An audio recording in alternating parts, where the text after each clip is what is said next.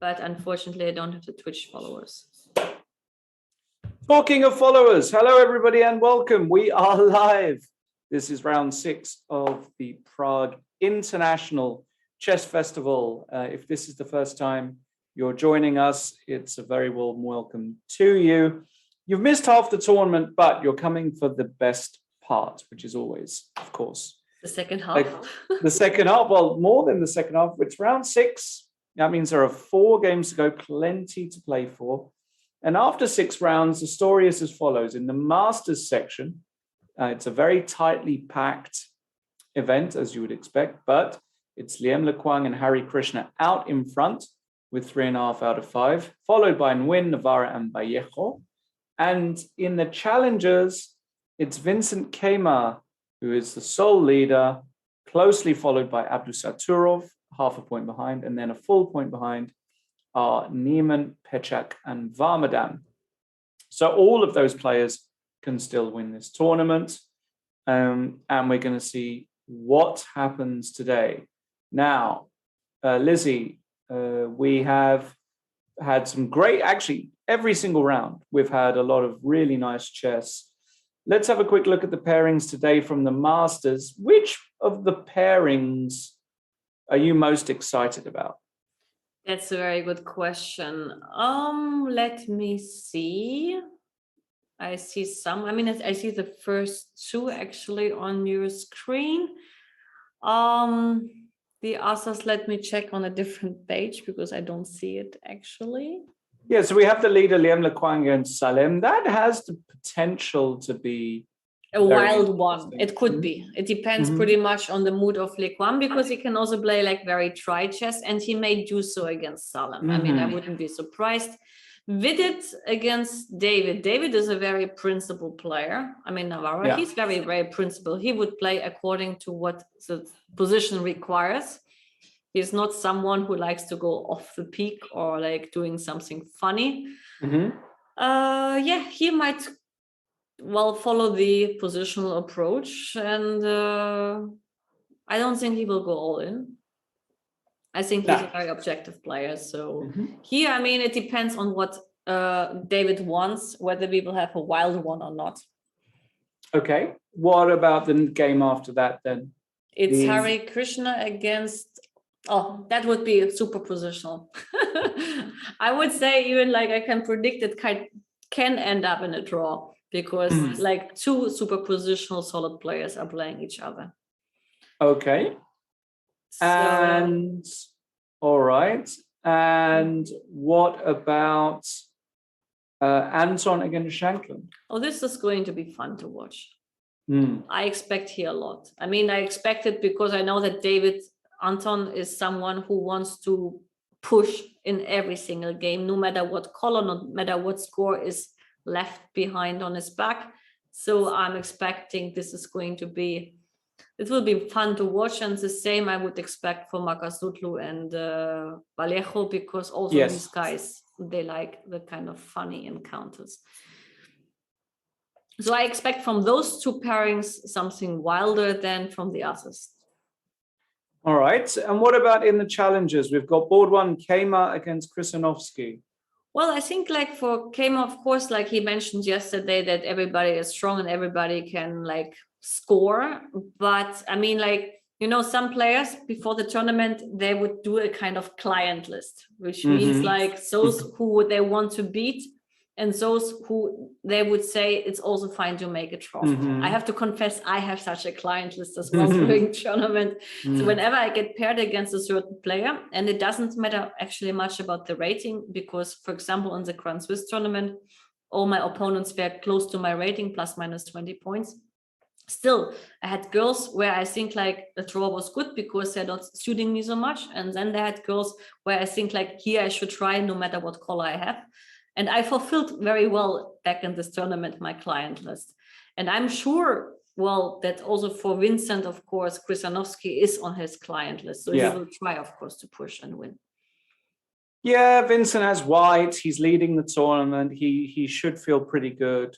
He's a very mature player, though, and he said yesterday in the interview that he is he has seen Krasnowski play and that he can be dangerous. So Yes, he he won't. can be dangerous for sure. Yeah. Second game, we've got Pechak Niemann. That's That going to could be a fun. wild game. That That's could be going to be fun, yes, because we Yeah. have two very creative minds playing each other. Exactly. Varmadam Abdusaturov could be an interesting theoretical battle. We'll see about that one. Sashi Kiran Michalik also.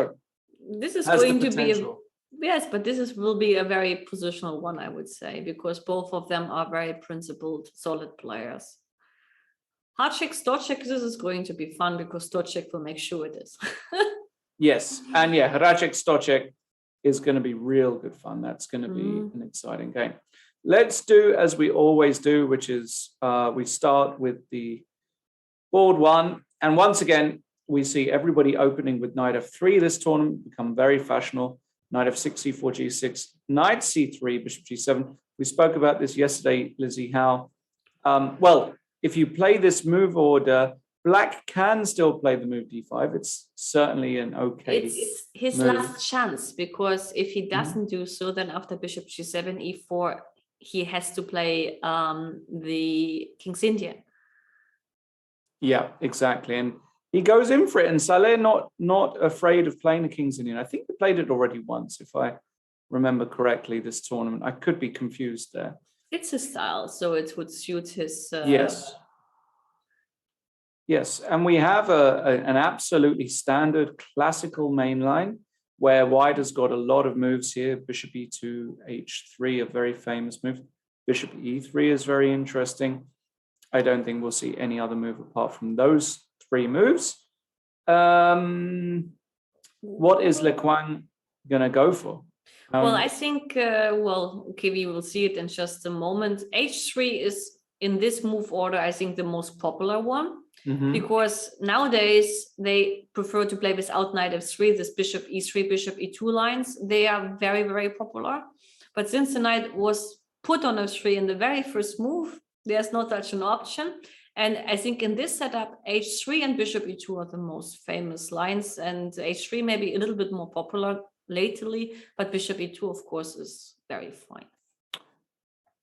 Yeah, and actually, as it goes, it went bishop e2, e5, and d5, the Petrosian system played by Le Quang. Very classical system. White advances in the center, and black has to decide how to play. There are some very, very interesting theoretical lines in this system, so I'm curious how it will all go. Isn't it here just a5, knight a6, and then knight fd7, f5? This is this kind of common setup. At least it was mainline last. Well, lately, I mean, lately, but in the past, actually, I saw a5 and knight a6 is a standard. Yeah, a5 castles, knight a6, bishop g5 is the old mainline. Queen e8, like this, to be able to play f5 without having the exchange lost, because you can play some tricks like knight e2, knight e7, and if you play f5, you take and have bishop h5 and you hunt down the queen. Right. Sorry, bishop g5 first. Yeah, bishop g5, h6, bishop h4, queen e8 is one of the main lines. Lots and lots of theory here. Let's see what happens in a moment. On board two, Navarre against Vidit. Vidit has gone for the Petrov once again. Remember, he played this against Anton in round 2 or 3, I think it was. But this time, Navarre goes for a much more well-known line, the main line, in fact. And Vidit plays with bishop d6. Not the only move here. Bishop e7, oops, and knight c6 are very well-known moves. But Vidit goes for bishop d6. Castles, castles, and now white tries to undermine this knight with the move c4. And after c6, we now see the trade on d5 and knight to c3. The trade on d5 is also not the only move. Queen c2 is a very popular move, but black showed that after the move knight a6, that he's doing okay. So I'm very curious to see what Mr. Navarre has cooked up with this fairly, doesn't look that impressive way of playing so far for white. But he'll have some ideas. Win Hari Krishna, we get a Spanish mainline Anti-martial. and h3, the anti-martial. The anti-martial, of course, being that c3, which was, or is the main line still, but allows the move d5. And after all these years, it's still absolutely not clear that It's still playable for black. yeah, it's still very playable for black, exactly. So h3 is a way to say that d5 isn't as good here. It might still be a move, but I don't think is doing that well. So black tends to do something else here. A move like bishop b7 is pretty usual here.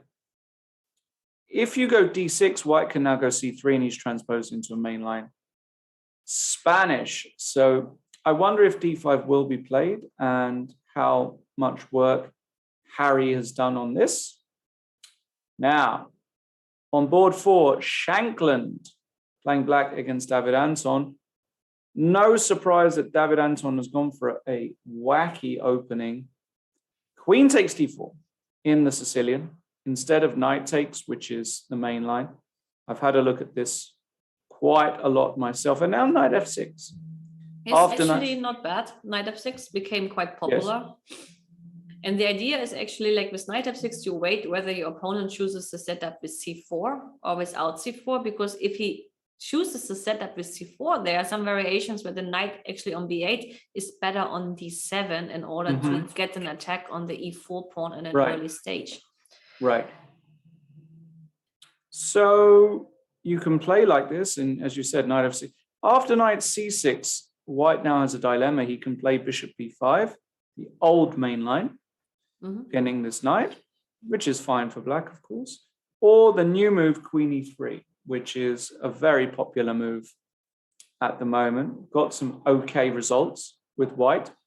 Looks strange to put the queen there, but the queen is fine on e3. You go knight c3, bishop e2, h3, castle, you put a rook on d1. No problemo. So, but here we see knight f6, and David Anton decides not to go with c4, and after knight c3, knight c6, he could still put the queen on e3, but no, another queen move, this time to d3. Yeah, this has also been played. It has been played, yeah. Yeah, this has also been played. I believe the guy, who's the guy who played it the most here? Jeffrey Zhong. He's the dude. The young American grandmaster. Yeah, he played a bunch of games in this line very recently. And this is a very interesting idea, actually, because after g6, this is the idea. Let me show you. Here, the idea is to go knight d5. Very interesting idea. And if bishop g7? Yeah, so let's just discuss. This move here is probably not good. Looks stupid, yeah. Yeah, because you could run into all kinds of silly stuff, or queen b4, queen b5 check also. Just picks up the knight. So you're right. And after bishop g7, what they're doing is they're just playing the move c3. And if black castles, you go bishop g5, and you claim that black now has to make a decision. For example, if you take on d5, suddenly the e file is open. And if you manage to go bishop e2, castles, rook fe1, bishop f1, you just have this minor pressure. Now, of course, this can't be anything major, but Jeffrey has had a lot of good results. Let me ask you something. Can we go back to queen takes c4? I'm just curious about the move order. Like queen takes c4 in the first move. If I start with, let's say, knight c6 here, can I still play queen d3 and transpose? That's a very good question. You don't know probably, right? I guess you can, because why not? Okay, here, I mean, maybe then I will not play knight f6, but I can do something else like e6. Yeah, and then, well, now we get a totally different structure. Now I can go c4 again, knight c3. I mean, yeah. I mean, you have there are all kinds of ideas here. But I think queen d3, I think it's played less on this move for some reason. So maybe there is a reason why. Bishop g4 could be a reason, because you try to exploit the fact that the queen is potentially. I don't know. I'm not that scared by that move either, somehow. You know, I don't know, you can get very creative in these positions with white, very creative. It's a discussion for another day. But yeah, David Anton playing in a very, well, let's say, fashionable way. And the point is that, yeah, of course, you don't have to go with g6 here. You can go with e6. You can try and play this structure.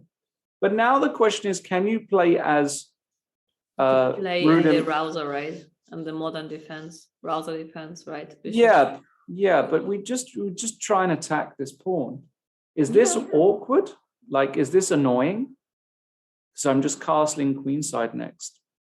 It could be annoying because you have a rouser position, but the knight is on f3 and you didn't lose much of a tempo. Okay, you also lost the tempo, but your queen is still on d3 and not on d1. So here, of course, the pressure on d6 will increase. Look what we have, though. None of those moves. We have bishop d7. Yeah, why not? To make a waiting move.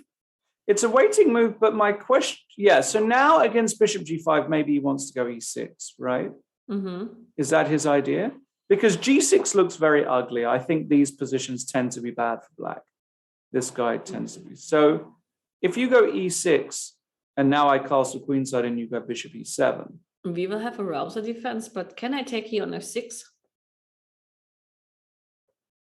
I always hate taking this. I mean, not hate, that's the wrong word, but I play, okay, like after gf6, I think you can. If you play bishop f6, the question is like, how strong is knight b5? Oh, knight d5, you're not even considering. Knight b5. No, queen takes d6. B5.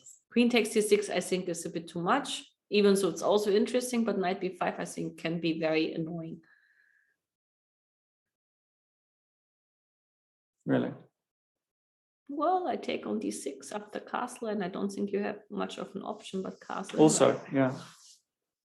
And the knight on d6 can be annoying. I would say you don't have enough compensation. That's my bad. But probably, yeah.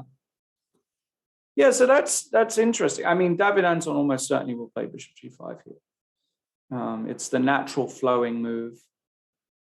So I'm very curious how that one turns out.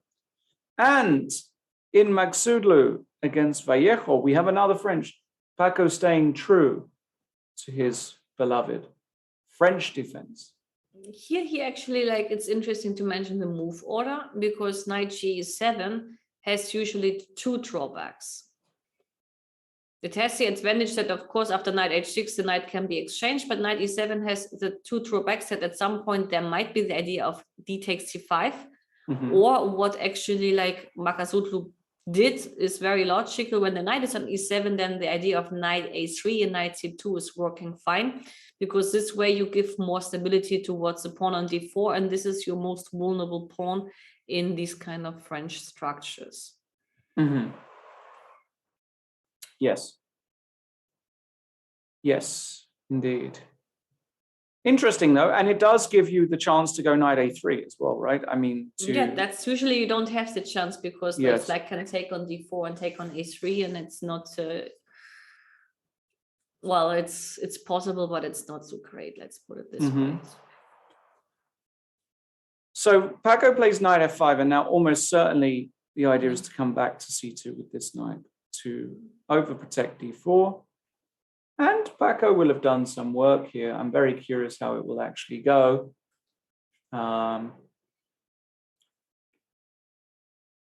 Very curious to see how this goes. Yes, we'll see, of course. All right, let's move on to the challengers. Kema against Krzyzanowski. And we have another, well, fianchetto, but this time Krzyzanowski with the quick c6 d5. So we have a kind of Grunfeld, and Kema with the tricky looking queen b3, putting immediate pressure on the d5 pawn, forcing the trade, probably, because... Yes, it Could Maybe not. It's unclear if it's forced, but certainly principle to take. And now brings a knight out. And a very quick pawn to a5 by Krasanovsky. This is a interesting concept. I wonder exactly what he wants with this move. Well, Does he what just could want to want? push it? Well, one idea could be that maybe he has b5, b4 at some point, even though it looks positionally speaking suspicious. It might be one thing. The other thing could be you want to develop your knight to a6, and then either you allow me to get to b4, and if you play a3, I place my knight to c7, and later on I might have a chance to fix your pawn structure with a4. Mhm. I guess those things could be the benefits. Mm-hmm. Yeah, this move is a very, very rare move, but kind of typical in some lines. Okay, we'll come back to that one. In Pechak against Mocha, the Mocha, Hans Niemann, we had a Nimzo. Feels like we haven't had one of those for a few rounds. Castles, bishop d3, d5, very popular line at the moment. Knight f3 and c5, not the most popular move. So interesting. What is the most popular move, if I may ask?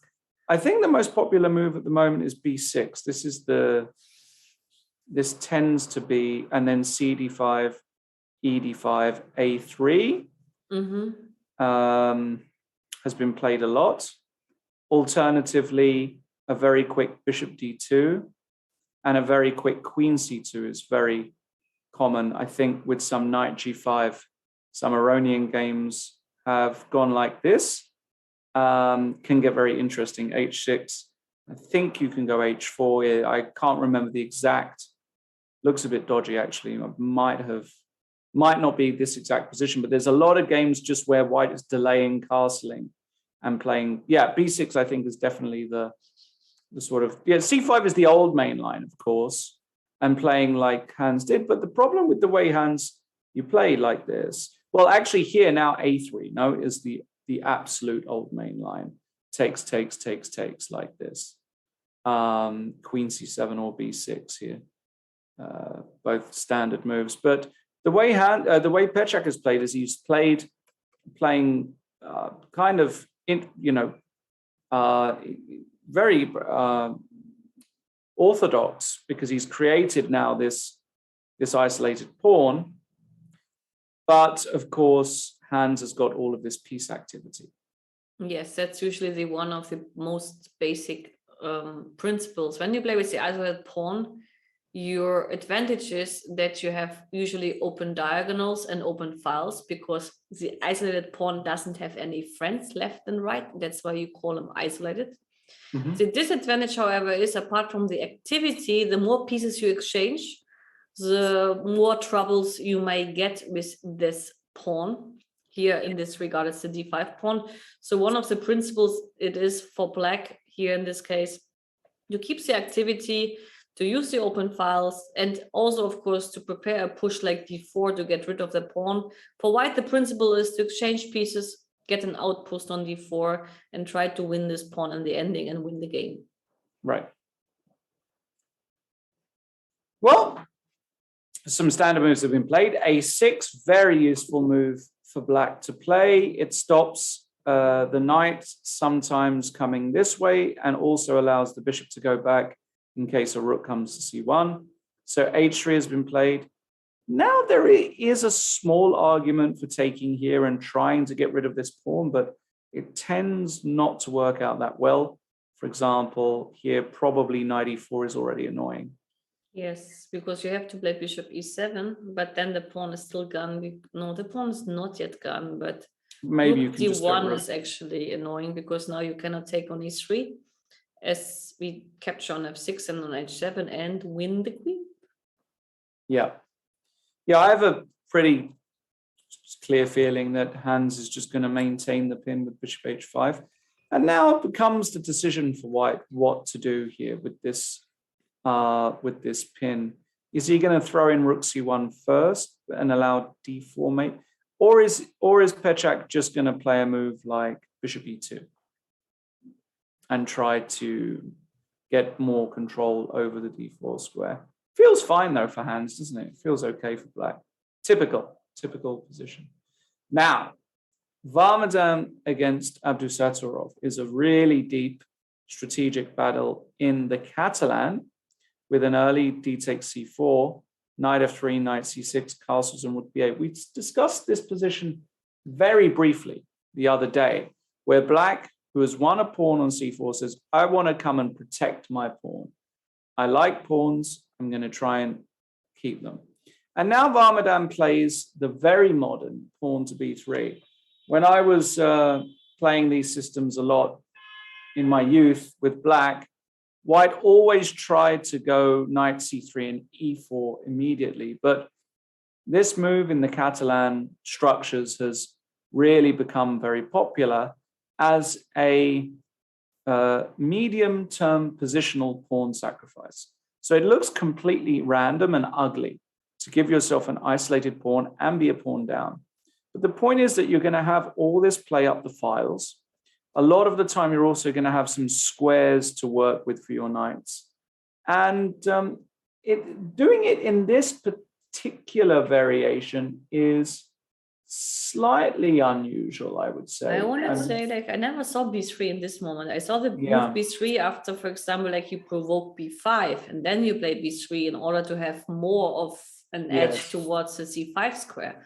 But in this particular case, maybe the advantage is that you still can push e4, which doesn't make much sense in case of e3 instead of b3, for example, and queen e2 provoking b5 and then b3. This is one of the main lines. Yes. But maybe b3 immediately would allow, well, I mean, actually also like the logic is for me not clear, because on the other hand, like if I want to push e4, I play knight c3 and b5 is anyway coming. So I don't see much of a difference, including the move b3 and b5 or not. Yeah. No, it's very interesting. So what happened, it was takes, bishop e7. Varmadan played bishop e2, castles, and now another mysterious grandmaster move. Queen c1. Okay, prevents b6. Prevents b6. Also prevents, if you go queen c2, sometimes this move is useful for black. So he doesn't have a good knight jump. So the question is, if I just go, right, so my problem here with black is I want to develop this bishop. And I need to find a route to do that. And if I go bishop d7, does he just want to play knight e5? Question, can I take on d5? e5, and then you claim that you take and take on a7? Correct, that's my claim. And this is, even if I give you the pawn back, is it so bad? For example, like knight e5, takes a7. Doesn't look too bad to me, but maybe I'm wrong. I would not be such a fan of giving the pawn back, to be honest, because I mean, rook d1 is coming very quickly, and I wanted to play bishop e5 here. Bishop b5? Yes, some ideas like bishop e2, bishop a6, queen e8, c6, even in queen b6. It's a very flexible move. Still not completely. I mean, if I just go rook e1, you want to? Okay. I have to be a bit careful. I mean, okay, imagine I play bishop a6 and I have a very simple knight b6 and knight c8. Or knight b4, knight c6. Okay, this doesn't work yet, but let's say I play this move. It's not convenient, let's say. This is embarrassing. Yeah, that's a tricky. So I'm not so sure about this sacrifice on a7 that it's so bad, because I get a lot of time and you have pieces which are a little bit misplaced. Yeah. Very interesting line. I think it's quite difficult to play that though as black, somehow. Because you're psychologically you've just won a pawn with black, right? You've done that. Now to give it back so quickly, it's not the easiest thing. But maybe Maybe it just works. I mean, I guess there are a lot of ways for black here. The other way to play, how else can you play? I don't really know. It's very difficult to suggest a move here as black. I mean, it could, okay, as black, bishop d7, I would play with black, of course. The question is like, if you don't play knight e5, right? Well, yes. I don't have to play knight e5. That's also true. You know what also could be? I could just go rook d1. Yes, rook d1 makes sense. And just keep the pressure. Yeah, and try and just go knight c3, e4, and claim that your pieces are a bit clumsy. Yeah, I like that one more than knight e5. Probably a6 should be played just to make sure that this is not an issue. Pawn on a7. I like these positions for white. I really should learn them. I think I would do quite well in them. You mean for white or for black? For white, I think I should start playing these Catalans and play these. They're not very dynamical, actually. They're very positional. Yeah, okay, but you don't care. I don't care. I like them. Okay, we'll see what happens. Sashikiran Michalik, we've got a another Catalan, sorry. This time we could have got exactly the same position, but no. Michalik goes for the more forcing line, c5, castles, knight c6, queen a4. This has all been known. And now bishop d7. D takes c5 is one of the main lines. And then you play with take, and knight d2. And then you play with bc and knight b3, one of the options. But apparently it's not the end. It's not doing that well, yeah, from what I remember. I don't know. I think you go c4 here with white. And But it's, you don't have much risk for white, let's put it this way. Yeah, there's not much risk. Yeah, queen a4 is again, the old main line. And then the point being, it looks as though c takes d4 looks good for black, but now the move knight e5 comes, and you actually have a reverse Grunfeld here, and this has been shown to be reasonably good for white. So that's why bishop d7 kind of took over. And then there's this fantastic concept of, well, now the queen is in a dangerous position, so the queen recaptures the pawn, but black has got this great move b5, hitting the queen.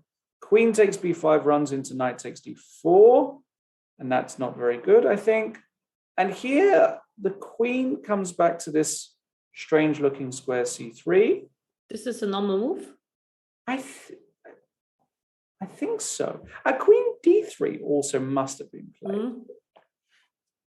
That's what I think looks more familiar to me, but I'm not sure. Yes. This is definitely more familiar, no? It looks, yes, but not sure why. Because, okay, also here c4 can be played, even so to play c4 can also bear some risks as b3. Yeah, but after c4, queen d1. Yes, that was the idea. And now you have this weird imbalance. Difficult to play this position for both sides, actually. You can really play for a win with both sides in this kind of position, but queen c3 is, I have seen it for sure. I have seen it. My question is, well, what happened? Well, what happened before? And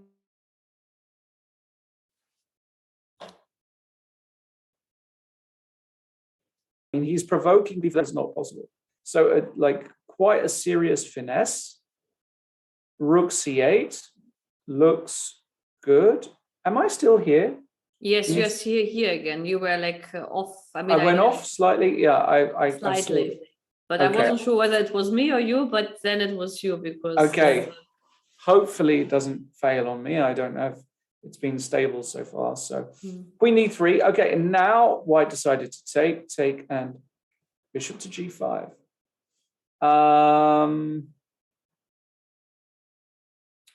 Yeah. What to say about this position? I have no idea.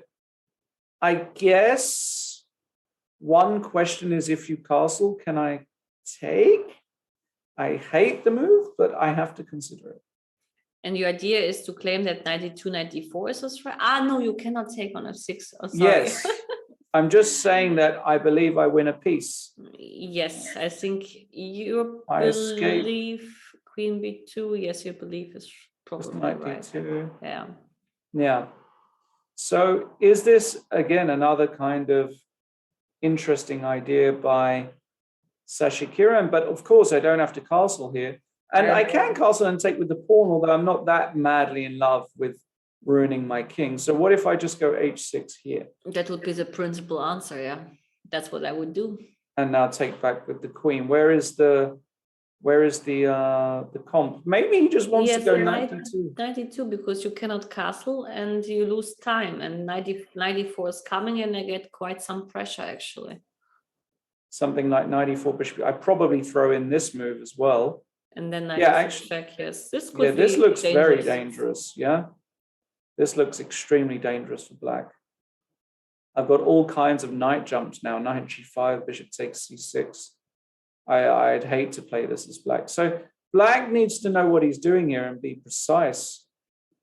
And I'm not exactly sure what that precise route is. So I'm very curious. Last but not least, Racek against Docek. We have a Sicilian 4 knights. My favorite. Is it? Well, I prefer the knight off. I know you like the knight off. You're so aggressive. It's not about the aggressive. Knight off can be also extremely positional, actually. That's true. Depends on the choice of your opponent. Depends on the choice of your opponent. Exactly.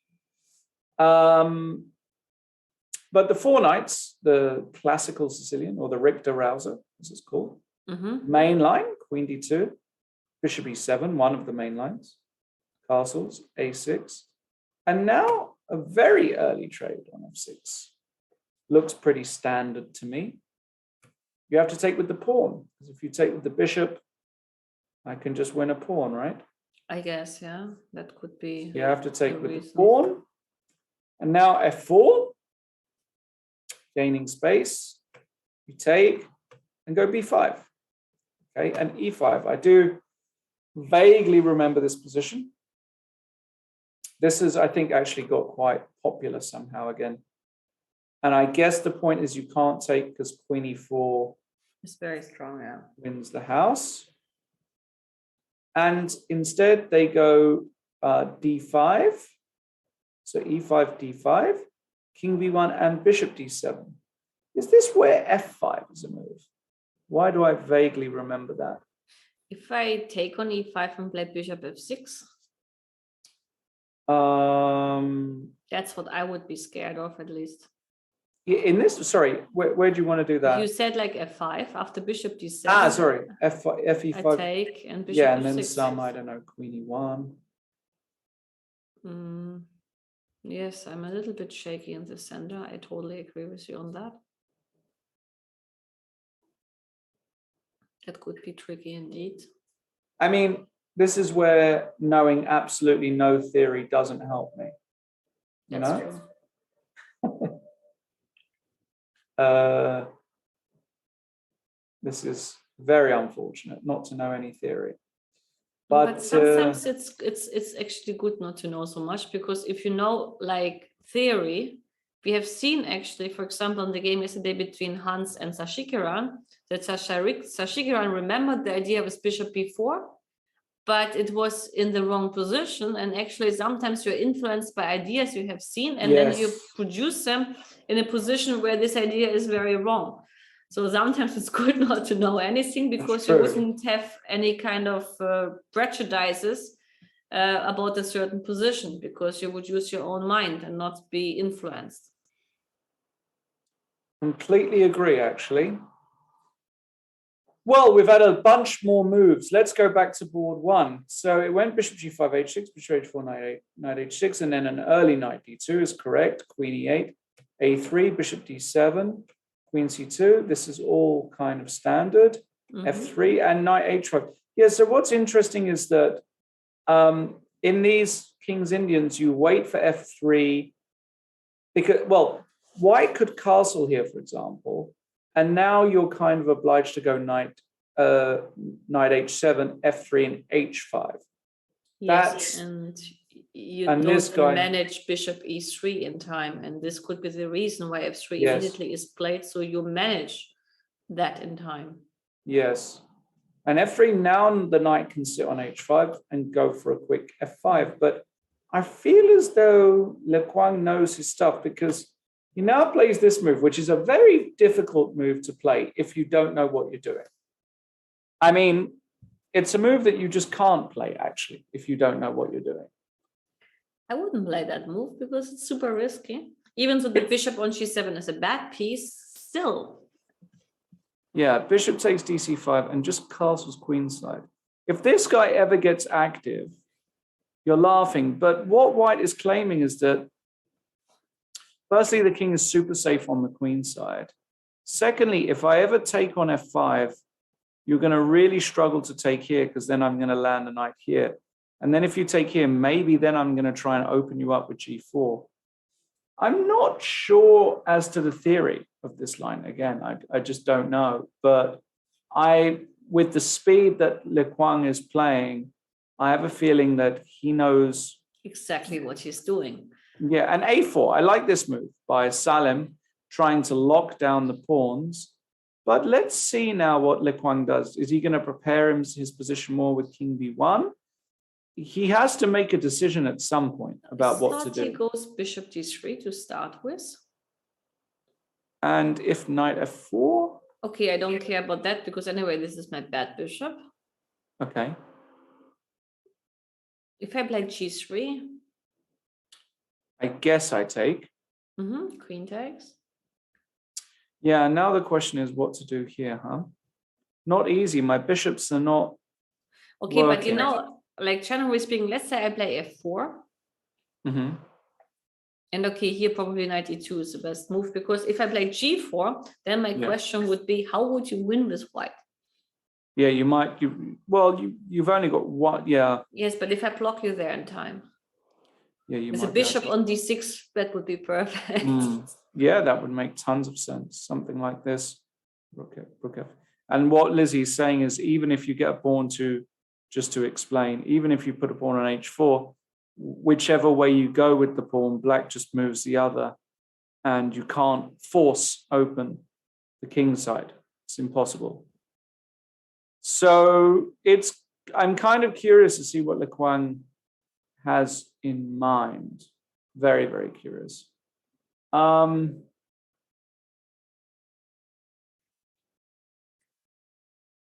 Okay, let's go to the next game, Navarra. Well, we had a very theoretical Petrov. He went knight c3, rook e8, rook e1. I guess that this move... Bishop h2? Yeah. And the claim is that this is... The king is too weak. Yeah, the black has got a lot of control. Okay, so rook e1. Now he took. There was a trade. Pawn takes, knight d7. Queen b3 hitting the pawn, knight b6. Probably knight f6, bishop g5 is a bit awkward for black, who has to deal with a few things. And also knight b6 allows this bishop to come out because this queen is blocked. And after bishop a3, very strategically desirable move, bishop a3, queen a3, h6 by Vidit. So white can claim some more activity of pieces, but positionally speaking, a little worse as to the square on c4, but the better bishop. That's not like white's position a bit more. Yeah. Like rook e1, bishop e6 is likely. Knight e5. Yeah, some activity I have, but of course, black is very solid. Yeah. Not the most exciting game just yet. In win against Hari Krishna, Harry did decide to go in for a mainline Spanish. To the Zaitsev. Yeah, he played it. Zaitsev? With bishop e7 Zaitsev variation. And the famous knight g5, rook f8, knight back to here. As you will see in many grandmaster games, Yes, that was a draw offer, which actually like Win decided not to go for. Yeah, Win is not those kind of guys. So he played a main line, and now this move A3, which is very popular, giving the bishop some alternative ideas. Which And- is used after bishop c2. Right. Now you should try to like explain me the logic. Why did I need a3 unless there is some b4 move, right? Yeah, I think it's also because like if you go bishop c2 immediately, black does have the opportunity to play like this, right? That's okay. That actually explains a lot why a3 should be included. I don't allow knight b4 Yes. at some point. H6, bishop c2, and now knight b8 by Hari Krishna in Breyer defense fashion. He repositions the knight on d7 to then be able to exert more pressure on the center. b3, knight bd7, and bishop b2. This kind of slow moving is very, very modern, the modern way to play. And now white will often try to, slowly inch up with his pawns on the queen side. How he does this, actually, there are a variety of ways. And it's up to black to decide how he wishes to continue. Again, lots of ways for black to go. I think c5 is a move, g6 g6 and bishop g7 is a move. And for white, usually the maneuver of knight f1, knight g3 is typical, even though it's more like a prior sort of maneuver. Yeah. But here it can be a valid one. And you can try to hit on the queen side with c4, a4. This also sometimes has been played. Yes. But in general, it's pretty much like a prior actually already, just with a3, b3 is less common, but I think it can even transpose at some point. Mm-hmm. Okay, we keep an eye on that one. Let's go back to Anton because we had a really interesting, and Anton here played knight d5 immediately, which I'm kind of surprised about, I must say.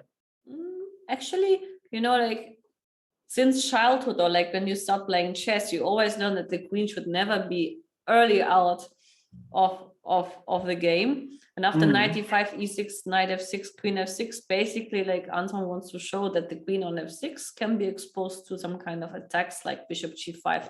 I mean, there might be important tempi behind that, or bishop d2, bishop c3 could also be something we can imagine. Mm-hmm. But I think after bishop e2, can I play with h6 and then potentially even push g5 and claim to play on the black squares? Looks completely logical to me. I guess the only issue is maybe I'm going to go rook Okay, d1. I don't have to go bishop g7. I mean, that's what I meant. I can even go bishop e7 and still push g4, knight e5 and claim that I will play a little bit on the king side on the black squares. Not sure how solid it is, but it's interesting at least. Looks like a good blitz weapon to me.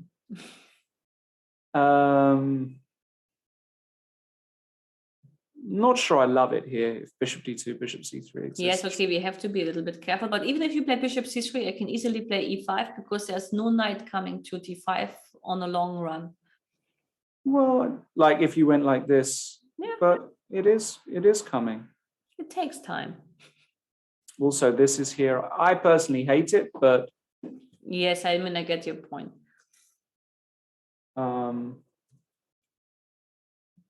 Yeah, I mean, I don't know. Yes, it doesn't need to be done, of course, in such an aggressive approach. Besides, Schenken is not the type of player who would do that. No, this is not his style. But as we say in Berlin, what do we say? Jedem das seine.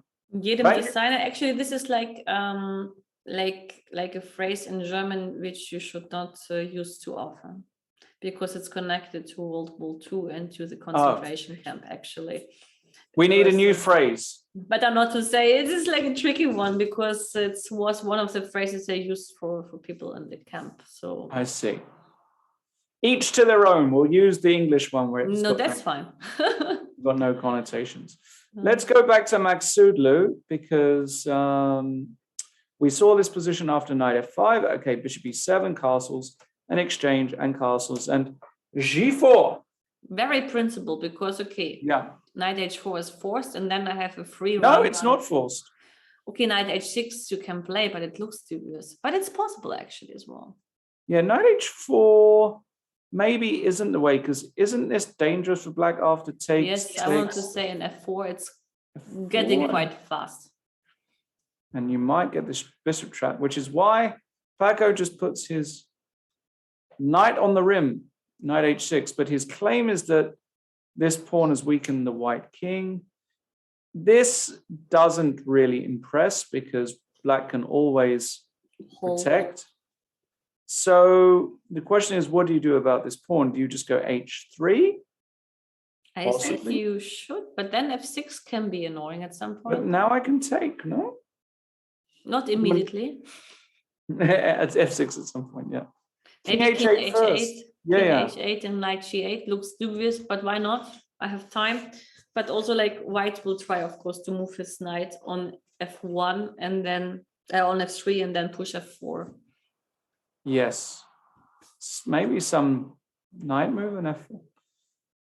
Could get very spicy. Very spicy. Or as we say in Spanish, muy picante. Yes.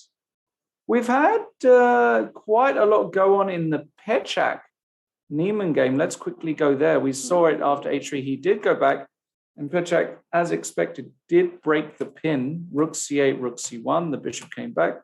And now a key move. In such positions, very popular move in order to play for the square d4. There was a famous game of Karpov with black. I mean, with reverse colors, with this idea of knight h5, but it's a well common idea because you try to exchange pieces, and like this way you get also like more control of the square d4. So after the exchange on e2, the knight would capture, the knight on h4 gets back to f3, and you claim that you have an outpost forever. Yeah, lots of games in this line, and this can get a bit unpleasant for black. So bishop g6 is the common way to treat this. But now white can take and claim he's got the two bishops. But black, now that the knight on f3 is gone, is able to play d4. There was a trade. Looks difficult to take with the knight because b7 is hanging. So bishop takes d4, and now rook c2. The rook swing on the second rank. I like it. Yes, it makes sense. Bishop e5, and now he just went in knight d5, also protects this bishop. How dangerous is this for black, though, if I just take?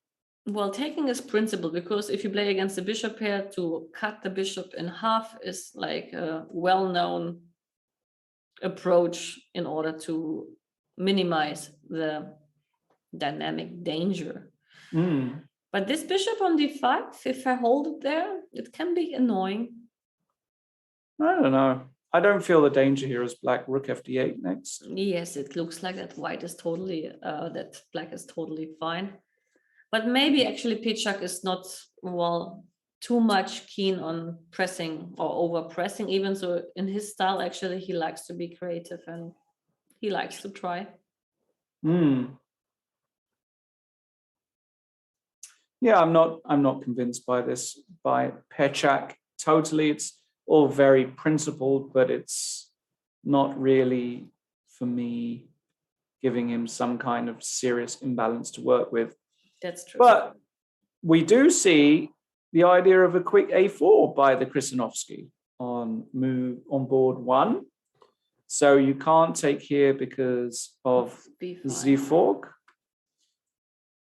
So Vincent dropped back with his queen, and now this queen came out to a4. I have to say I'm kind of a fan of this by black, this queenside extension, because now a3 loosening up this diagonal often comes. It's quite difficult to play a3 as white because you weaken this square on b3. But you have neglected a lot of your development, and now maybe Vincent is thinking, can I just grab space in the center? I guess that's what he's thinking. I mean, I can't say for sure. You can also prepare it with h3 or go rook d1. You know, rook d1 is a typical Vincent move, a move that doesn't look like it does very much, but improves your position. Also, it's unfortunate black can't go bishop f5 because you go e4. I guess rook d1 really is the move here. Yes, I mean, okay, black will try something like knight a6. Likely at some point you have to push a3. No, I definitely have to go a3, I think, yeah. And then, okay, e4 I will not be able to stop. You will have your space advantage in the long run. Mm-hmm. But apart from that, sometimes, you know, there are these ideas to play bishop f5, provoking e4, and then playing bishop g4, but I don't think it makes sense if there's no knight on c6 to push or to hit on the d4 pawn, right? So then maybe even immediately bishop g4, just after h3, you still don't know what to do. So I need the waiting move to wait for e4, and actually e4 came. Yeah, e4 just came immediately. Vincent saying, you're giving me a chance to get at the center, I'm going to take it. And yes, it looks perfectly good to me. I see no reason why you wouldn't play this move. And unless Kretinovsky has prepared some very deep idea here, I'm kind of curious. By the way, Paco has played f6. So what do we know about chess? That's the big question. Well, we know that he after takes, he wants to take with the rook, right? That's the idea. And after g5, go rook g6. I thought like maybe giving up the exchange of rook takes f3. And rook takes f3. Could be. Yes, I take on f3 and take on g5 and claim I have it. Wow. And you may have, actually. Yeah, because this knight's coming to f5. This king is weak. This pawn is weak. Typical Französisch. Französische Verteidigung. There we go. French dynamics, yeah. Very interesting. This position has to be theoretical because we're just in a mainline advance, but kind of curious. So again, today is a bit more, I would say the positions are more orthodox in general today, right? We've got some Spanishes, we've got some Petrovs. And we got some new, but on the other hand, like we got a lot of new ideas. That's true. Or unusual choices. Yes. I mean, French is always like on high level connected with some risk, but Paco is going for it. And he was already successful once with the French. So why not? Absolutely. And the choice of David Anton is also a little bit more, let's say, creative. Yes. In a way. But yes, maybe the majority of games have a kind of conservative opening, or like very solid one. Let's put it this way. Okay, let's do this. Let's go for our first small break.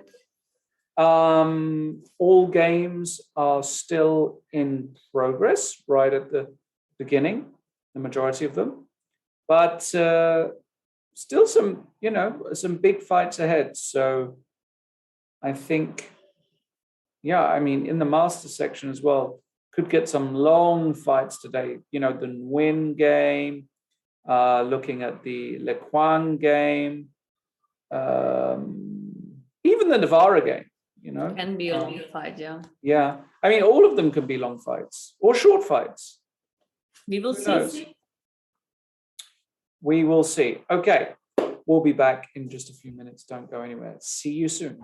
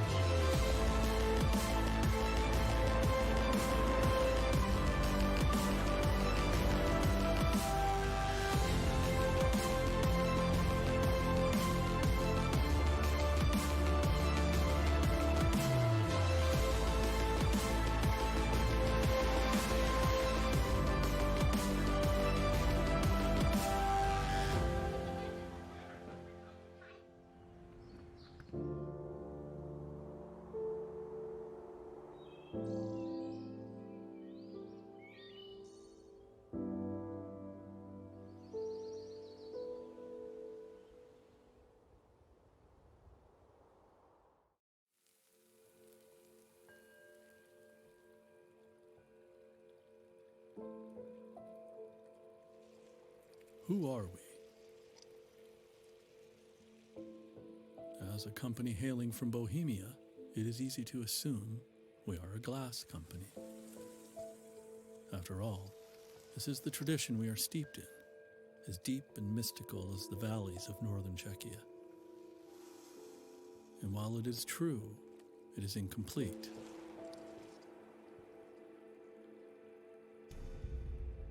After years of audacious industry, of compelling collaborations, breathtaking installations, of iconic designs, of uninhibited art, the question of who we are is somehow answered in the body of work we have created around the world.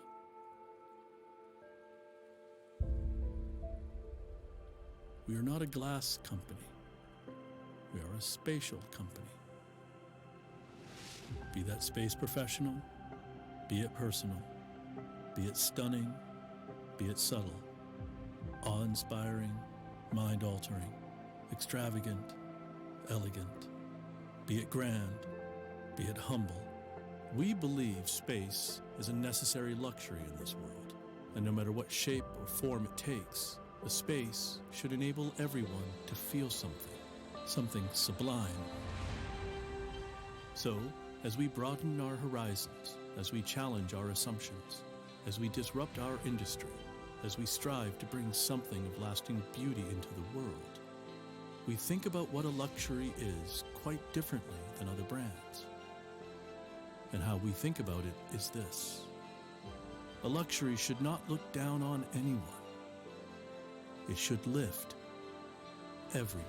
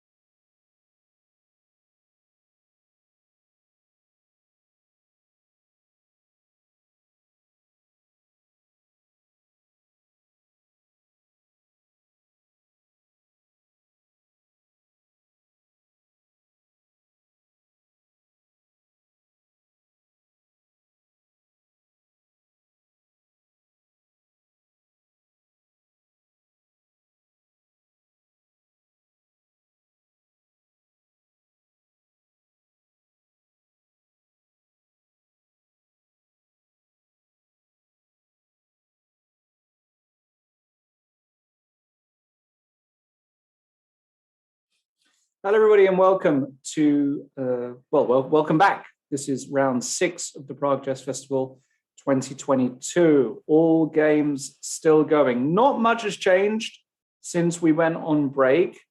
Let's start with board 1 and the leader of the Masters, Le Quang, who is playing Salem. And we got an idea of what Le Quang wanted to do. We saw this position here. He did move the king over to b1 to slip it onto a2 out of the way. Queen to d8 by Salem. And now, finally, he did decide to take. And notice how Salem here takes with the pawn. Looks tempting to take with the bishop, but giving this square on e4 for such a strong knight is often... Not a good idea. Yeah. It can be okay, but it's difficult to play against this. So we understand why Salem went here. And now Le Quang simply centralized his rook and decided to retreat his bishop back to the f1 square. Looks fairly sensible. Now, interesting move here by Salem, rook to a6, trying to give additional protection across the 6th. Now the knight can get kicked back and the king can come to a2. I have to say, I really like how Le Quang is playing this position. And Black is a little shaky here, in my opinion. He's just a little bit, you know, his king is more exposed, his pawns are targets. It feels much more dangerous from him from the positional point of view, but he has some dynamics which can give him some chances of activity. Yes. I think one of the biggest threats from the positional point of view is at some point, not now, but at some point to play g4, because this way I will get the possession of the square e4. And as a basic rule, getting central squares not only like under control, but also like exploited by a strong piece is always a very strong strategy in general. Yes. What's really interesting, though, is that in this position here, Le Quang has played a very interesting move. Well, Black played h5, which actually is designed to, you know, dissuade white from g4 and sometimes give the bishop here. It's trying to be a flexible move, although again, it's extending on the king side. And now the move knight to b1. Now we need some explanation, but I have one. Yes, I have one too. What's your explanation? He wants knight b5 and then knight bc3. First of all, he attacks a4 pawn, and second of all, it's very difficult to push c6 ever. Was it the same idea? That is the same idea I had. It's a little bit exotic. It's a little bit exotic. I'm not... But how do you protect a4? And a pawn is a pawn, right?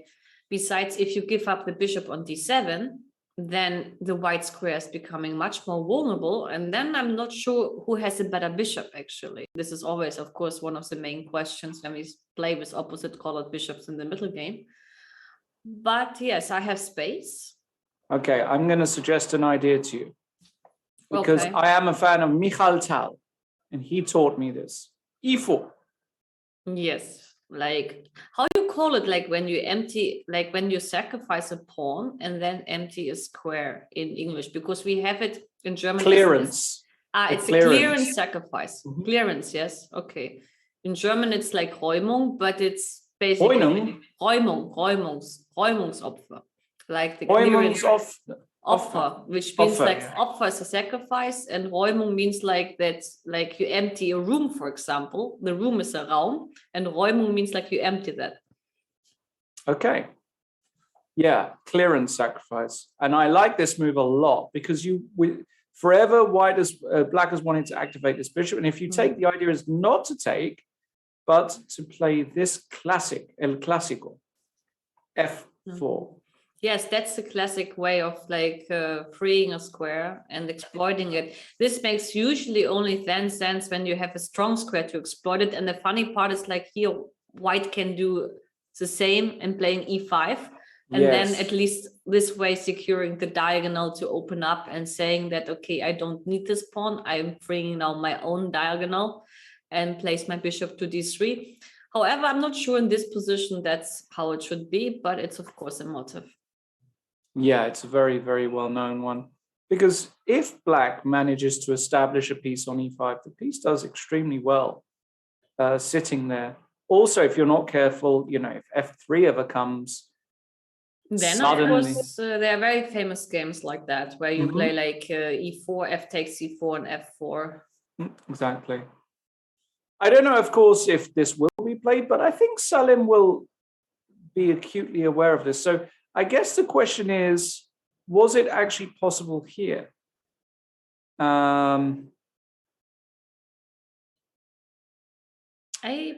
Well, the question is like, first question is like, do I need to take? Can I play f4 and claim the square e5 you never get? How bad is that?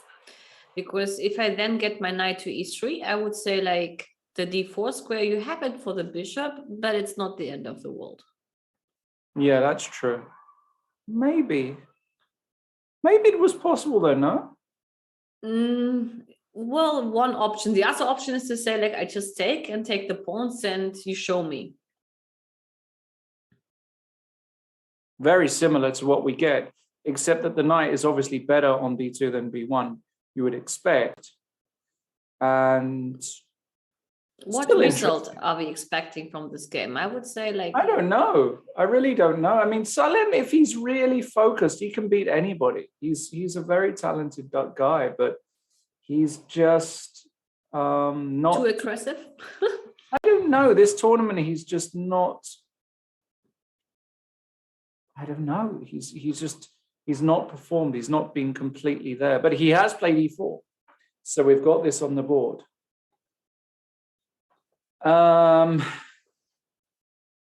yeah. I'm predicting actually that either white wins or makes a draw. I can hardly imagine that Lequam loses this, but it can be. I mean, the position is a position for 3 different results. We call it double-edged position, right? Yeah, absolutely. Double-edged. That's correct. Okay, we keep an eye on that.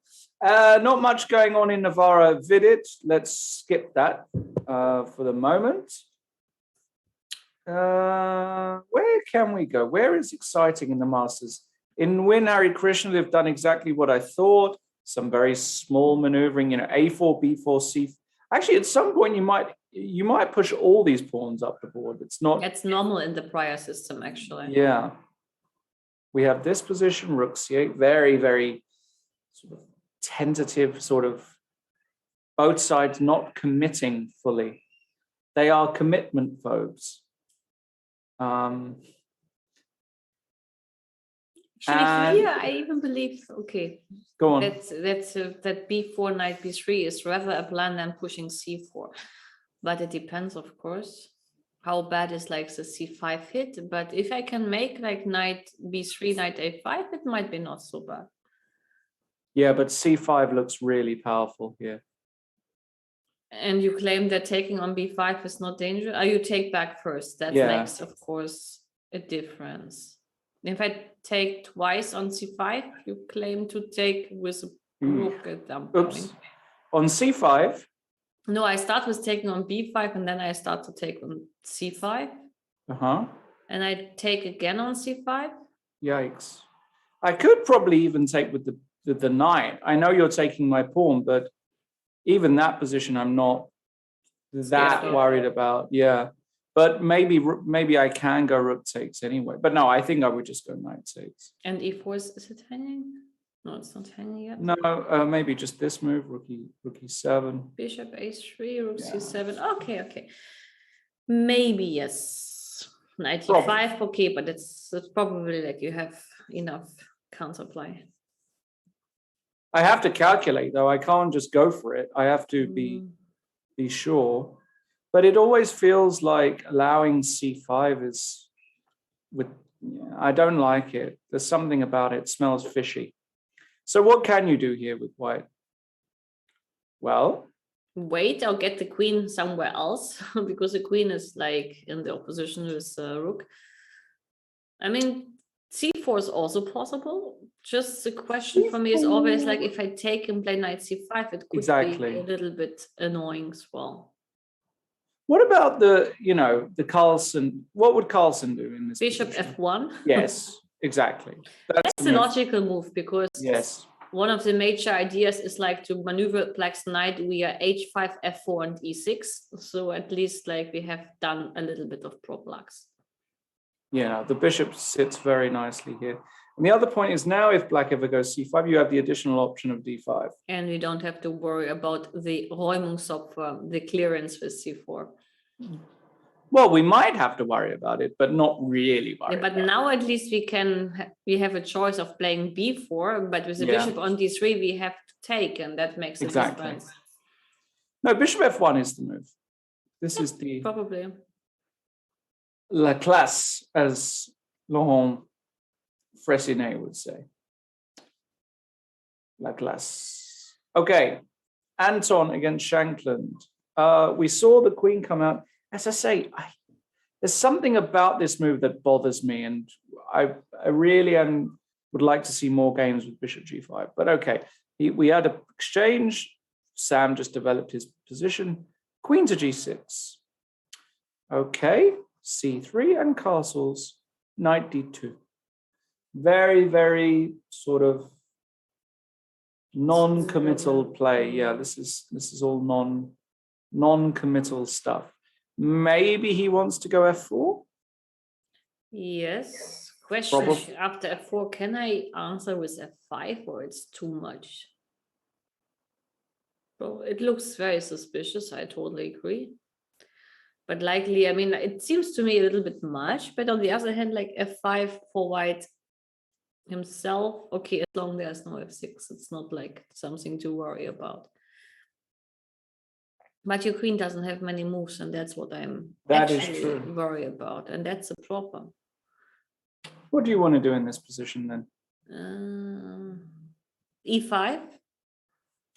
But then actually, again, we have the problem about the square. Yes, E5 is maybe not. It's also very committal. But what about knight e5? Yes, it's a good question to ask where the queen is going, right? Yeah. Because I think I'm not too unhappy with the trade here as Black. Think. Maybe now bishop c6, let's say. Yes, here actually Black is fine. Black can change enough pieces in the base space disadvantage will not pay off for white. Yeah, and the point is the queen doesn't have that many good squares. What about queen c2? Now it's pinned, so now d5 might be an option.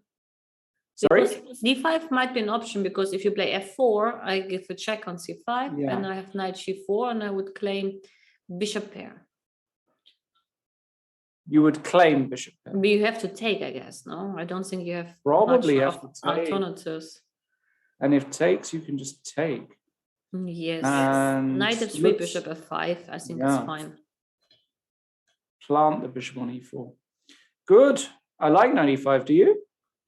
Yes, knight e5 could be an interesting try just to see where the queen is. I mean, maybe the queen should go not to c2, but to h3 or something. Yeah, I was thinking h3 because at least it's a bit more flexible.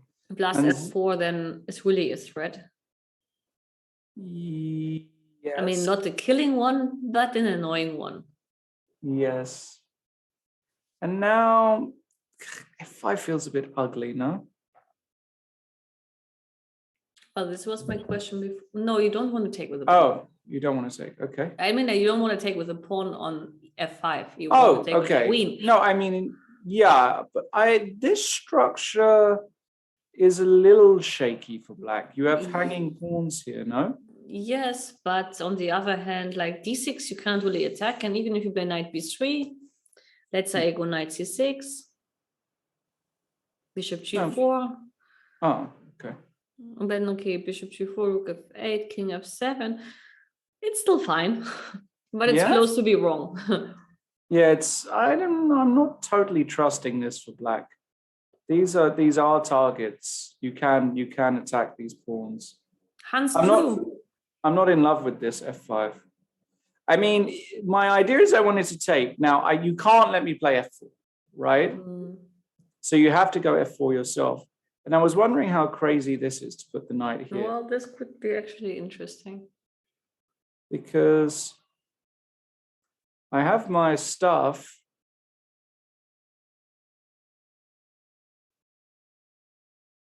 But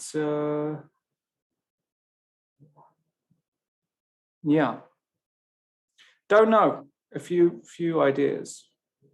Let's go to Maksudlu because he did play f6 takes, and we saw rook takes f6, and now we see Maksudlu's big idea: knight c to e1. Wants to get to g2 and saying like my king is safe. Yeah, rook f8 and knight to d3, and he also Okay. try and occupy this square. This makes Sense, yeah. total sense to me. And well, what do you want to do here? Knight f7 is the standard move to control e5, but it looks a little bit passive. Okay, the question is like, can we afford to give up the bishop by taking on h6? Ah, it's black to move, sorry. Black to move, yeah. No, knight f7 should be played, I think. Yeah, knight f7 is kind of the move, no? Mm. But now there's not so much pressure, so I wonder if I could just go bishop f4 here with white. Still can be a little unpleasant for black. Queen b6? Well, it's a long fight about the square on e5, obviously. A long fight. But on the other hand, like, you know, I mean, white also did some commitments with his king. So I think apart from like not having the control of the square e5, white is also not very happy maybe with a pawn structure on the king side. So I think black should be still okay. Let's go to Vincent. Let's go to Vincent. By the way, Hans made a draw, I heard. Oh, Hans already made a draw. Okay, yeah. Yeah, it wasn't a particularly inspiring opening from Even though we predicted that. It was on our prediction list. Yep. So draw there. Okay, Vincent. So what happened? He went queen a5, e4. And now Krasinovsky went rook d8, and Vincent just pushed e5. Bishop f5, queen e2, knight d5, and now bishop g5. Okay. Yes, it's very principled play by white. So the point is that taking this guy is not. Maybe there's even rook c1. Maybe you take bishop first. e7, then rook c1. Rook c1. This rook is stupid on d7. Sorry, rook e8. Still, bishop goes back even to. Okay, this is interesting. Queen d3. But I don't have to play rook c1, right? Okay. I can play after rook e8. I can start with bishop d6. That makes yes, because after bishop d3, I have queen e3. Okay, I'm just cheating you. You're just swindling me, huh? Yes. Is this that bad for black? Doesn't feel bad. This is some space. It could be on the long run, maybe not nice, but I think actually I like white's position. I would prefer white here, clearly. Yeah. Well, so he also agreed, because after f6 he went back. Okay. Now there's some discovery, and queen a6 is extremely logical. But there's something again shaky about the black position. Shaky. You know? Yes, the white squares could be shaky. But yeah, he's shown that he can perform in these positions, Krasinovsky. I mean, he's a grandmaster. He's 25. I mean, he knows what he's doing. So let's say he takes, and I think the idea is that you don't take with the knight because you drop the pawn, right? So you take with the rook. And this is where white needs a good move, but it's knight h4, then bishop e6, right? Or bishop d3, I don't know. Bishop d3 also works, actually. Yes, no, I think, I mean, still I prefer somehow white, but it's not like that I have anything special, right? Right. Exactly. Yeah, I'm not... agree. Yeah, I'm not convinced that it's anything special. What about Varmadam? We last saw it here. We were looking at bishop d7. A6 was September. expected, yeah. Yes, and bishop d7 now. Now knight e5 doesn't make sense because you don't win the a7 pawn. So knight c3. Okay. This all Knight makes d4 sense. was Knight also logical. e4 makes sense, getting the center. And now queen in. Yes, this is typical even sometimes. I've seen this before in the Catalan to place a queen on f4. And the bishop goes back to e8, like in the old days. I always think of those Capablanca matches against. It's a pawn. But sometimes you may even have some attacks with g4, g5. It's also not unusual. Yes. That is true. So very difficult to Evaluate, yeah. Yeah, to evaluate this. I mean, I think, guys like Varmadam, when they work with these supercomputers, and I think the supercomputers tend to show confidently that white has got good long-term compensation, which is why these systems are becoming more common. But for a human player here, it's because there are, let's say, 4 candidate moves or 5, it's a very tricky position to play. You've got so many moves here. As you said, g4 is not stupid. h4 is not stupid. Rook c1 is not stupid. Moves like rook d2 and doubling is not stupid. d5 is not stupid. Knight e5. You have endless sensible moves. And for black, it will be very difficult to come up with any sensible move. The only thing which black wants very much is to exchange pieces, but even this is not inside how to do that. Well, it's very difficult to exchange pieces here. So, as we say in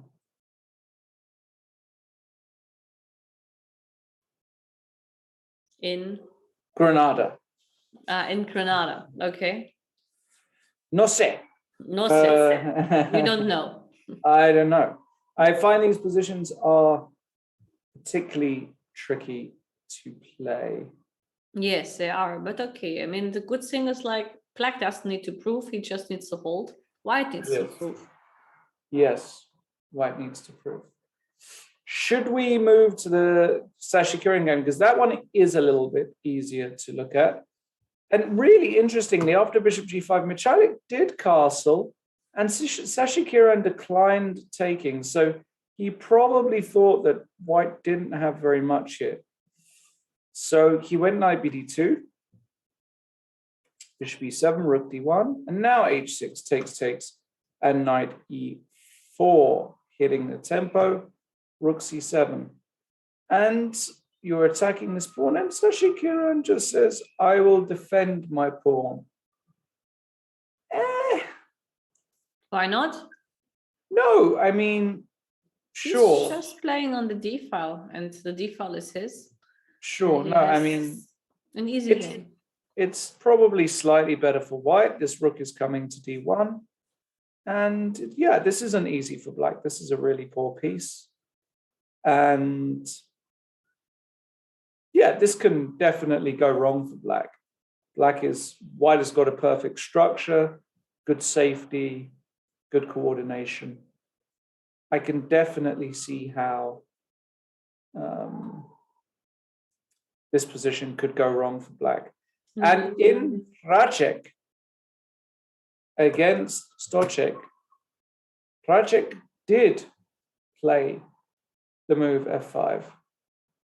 That's interesting and very dangerous, but yeah. Makes also a bunch of sense. But he went for queen f4.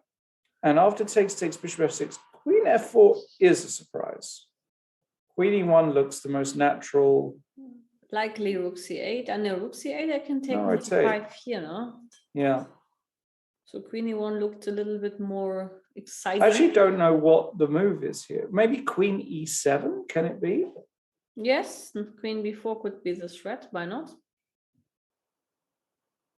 Maybe this is the idea. Now, also not easy for white, no? Yes, it's a bit unclear how to proceed. But you, You can play bishop d3, but it's not like bishop d3, Do and it if you much. try, and queen b4, a3 simply. a3 I will play. Yeah, that was my plan. Yeah. And if you take, I can take here Mm-hmm. and get this very pleasant ending. Yes, here it's white can only win. I would dare to claim. Mm-hmm. Yeah, I mean, sure. But queen f4. Maybe he's getting very excited here, like that some ideas, some beautiful sacrifices, because he can get excited, Kracek, you know? He's a guy who can get excited with these things. Strange square, rook c8. It was played, no? Yeah. And now the problem you've got with white is what do you do with this knight? Yes, this I was wondering. Can I take on d5 Of course, that's what we all, with what? with a knight? Yeah.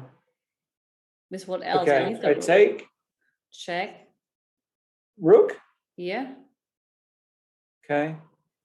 1 second. I have 2 checks. Wait a second. Where do I want? No, I should start with. Holy smokes. Mm-hmm. No, queen h6. Okay. So I have this, but king g8 is also legal.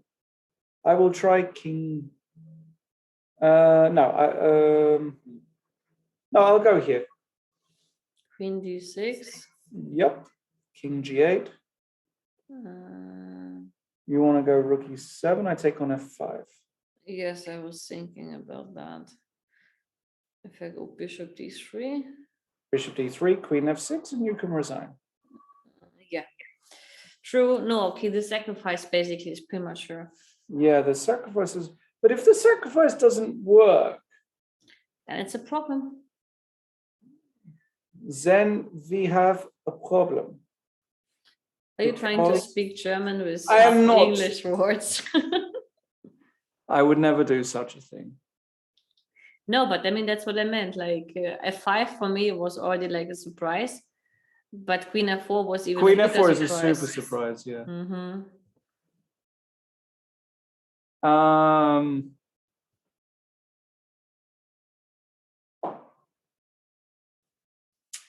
Yeah, I don't know. I It's don't hard know. to say, yeah. I would take black here. I think Stochek can start to get slightly excited. Yes. Even though he is home in such kind of wild positions, so it's not like something which is unusual for him. No, it's not, but it is. Okay. You've got to be really precise with white, and that's sometimes difficult to do. Okay, we had some moves in Anton Shankland, and Bye. rook ad8 was played, and he went f4, and Derek to d. No, I said Derek the D pawn, yeah. Derek the d pawn today, yeah. Or we could name them all German names. Dietmar. Oh gosh. It's rather Dietmar or Dieter, yes, it's true. Dieter the D pawn. Yeah, Dieter or Dietmar. I don't know. I don't know which is more classic German. That's Dietmar should be older than. But we Dieter. really can name all the pawns because F there's Franz and. But it's Hans. It's Hans. Hans 1. It's Hans 2. Hans 3. Okay. Well, we're going to change the rules. We're going to call this guy Dietmar. There you did not. And Dietmar the D pawn. Dietmar the D pawn. Principled move. You're trying yes, to attack on the wing. You should counter-attack in the center. And White's position also doesn't impress me whatsoever. I mean, I'm looking at this, and yeah, he goes f5. This is exactly the move I thought he would do. But what happens after d takes e4? Is it that? Well, bad? this one might be okay for White because takes. Take and take takes, 7, right? Yeah, takes, and then at the very least, I can just take here and claim I have an advantage. So Yeah. he takes on f5. This is what I was thinking. So he takes on f5. Now you do have to look at ed5, although again that looks. I mean, it is possible, but knight e5 and then some bishop d6, and I'm getting worried that I'm going to get mated as white. So I actually expect David Anton to take back ef5. And now you have to put your queen. He does play ef5, and now you have to put your queen somewhere. Probably d6 to protect d5 as well. Although it's not needed on d6, I think queen d6 is Looks probably very the decent. move. And then to get bishop f6 and then to claim that they have enough control in the center. Why not? Yeah. That I actually makes sense. really don't like white's position here. David Anton having a horrible tournament. Can't get anything going. He's just having a horrible tournament. Yes, but okay. I mean, like if David Anton was not so ambitious in the first 3 rounds, I mean, for sure, Yeah. at least he would have half a point more. I mean, like the game against one Thai Pad Thai, he had a chance to make a draw at many moments, and he always refused it, and eventually got punished. So this was a half a point, which was not necessary to lose. And okay, also against Vallejo, he went all in with sacrificing or choosing a line where he sacrifices the pawn and where you need to prove.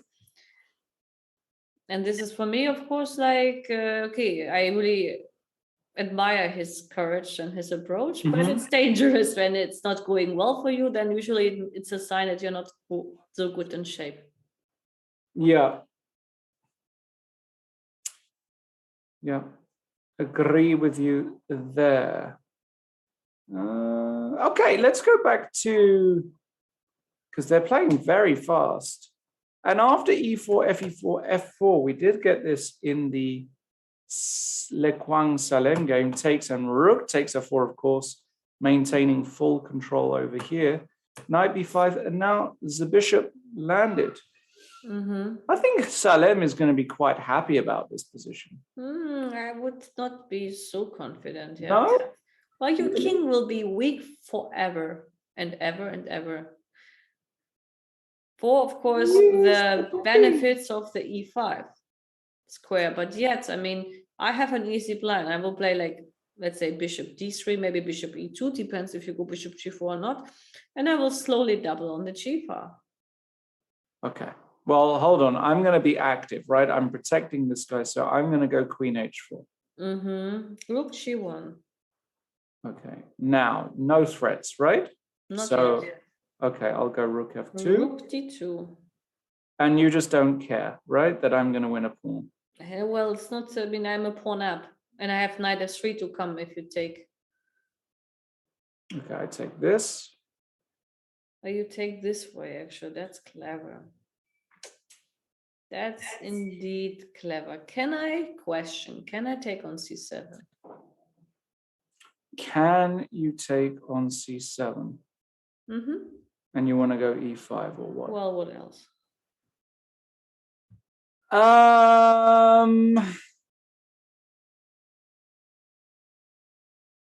Yeah. I'm not sure how dangerous it is. But definitely more dangerous for black than for white, right? I take on g6 with the bishop, of course. And I get out the way. I'm threatening the mate.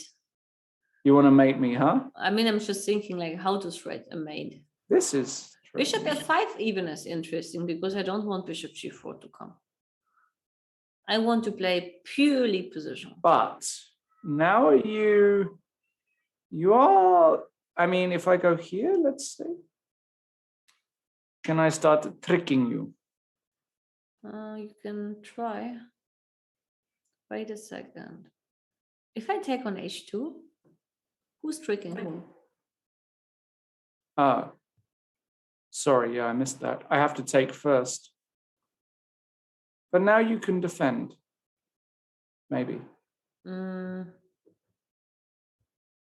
Even like bishop takes e6 is interesting, but maybe my pieces are very shaky in coordination, which is not what I wanted.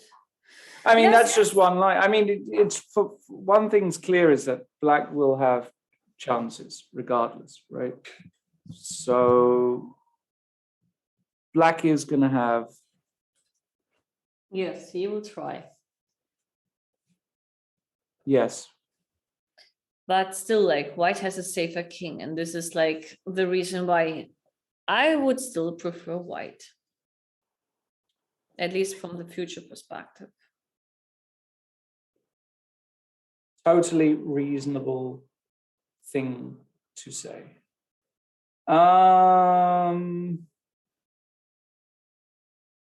Where to next?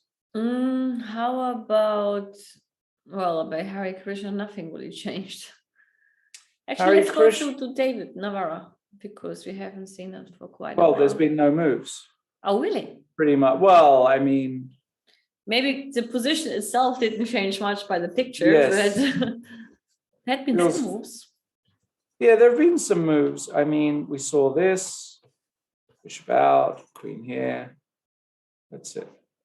Slowly does it. But Vidit, Mr. Solido, isn't he? Vidit. Usually he's not the typical solid player, I would say. But in his game against Navarra, who's a very classical player, it's maybe not a bad choice not to go all in. Because latest yesterday, he realized that he's also not quite in shape, Mm-hmm. even though he escaped. Almost like a miracle, because I think when we speak about the topic of decision making, Magazuli Yes. didn't do well yesterday because he had a couple of times where he had to take the right decision and he usually took it wrong in the moments when it was decisive for the advantage. If you Yes. remember, the king move between king e5, king e7 was one time. And then there was another time between the bishop, Yes. this was one, and then another Yes. time about missing bishop d1. And I think he went twice wrong with the king. It went Yes. twice to e7 and it was Yes. twice right to go to e5. That's right. Yeah. Oh no, it was the opposite. One time it was this way and the other time it was this way. But it doesn't matter. Yes. Yes, Oh. okay. Here I agree, nothing really changed. Yeah. Let's come back to that when something exciting happens. Magsudlu, we saw this. He went bishop e3, not bishop f4. So it might be a point because with the bishop on e3 we protect d4 and maybe we even plan to go knight fe5 in order to bring Frederick's f pawn into the game. right. And Frederick. Oh, therefore- his name is Frederick. I don't know how you call him in English. I call him. No, we're in calling them German. In German would be Franz. Franz, yeah, of Franz, course. of course, it's Franz. Of course, it's Franz. Franz is like typical German name. Of course, it is. Mm. Yeah. No, that's why That's it. bishop e3, that makes a sense. Like preparing knight fe5, protecting Yeah. d4. So that's why you went bishop d6, queen d2, and now the king comes to h8.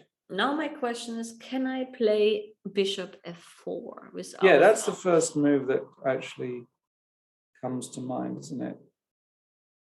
It's not the end of the world because you can play bishop e8 here. Ugh. Well, if you take on d6, I take with a knight and I get my bishop out. What about queen d8? not- Why put the bishop on e8 and leave this guy weak? The guy is not attackable. Well, it is. If you take, I'm going to hit this. I mean, Yes, you but just who said connect that the I have to rooks. take? No. Yes, I understand. I don't But I like have bishop to- e8. I really Okay. don't like it. It feels weird. I get the rook to e1. I hate this move. Yeah, maybe. Hate it. I'm just dreaming to Queen- get the bishop out. Queen c7, Yeah, makes sense as well. right? Then you can go rook e8, a la Tarrasch Tarrasch. defense. Yes, Yeah, it's almost like a Tarrasch. Almost. it really is, right? Totally. Yeah, I mean, Vallejo, he he does quite well in these positions.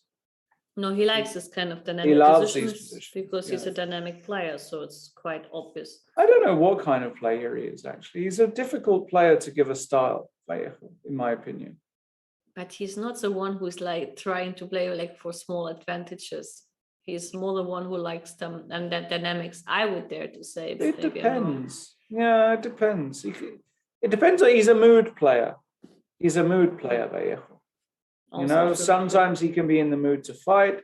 Like the other day, he made the quick draw. He wasn't in the mood to fight. So I think with Vallejo, it depends on his mood. And yeah. We'll see. Okay, we'll come back to that one. What else is looking interesting? Sashi Kiran. We've got something like this. He did do this. Look at this. Triple. The queen moved out of the way. And now the delicate queen to e3. Yes. Which also prepares knight c5 as one Prepares potential knight idea. c5. Knight d6 is of course always possible, and other ideas in this position could be even to play h4. yeah. First of all, getting some Luft. It's funny that you call it Luft because Luft is a German word for air, It is. and we call it Luftloch. You understand that? You call it Luftloch. Yeah. Yeah. So to get some square on h2. And maybe also having bishop h3 in a moment, even so now it's not obvious to see why we need that move. But I like h4 to wait a bit and to see. Yes. Is it played on the board or is it you who did the moves? No, no. Oh, it is played. Well, yeah. Ah. Bishop c8 and h4 is Played, yeah. on the board. I like white. White is, it's easier, let's put it this way. And you have the square on c5 and d6 a bit under control, and those are nice kind of central squares, which are nice to control. Yes. So yes, white doesn't go for any risk. Yes. No problemo. It's a game of hard check against dot check is developing in an interesting way because... Oh, well, he played bishop d3. We looked at this, no? No, bishop d3 Oh, no, looked at bishop the d3. sacrifice. Ah. So now black can take on c3, but I would be tempted with the rook. But it's a very ambitious way to play. Can you play like this? Or is it's too much? Something my king is in the middle. It looks very double-edged. Looks strange, huh? Can I play rook takes c3? Oh, what I that's what just you said. just did. That's just what you did. I saw like you did bishop takes c3. No, but I mean, but maybe bishop here, if you take, then the the question is black how do you... squares are too weak. But maybe what you can do is, because since objectively speaking, black might have the weaker king, maybe we should propose a queen's like exchange with queen c7. Probably it will never like arise in the mindset of Stoczek, but we will have the bishop pair. We have like a better pawn formation in the center. Yes. And we can place our king to e7 at some point, and maybe t6. We have to see. So after queen h6, what do you want to just take? Do you, or what do you want to do? well, I think in this guess so, moment yeah. I have not the big choice, right? Yes, I can take twice, and I have always a perpetual check. Yeah. I like queen c7. No, it's just applying to logics because, okay, queen exchange, yes or no, depending on the king's safety. But it's never in the style of Stoczek to do a move like queen c7. Yes, that's true. But maybe he becomes positional one day. Stoczek, well, he can also play positional chess, of course. No, of course. I mean, He's a strong grandmaster. So, okay. Yeah, tough one also to fully get. Now, on board one, the rooks have entered the building. So what happened here? When knight c3, now this rook swung across. White has won a pawn, but the rook has now entered on f2. And the question is, does black have enough counterplay? And my instinct tells me yes. Is it true? Okay. Maybe not.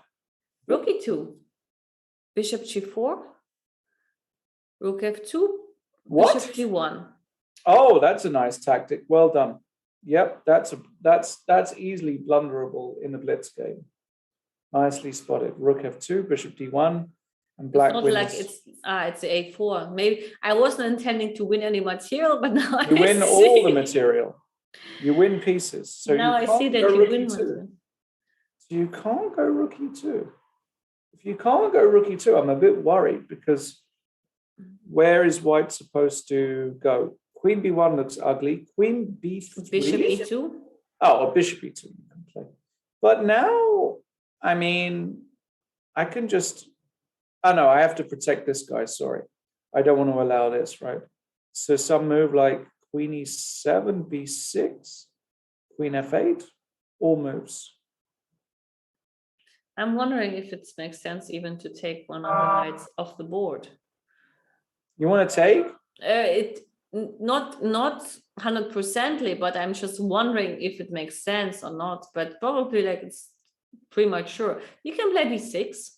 Why we need I to like give b6. we don't need to give dependence, like some strong dependence on our best piece. The only problem with b6 is that I know the c6 square doesn't seem relevant, but in some positions, white can go knight a7, knight c6, and try to give this knight to get some squares. But is it relevant now already? I mean, maybe I can do this. Yeah, why not? Looks completely standard to me. Yeah.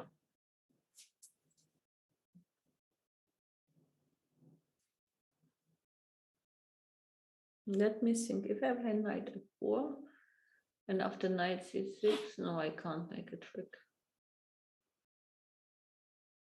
No, no trick here. But wait, if I take on c6, Yeah. and play rook d6. Mm-hmm. Can I take on d5? You can. Yes, but it's an exchange. I understand, Lizzie. And you believe that? I don't know what I believe. I have a passport. I mean, not a passport, but I feel like I have some compensation here. No, Queen I mean, this is without any doubt that you have some. I have queen e4 next, bishop d3, rook g1 check. Okay, rook g1 is I'm not scared of. Oh, okay. Bishop, queen h4. Queen h4. Now comes my main idea. In some positions, I don't know, how do I want to make this work? Does it work immediately? Might work immediately, might not. Look at this. I tried. No, I saw that, of course. Yeah, it doesn't quite work. Such a shame. It's very close to working. Because after taking c7, you go where? You go rook f8 or what? I guess rook f8 is rook f8 looks. Yeah, no, it doesn't quite work, but it's in the air. No, this is without any doubt. Of course, you need to calculate that. Check. King here. And now we need a calm move.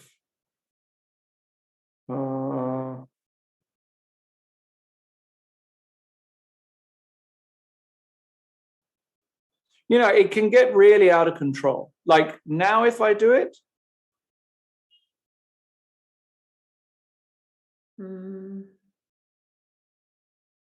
Rook f8. Ah. But it's not a mate, isn't it? I take on the rook is No, hanging. the rook is hanging, and then it might be trouble.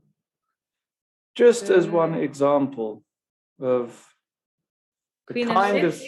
of Then h5 is hanging. Okay, Yeah. okay, I agree. such things can happen in life. So that's why b6 might not be necessary, and you might just want to keep this square, play a move like queen f8 or queen e7. Queen f8 feels better to me because Yes, you have queen f8 looks like some other natural move here. I yeah, think bishop e2 was played, no? yeah, bishop e2 on the board.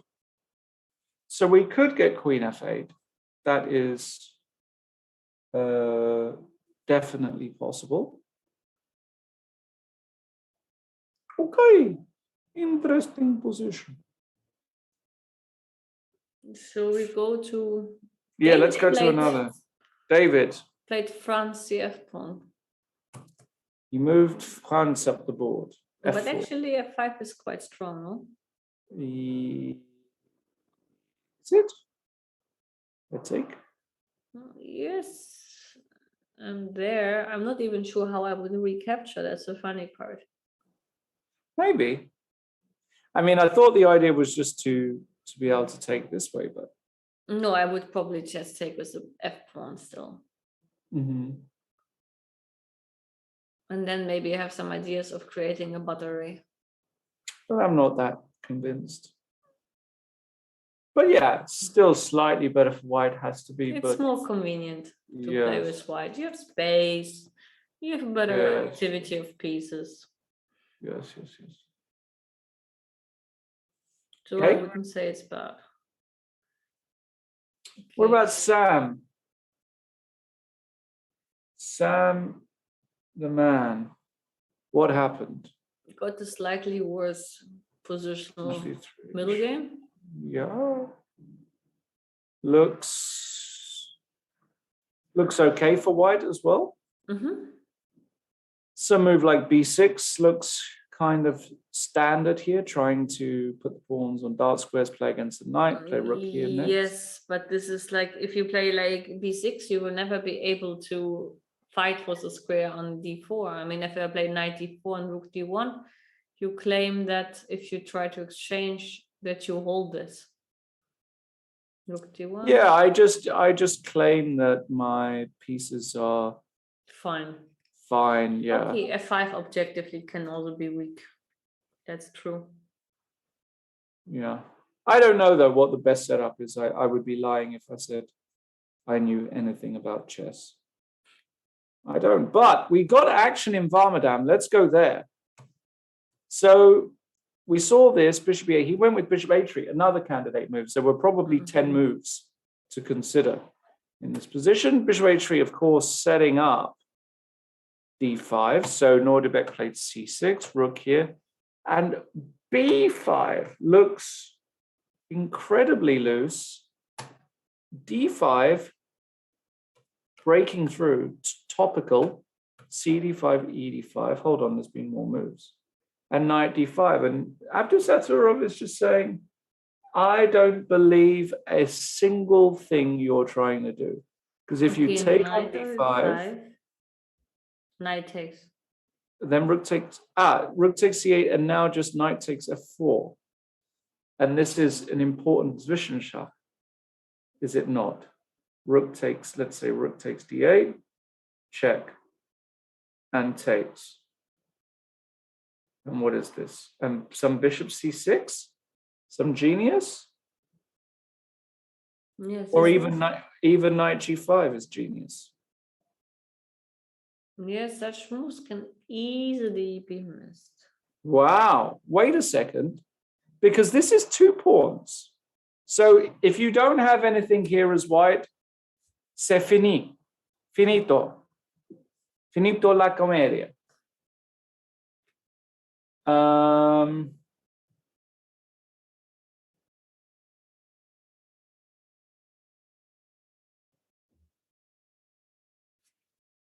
Yes. That's interesting, but it was I don't well know. calculated actually. So let's do it again. Knight takes What do you mean it was? c5. I did it in 1 second. They were probably full of mistakes. Okay, knight d5. Okay, but it's like I not- have to take because rook takes you1. You have this Wissenschaft on e7. So I but have to even this take. is not so clear. Oh, really?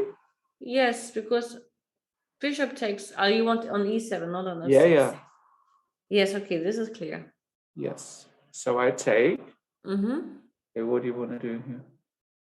I don't have to go rook takes c1. You don't have to go rook takes d1. Okay, Rook takes let's go rook takes c8. Yeah. I take your queen. I take your queen, but let's say I take with the other rook. Okay. But it doesn't I make a difference, right? King check, g2. no. King g2, I take. Hang on, I go king f1, of course. Okay. King f1, Yeah. I take. Rook takes. Yeah, but now the knight is not on prise. And 0 threat. Bishop c6, I don't know. I take on f8. I don't have a Yeah. choice. 2 pawns. Knight d5. Yeah, but... And Make a was. move. Yes, and was. Oh, you want to go f4 and trap me? f4. Knight d3. Knight d3. Worst case, I have g5. Worst case. Yes. Best but case, I go bishop c6. Knight c5. Okay, but you're just fishing now. Okay, at least I'm not losing. You're not losing? Why I should be losing? Maybe not, maybe not. But you're clearly worse as white. Depends on your knight. Yeah, I can always play g5. But why I should be worse? I mean, b5 is also loose. Like I take on a6. You Okay, just after don't- g5, it's like a draw probably anyway. Yeah, maybe. Maybe you can take on f6 and escape. But I mean, that's a bad scenario for white. And I'm pretty sure I played that badly with black as well.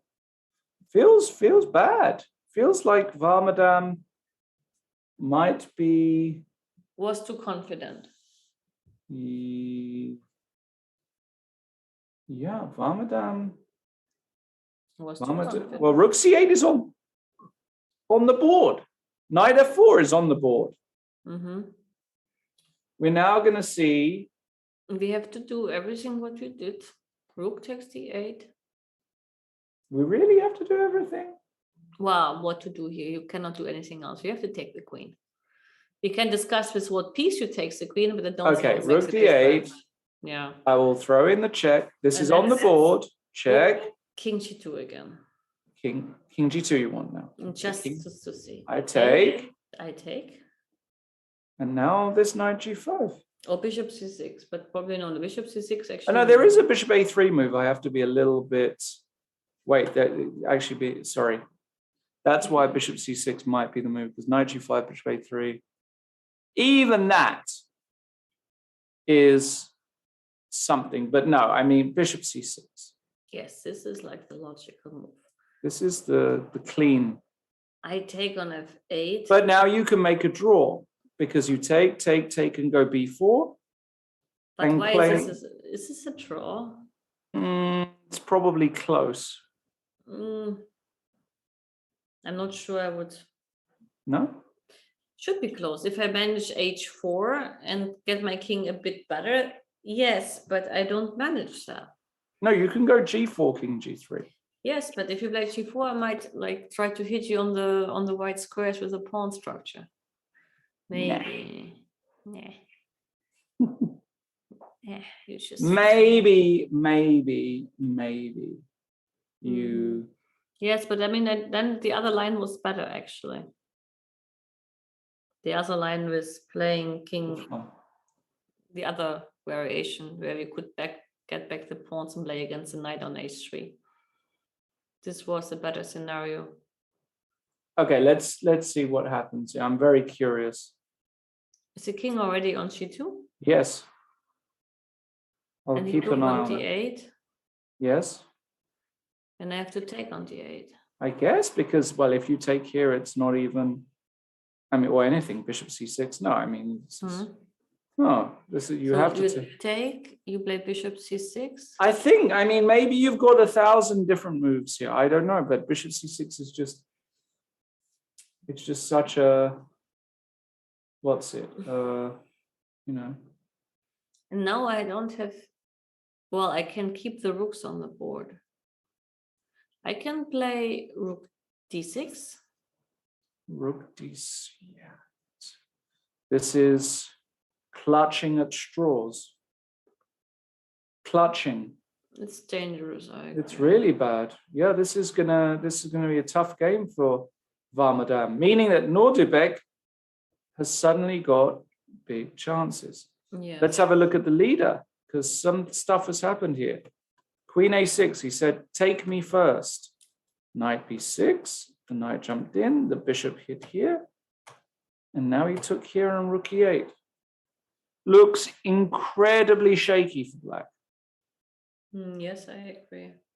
Incredibly shaky. But all of these things don't matter in modern chess. Yes, because, okay, the e file is also not in the best shape for white. Exactly. So Vincent can play knight f6 check. Yes. You have to take. Take, and I guess the idea is to go e4, I guess. Or knight d7, sorry, But knight d7. e4, I would have said like knight e5. And Yeah, here, sorry. can I take knight e5 with the Here? bishop? With the bishop? checks, yeah. Okay. It's a pawn. Bishop g4.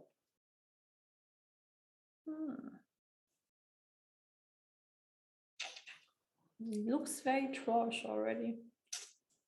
I don't know. It looks like, yeah, I mean, maybe it's not that great for Vincent. Actually, knight f6 has happened. Bishop f6, bishop f6. Knight d7 is logical. Knight d7 looks incredibly logical. Mm-hmm. Maybe Vincent has got nothing here. Unless Why? you have a kind of zwischenzug like rook c1, which you haven't checked. In this position. Okay, well, how's the pawn material now? No, it's still equal, right? So it's not Yes. like they even have a pawn up. That's bad news. That's bad news. Yes, no, then we don't have anything but bishop takes e5. That's true. Or do we miss something? And then bishop g4? Yeah. Good chances that Christianowski easily equalized. Okay, not Yes. easily, but he equalized. Yeah. Yes. In the meantime, look at this. Look, you say I can't play positional chess, huh? Look at this.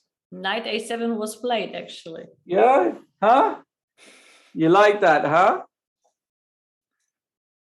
Yes, you turn out to be a genius today. But this is why I like, this is genius. Okay. Maybe it's easy, I don't know.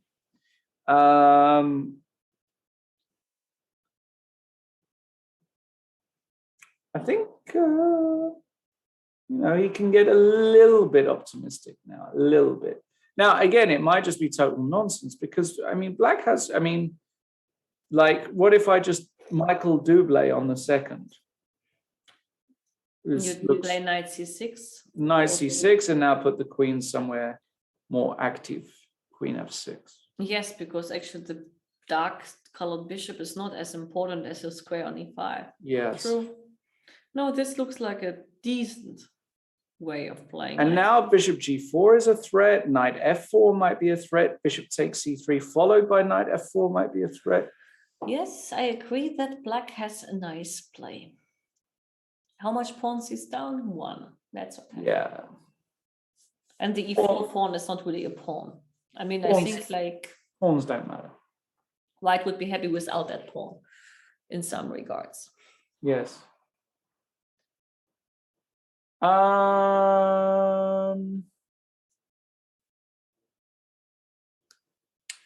Interesting. Okay, so things are heating up. Liam, maybe some problems here. Navarra, slightly better.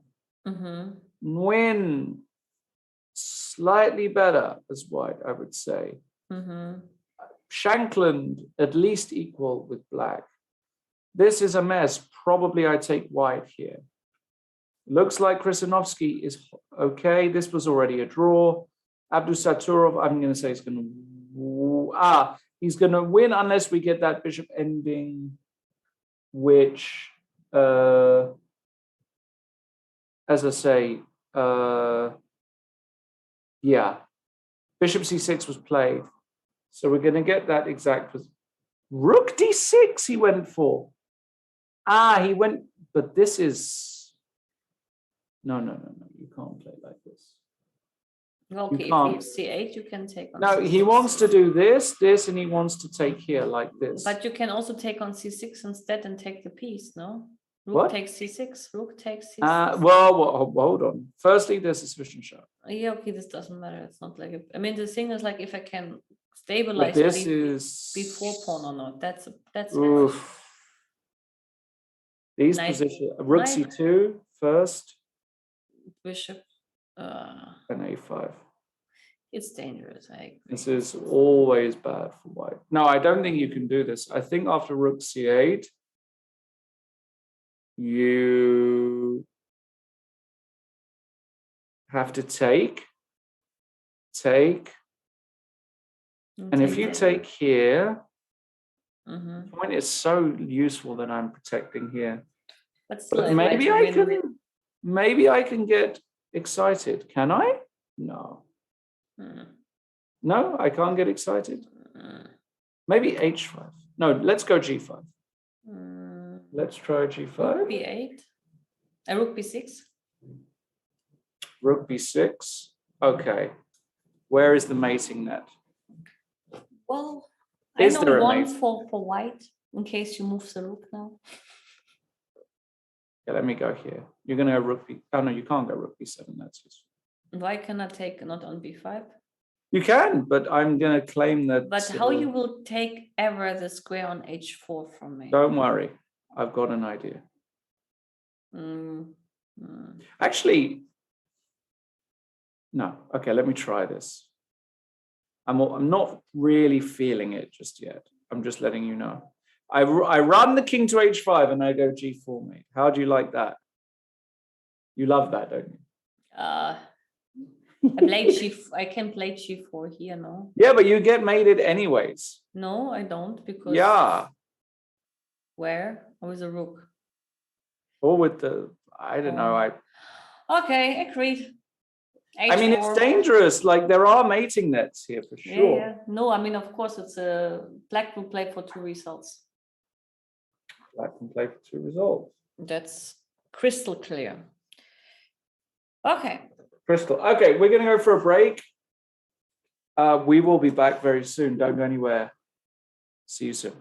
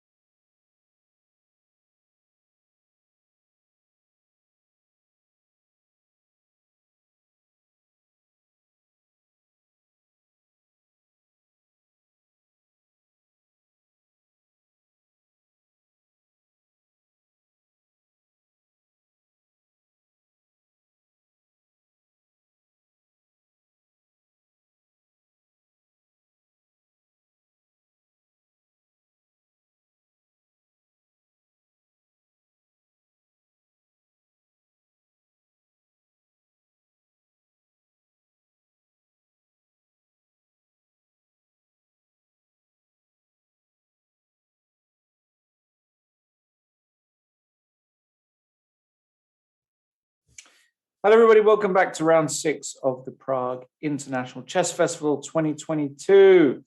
We're covering the games from the Masters and the Challengers. Before the break, we got exactly the position we thought in the Varmadam Abdusaturov game, except that instead of G5, Nordirbek played H5, which is, of course, far more sensible because it prevents G4, and then you can always go G5. And this looks very, very tough. Bishop D4 played by Varmadam, but with this king locked here, I mean... Is G5 already a move? G5 is a move, maybe just rook D8, hitting the bishop. Yes, you don't have a good... And if you go back to E3, I want to organize this. I know it looks ridiculous, but not necessarily. I mean, if I have the pawn on G5 and this is checkmate. Well, this is checkmate. So maybe I have to play some ingenious move first. But I don't see it. Very close to be lost already. It looks very bad, yeah. I mean, this looks very bad, but I can't see the knockout. So we'll let Nordirbek do that, shall we? Now, talking of action, maybe no action. Sorry, guys. We saw Queen C7. Huh? He is capable of this move. You see, Lizzie? Well, but I think principally speaking, this should be the move to be played because the queen exchange is helpful. Queen H6, takes. Now he took, and now the point is you take here. And is Stochek going to make a draw? I think the answer is yes. He doesn't want any part of bishop takes here, followed by, I don't know, this, and then... Well, if you want to win, you have to first play knight at queen of 6. Otherwise, here I can still make a draw, but... no, yeah, but yes, you're a pawn down after queen c3 check. Yes, it's not what you want and what you need. I agree with you. It will be a draw. Yeah. 100%. They didn't yet finish. I mean, just checking. No, they didn't yet finish. Hold on. Sacrifice alert. What's going on here? So we last saw this. This is Sashikira and Michalik. H4, lovely. Your move. Beautiful. No, but this we have seen already, I think. Bishop A6 and G4. Okay. Why not? This is typical sometimes in the Catalan just to play, especially if H6 was played. Absolutely. Just run your pawns. B3, trying desperately for counterplay. Takes and bishop b4. Well, the knight just blocked. The knight came in. And wazam! Springer S6. Does that work? I mean, threatening. So if you take... But the A6 is hanging. Schach. Läufer. Raus. It's gone, yeah. You take on C3 to take back some pawns, but it's... I remain with more, 1,000 pawns more for white, no? Thousands? Few. Enough. But the king is weak. This is a catastrophe for black. And did Mashalik just blunder knight takes e6? Yes, probably. I mean, knight takes e6. No, wait, you can take on c3 maybe. This you have to calculate. Here? Yeah. No, there's rook d8. Also. Maybe even like knight takes c7 and knight a6 would have been enough, but yeah. Yes. Yes, so he blundered it actually. He blundered knight takes e6. Simple as that, guys. Grandmasters do blunder one move tactics. Yes, okay, but you have to take into account you had a tough game yesterday against Vincent. Okay, yes.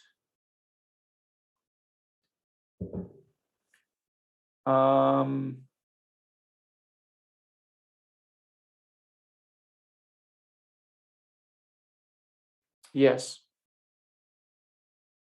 But it looks over. I see no moves here. If you take, we win the bishop. If you don't, I have this check. There aren't really many options here. Looks toast.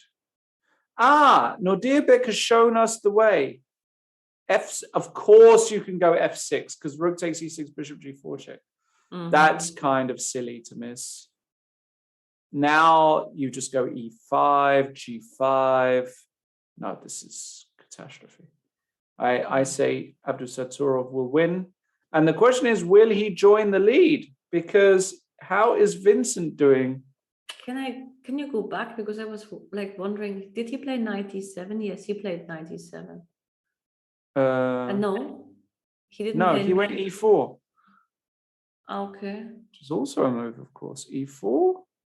He took. Now he went knight d7 and decided to try and blockade It's the 3-6, yes. The light squares, which, to be honest, looks completely reasonable. I know, but the other way, like the other choice was without any risk, right? Here at least there's a small risk that at some point he will lose the pawn on e4. That Even is true. It's a far road to go, but it's. Well, what about bishop b5? So if I go, like, let's say I go rook a8, bishop b5. Do you just go knight d7 now and you just claim? This is what I'm trying. Yeah, because you can't take, because this is annoying. Yeah. You can prepare that by playing king h2 or no king h1, but then. Where here you mean king h1? Yeah. But then I can play knight d5. Then you play bishop e5. But then I've got knight b4. Yes, and this could be tricky as well. So okay, black seems very okay. Yeah, black seems okay. So Abdusattorov, if he does win, which is, I would say, 90%, he's gonna join the leaders. Now, let's go back to the Masters because we've got action pretty much everywhere. Where do you want to go? The Southern game, of course. Okay. Because this is almost what you predicted. This is almost what I predicted. He took, the knight came to a7, he doubled, and now he took. Why? Because he decided that actually the knight on c6 is stronger than the bishop on d7, which is a point. But now the knight flies in. Yeah, but the knight is doing nothing there.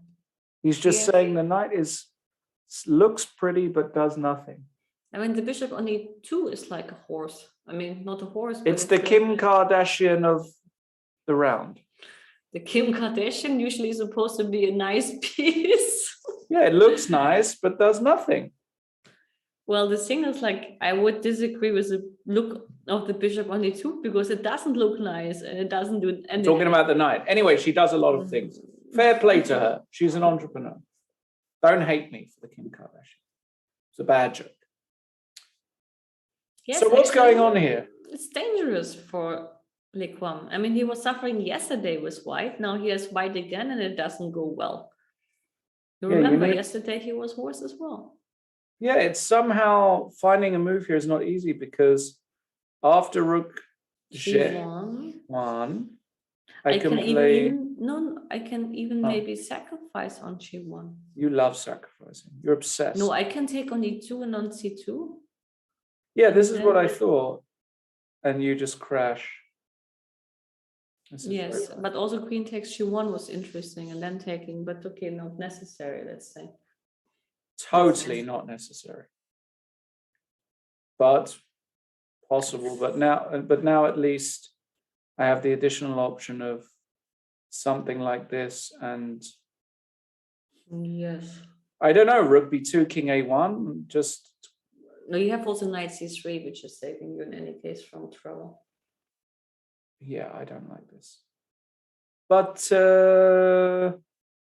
also this move is very standard. No, let's say rook g1 doesn't work. But if your rook g1 doesn't work, how are you going to get out of it? I have no idea. Looks very tough for white. What moves are there? Queen d3? Is that a move?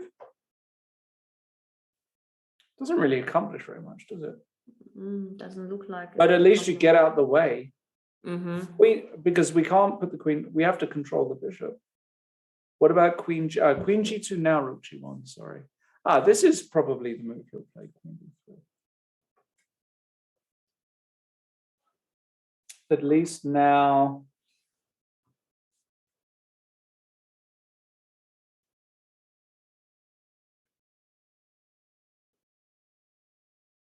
I don't know. Let me see. What to do here with black? I mean, even interesting it could be to say, like, I'm just exchanging the knights. The question is like how much counterplay you have on the d file, right? Yeah, I don't like that move somehow. Well, it's just a kind of like classic move to claim that you play without a bishop. Okay. You take on f4 with a queen. There Okay, are so some I have a checks. check, and I have a check here. I'm going to give this check probably. King h7. Oh, but now I'm really in. No, okay, maybe yes, this is too much. I mean, But bishop g7, it's still not easy. it's Queen not e7. easy, but I mean, maybe it's unnecessary to play like this, right? To even clear the. He played queen d3. I know my lick one. I maybe play bishop d4 here with the idea of knight e5. But now I go e5, I don't think. No, you can even take on c7, and it's not clear that. Oh, sorry, I can take on c7, yes.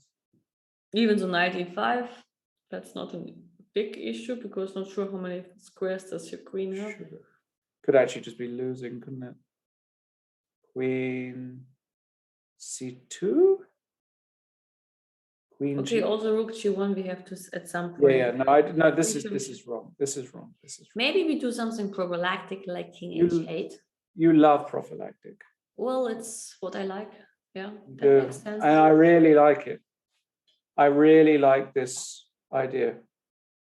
Because Seriously. anyway, this move, like this king is always silly on g8 for the g file and for the d5 check and for the knight check. So king h8 is a I really like it. To get out of that. I really like it. Because now rook g1 is losing because of rook e2. No, maybe not, because e5 is hanging. Yes.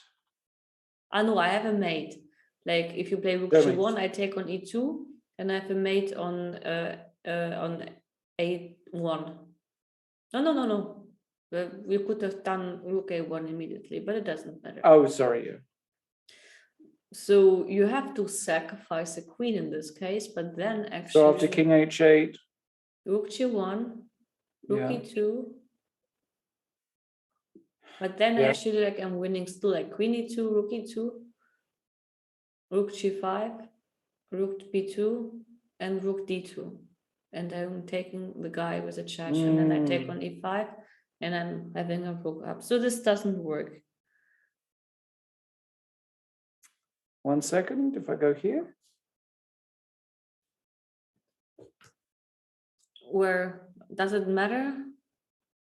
Yeah, it matters. It matters a little bit. I guess I'm still worse here with white, but at least I'm on the board. Yes, you're still surviving. Yeah. That's sad. I was hoping that you are not so. But I mean, I can make it prophylactic a move of king h7. King h7 instead of king h8. I protect g6. It might be brilliant. That's how you're in this line.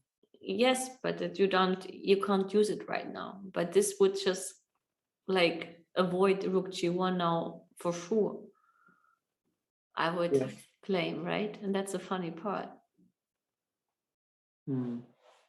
Complicated position. I'm very curious, but I would bet for a prophylactic move because it feels like the right moment to do it for sure.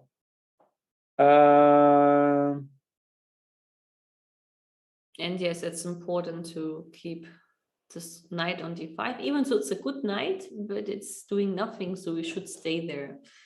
And the knight on g6 should work as a kind of defender. Yes. What about... Okay, let's go back very quickly. Navarra, Vidit, heading for a draw. Rook f1 played by Navarra. Principle of two weaknesses, but d5 weakness is not enough to win the game. No. So that's going to be a draw. What about a win against Hari Krishna? Looks very nice for white. Does it not? Well, it's a slight edge, but you know, I told Light you edge? why it should be more Mon than a Dieu. slight. It should be not more than a slight edge. Your edge is What? like, okay, but you have not even a pawn up. But all of my pieces are good for white and all of black's pieces are bad. So really, I'm 6 pieces up. Okay, your bishop on b2, okay, it hits a bit on e5, but objectively, it's not a huge hit. The knight on f3 is also not doing so much. I mean, of course, I agree, like, white is better, but it's not like It's not a more catastrophe. than, it's not the end of the world. Hmm. And I told you it will be like a totally positional battle, and this is a totally positional battle. And now I look at the evaluation just because I'm curious how good it is. It's Plus plus 0.8. +1. Okay, agreed. There you go. You're a genius. No, Okay. it's just, look at this. What is this? That's a nice bishop. It's doing What's a very this? good. It does a great job. What's It's this? protecting the most vulnerable pawn. But you're right. I mean, you still need a breakthrough here with white, but it feels like the kind of position where you've got lots of ways to improve. Mm-hmm. I mean, your rooks, oh, yeah. This knight is bad, this knight is bad, this bishop is bad, this bishop is doing a job, but it's bad, the rook is weird. Everything is bad. Everything is bad.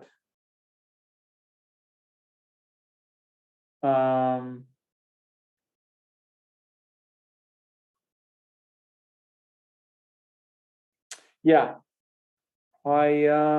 Harry will suffer. Well, I think Harry's going to lose. We can do. Hold on. So you owe me 1 breakfast. Okay, I say like Harry will hold. You say Harry will hold it for the double breakfast gambit. Mhm.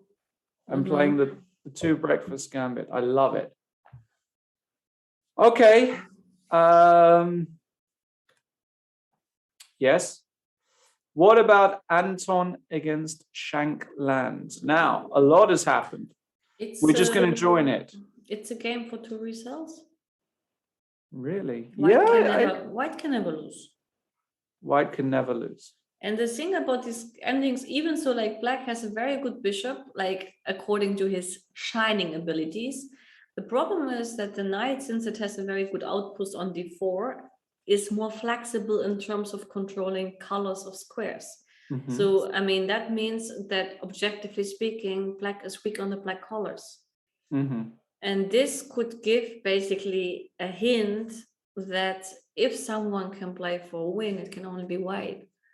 Even Right. though I think the advantage might not be good enough, because I don't see like huge weaknesses. Even so, okay, some small things I have, like rook g3, how you protect the guy if you play Yeah, f6. that's true.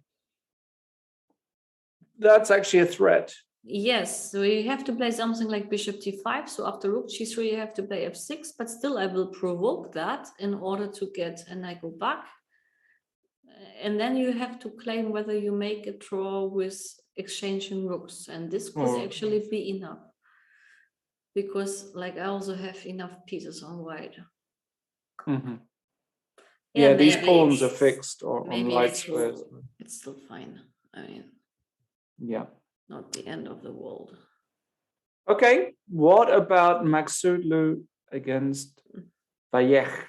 Also clearly white I prefer But on the first glance. Unless you get the bishop to c6 and you take on e4. But this is a long route. This is a long route. So if I go here, what are you going to do? You're going to go h4. I know you. Well, I have to do something about my knight. You're going to go h4. I'm just checking actually the evaluation of the positions. Just, Yeah. I mean, like here they say white is a bit better, but very tiny, tiny, tiny. And yes, the best position of today has Salem. Clearly, I want to see how big is that advantage for the cursor T. It's funny. It's -1 only in Salem's game. Yeah, but probably white has to find some really But -1 is already like, could be in such a position like a death sentence. Yeah. Okay, this one very tough to say.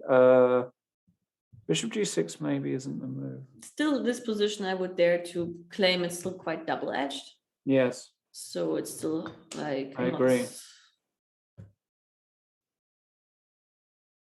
Nordirbeck. He's getting exactly what I wanted. Oh, he put the rook on c3. That's very clever. But okay, where's the mate? There is sometimes some trick He wants to play go h4. And then you can't go here because then there's... And then you play g4. But then actually, why to put not the rook? You have rook e3 as a threat. Yeah, but sorry, is it, whose move is it? It's white's move. But just to show, like, if white does this, I can go h4. Oh no, you go rook e3. What? Yes, h4, rook e3, g4, king takes, and rook c8. And rook c8. That's beautiful. And then you can sacrifice on, you sacrifice on f3 and I play f5. No, I play f5. You just tease him. Yeah, that's... I know you have bishop d4, but then I play rook c7. Yeah, imagine you lost this just from doing this. This would be tragic, but you're not going to. Yes, I mean, like a lot of tricks in this position. Okay. So rook c3. So h4, g4 is a threat. So the bishop. So if the rook comes to e3, then I what does he want to do? I have to play g4, and then I go rook c1. g4. Well, otherwise, no, I don't have to do this yet. I can play rook c1 instantly as well. Yes. Yes. And if he takes on f3, even rook g1 is super interesting. But maybe what? Rook g1 here. Wow. And claiming that there's g4, rook h1 with a mating idea. Wow. I'm not sure you can defend that. Probably can't. Probably a million ways to win, right? Yeah. Max Varmadam going to lose with the white pieces. Michalik should lose with the black pieces. Yes, this is Shouldn't also really been. been This did end. Oh no, this didn't end in a draw. Oh well, not yet. He might give a draw now. Yuri Stochek's king is on d7, and there's this move. So I see absolutely no reason why black is going to continue, unless there is some rook miraculous. c4. Yeah, but I can take and block mid-shach. I can take on d5. What? Okay. You crazy? Wait, king c8. You Fine to crazy? check. This is a check. Okay. Wait, no, there's no chance. Now I might lose. No, No, you definitely lose. I take on c2. Oh no, you take on c2. It's a draw. My God, you can take on c2. Oh, there's a no. Oh my God. No, I take on like I play. You have a check. Yeah. Wait. Oh man. Oh man. I take on queen c3, queen b4. Wait, am I just insane? Rook c4. Let's try rook c4. So rook c4. You Okay. have to go. Bishop d5. Because rook d5, I can even ignore with king c8. So this is not like what worries me. Bishop d5 has to be played. Check. Check. Check. Yes.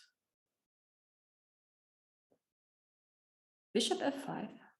But bishop e4 check. Doesn't matter. King c7. Okay, king. I have to check on f4. Damn it. Oh yeah. Yeah. King c7. Okay, let's say king c7, queen f4, king b6, queen f2. King a5. King a5. No, you have king a5. Yes. And rook b4. That's over. Okay, hold on a second. It's king c7. So you're threatening rook b4. Okay, this is where a genius comes. Yes, of course. Actually, Oh no, you can take with the bishop. what? Oh no, I've got queen d6 check and mate in 2. I hear. Sorry.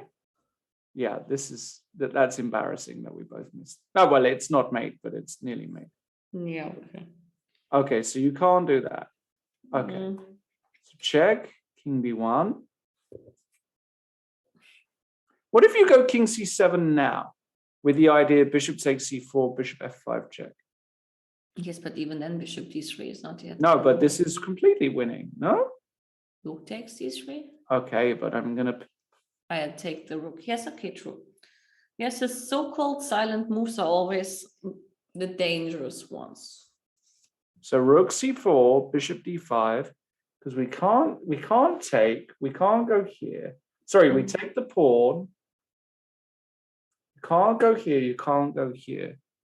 So we go king c7. That's cool. Cool hand, Luke. What is this threat now? Only bishop f5 check. No, rook b4. Then I Is have mate. bishop b3. Yeah, but then I can take and mate. Okay, so you have two major threats: rook b4 and bishop f5. Mm-hmm.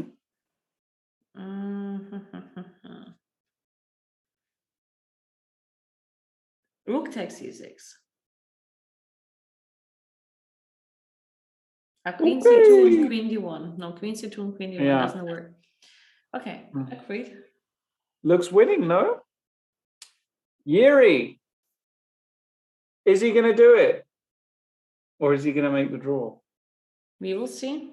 Unclear now. Actually, let's see if he did it right. I'm just curious. Have a look. Now I'm cheating and have a look. No, you can do that. Okay. Yes, it's winning for black. Winning, yeah? And it says... Wait, it says 0-1. Surely the game isn't over yet. It says -4 with rook c4. Okay. Rook c4 is correct. Bishop takes d5. Queen c2 is correct. Okay. King a1 and queen c3 is correct. And now king c7. Genius. We found the winning line. Oh, you found the winning line. You see, I'm not that bad. Hey, you're doing tactics every week with Anna. Yeah, that's Pay true. off. That's paying off. Finally, some tactics are paying off. Yeah. This should have been a draw already. It's nearly a draw. Right. What about Le Quang? He's got the king to b3 with the clear idea of hiding on a6, going to b7, the safest square on the board. Yeah, the king is marching. Maybe it actually is. I'm not even joking. People think I'm joking in chat, but I'm not.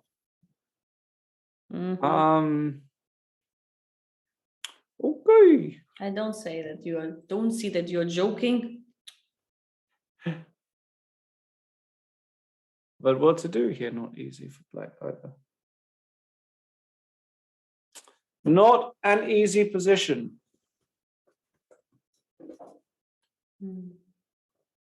Not easy. Oh, goodness. Not easy whatsoever. No idea what to do with black here. Yes, it's hard to say. Let's leave it. Unless you have some good ideas, because I don't. Okay, h4 in the worst case, no? Yeah, I don't know anything. He played king. But now I can go rook g1. Rook g1 is his threat. So he went king h8 and not king h7. Yeah, I liked your king h7 more. Yes, okay, king h8 is more principle against the squares and the checks potentially, but yeah.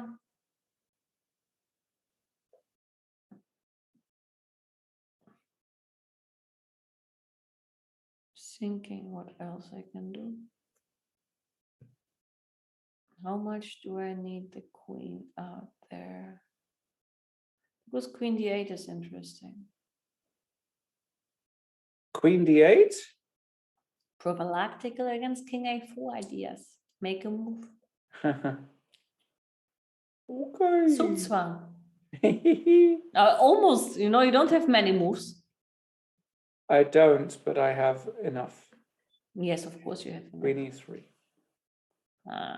Okay. I withdraw this. It was just No, I mean, it's interesting, but not working. We need a move which doesn't spoil the party. yeah, How much we need the knight on g6? Can we play something like knight f8 and knight e6? Mm-hmm. Okay. We have to make a short break because we did take interview, but without us. Okay, we're going to make a short break. We'll be back after we hear from Mr. Visit. See you soon.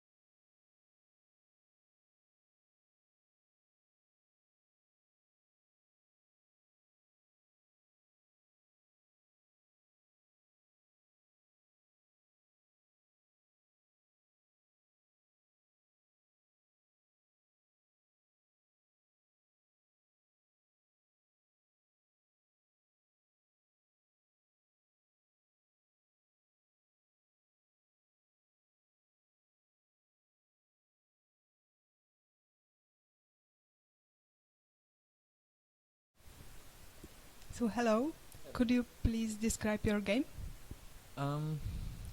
It was very uneventful, I would say. Wesley So had played this line against me in one of the online tournaments, and I misplayed. That's why probably David went for this line, and it's tricky. White has some initiative. I think I misplayed in the opening little bit, but once I exchanged the knights, it looked pretty easy to hold the game. So you think the endgame was completely drawish? Yeah, the endgame was completely drawn. If white had something, it would be with the queens on and to play some very precise moves. But once the queens are exchanged, I think it's just a draw. And are you satisfied with your play in the tournament so far? Play has been decent. The result has not been so good. But the good thing is that I have 2 whites in the last 3 games, so hoping to get my first win in the tournament. Yeah. Good luck and thank you.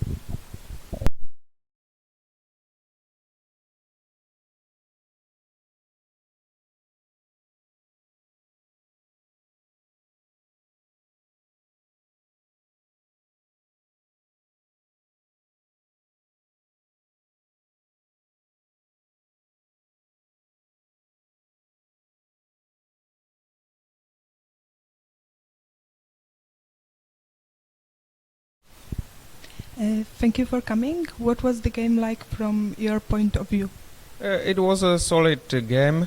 I didn't know which opening should I expect because we did place many different openings and place them well. So I decided not to go for the critical lines of Petrov because I guessed that he would know them better, and I am willing to change lines against Petrov to surprise my opponents. And I played for a slight advantage which disappeared. What do you think was the most critical moment? It's hard to say because I had a very slight advantage and then I had nothing, so it's really hard to say. And are you satisfied with your play in the tournament so far? I am. I mean, not with every move, each move, of course, but I have more points than I expected, and some of the games were very interesting. Thanks a lot, David.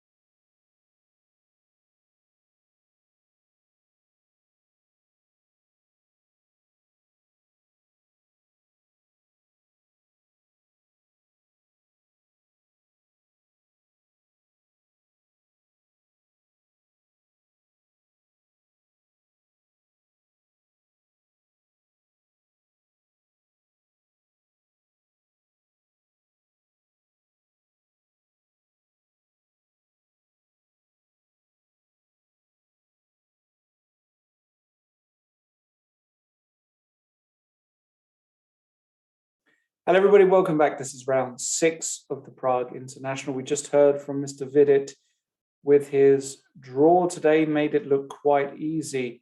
In the meantime, I was semi-joking about Liam Lequan putting his king on a6, but looks like I'm joking no more. Because that's exactly what happened. Very interesting. Can we take on b2 question?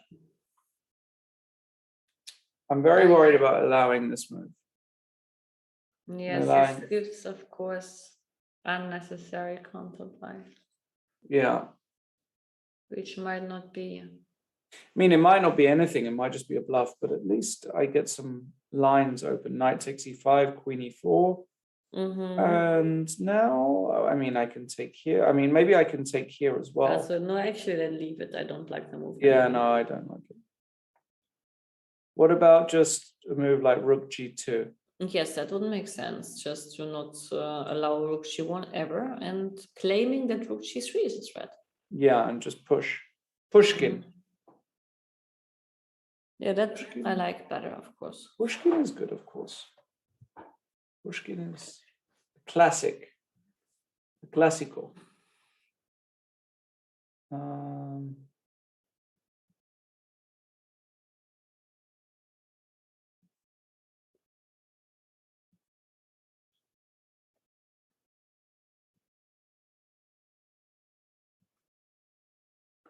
Okay, tough one. Let's see. Has anything... Wow, I mean, we got a real mess in the Vallejo game. In this game, Nothing still, really changed, no? Nguyen has not done anything. He's just moving around. Yes, I Probably- would say that nothing really changed. I mean, it looked Nothing. almost the same, right? Yes. So yes, this is going to be a long, long positional fight. This is exactly what I was expecting beforehand. Yes. Because we have probably like most solid players playing each other.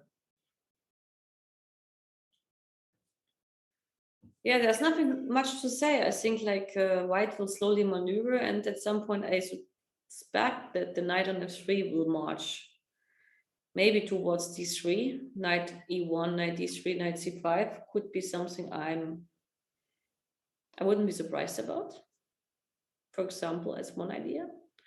But for sure, since the knight on f3 is misplaced, it should move at some point. Yes. Maybe you'll just go back.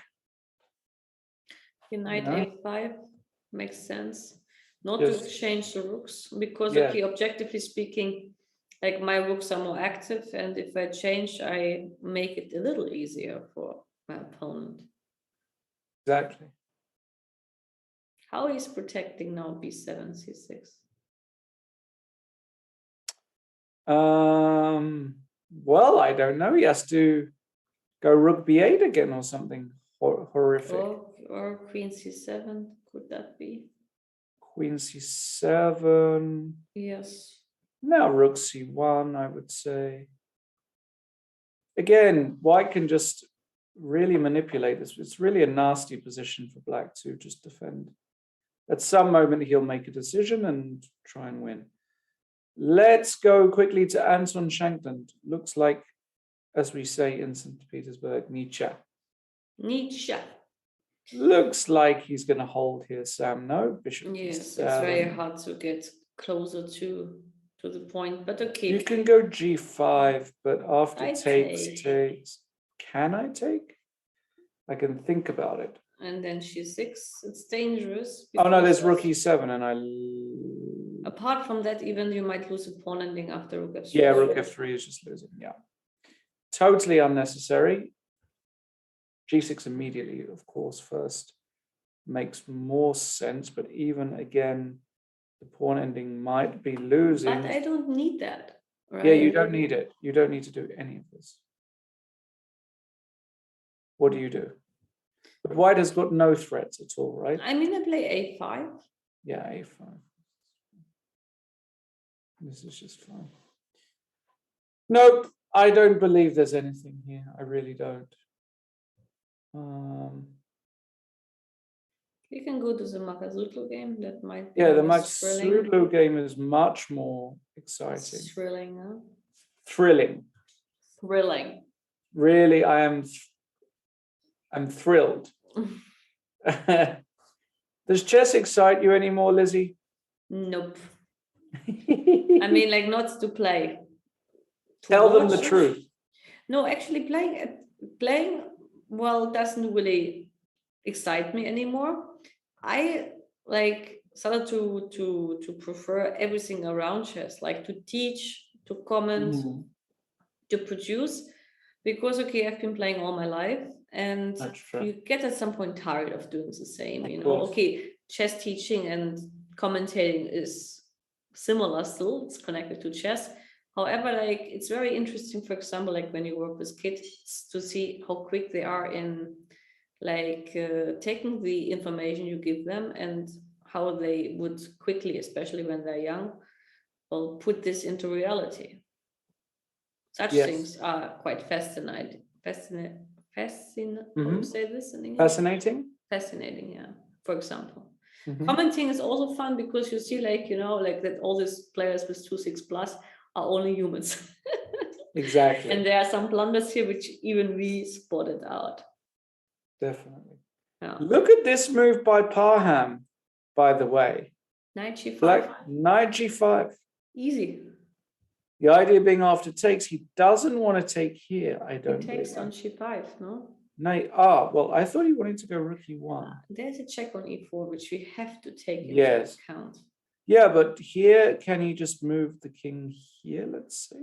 Even to G1, I guess. Or even to G1? Yeah. You can go G6, but now I get to open the H file. G4.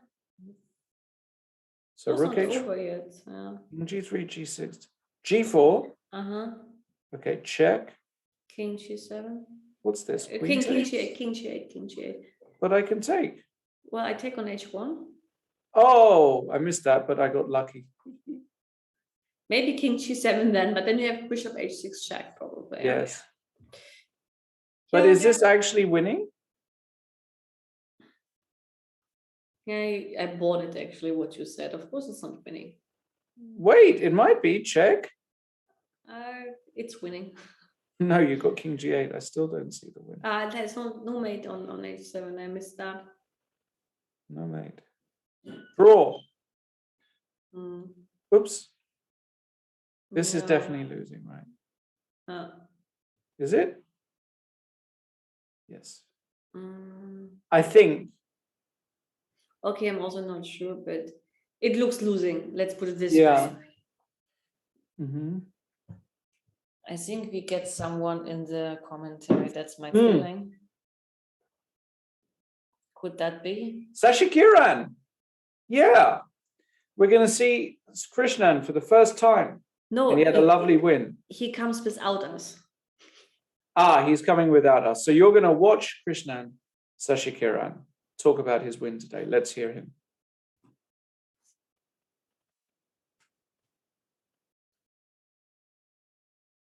Krishnan Sashi Kiran. Coming.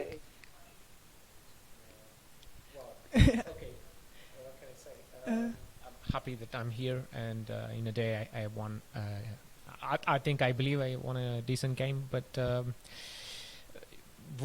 you'll never know until you check with the computer. Yeah. So I think it started with a Catalan, and I was hoping to surprise my opponent with my choice of opening because.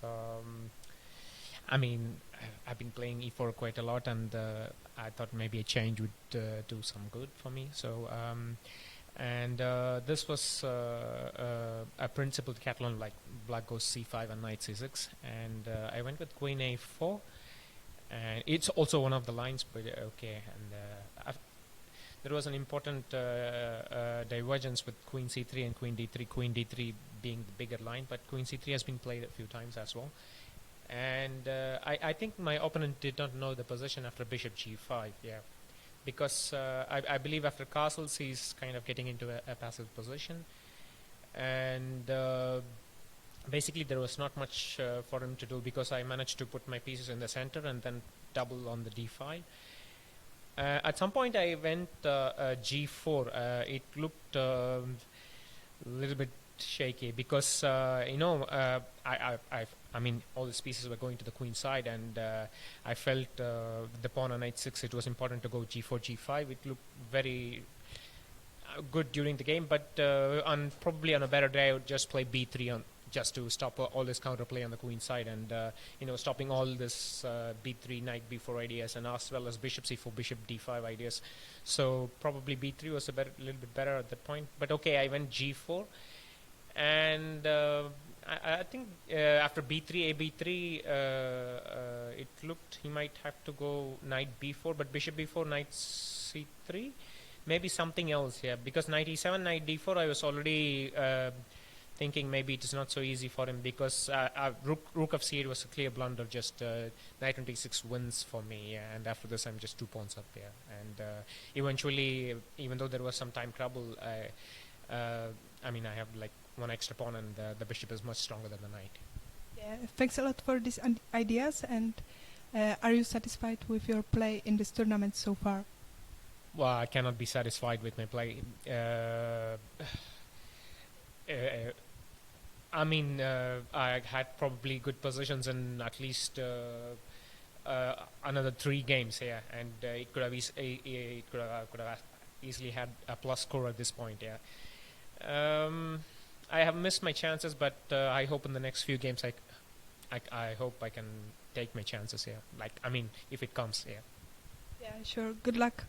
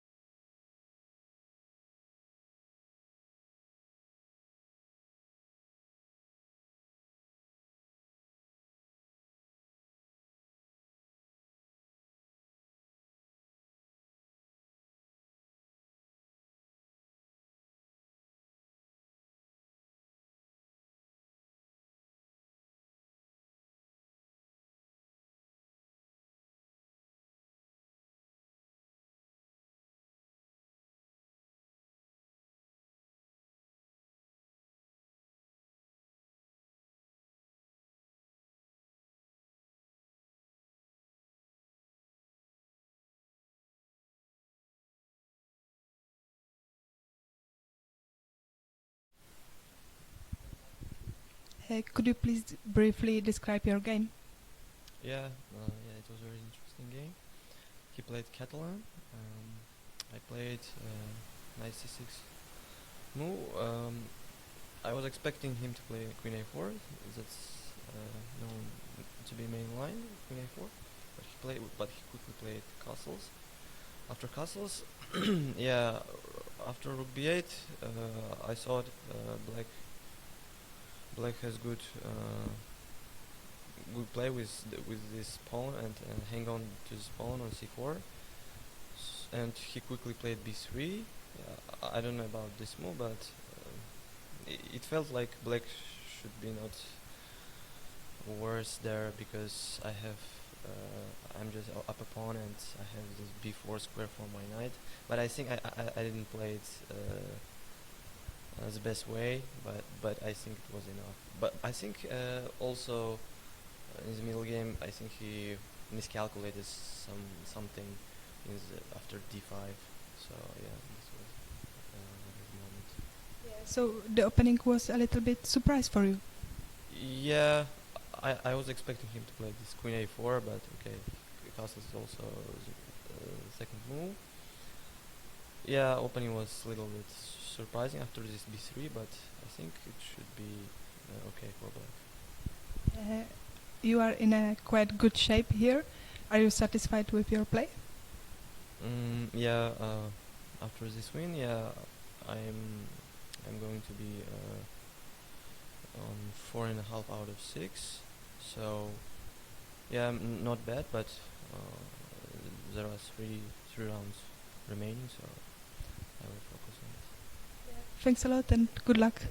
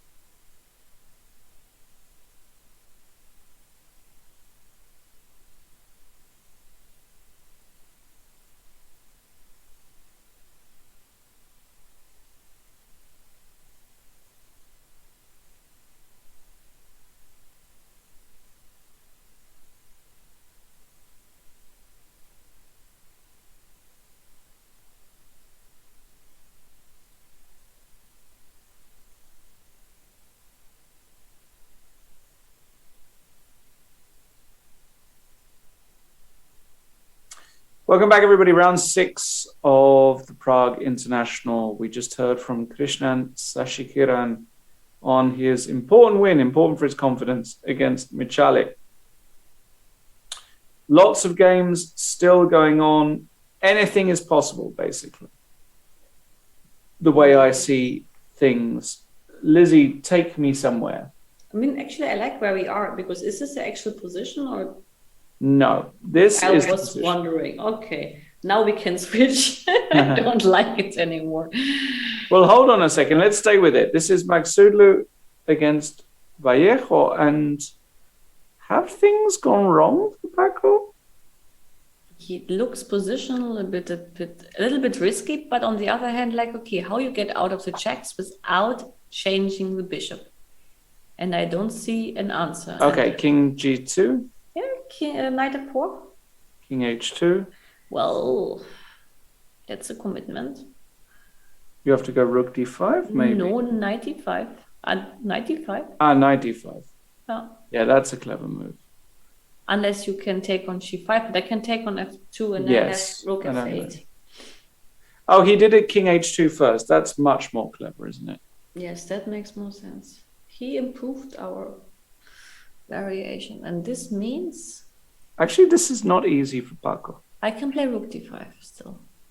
Rook D5, but if I change a pair of rooks, go Rook D1, let's say. D4.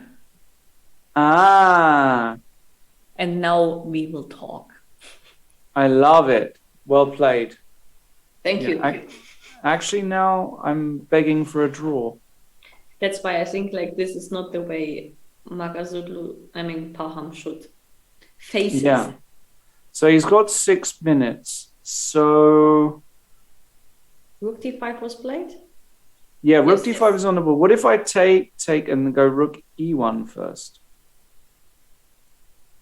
Commit you to go here and now play. Oh, wait. sorry. You've got all your tricks. Sorry.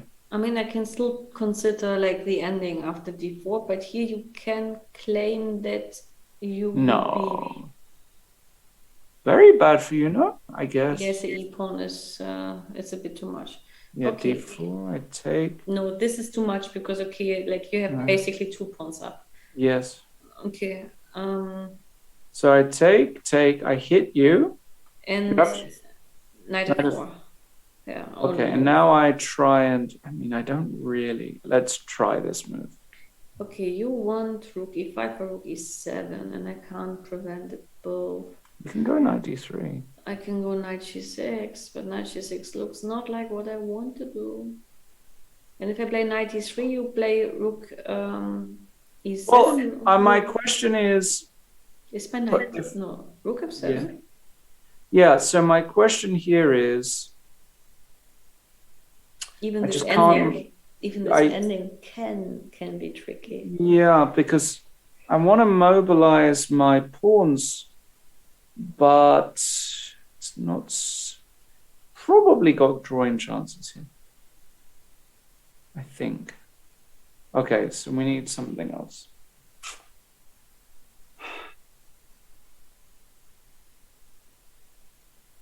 Yeah. Not easy, huh? Nope. Okay, chances. David Anton has gone for g5. Yes, So- because he's a pusher. He's pushing. So takes. I'm assuming you have to take because that's my assumption. If you allow g6, is that even that is not end of days. No, it's not. Even that is not the end of days.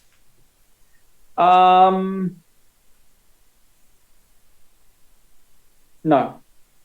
Okay, so what happens if I do take something like takes, And king f7, right? king f7, king f7, Rook h8. and now b4 Mm-hmm. to try and swap a load of pawns off the board. But I don't have I don't. Oh, no. Oh, you don't want to do it? I don't take Okay. any pawn. You don't take any pawn. Okay, you just Because come anyway, around. you cannot take c3 and a3 under attack. So you want to come round or something. Yes, it's dangerous actually. Maybe It bishop is? e8 I can play Where? now. It's White's move. Yeah, instead of I play bishop e8 here. Bishop e8 here. Yeah. 96. Plausible. And now Oh, this is a... rook f8 is annoying. Rook f8, king e7, I thought. Yes, but still. Rook h7 is a threat, no? Okay, bishop d7. Yes.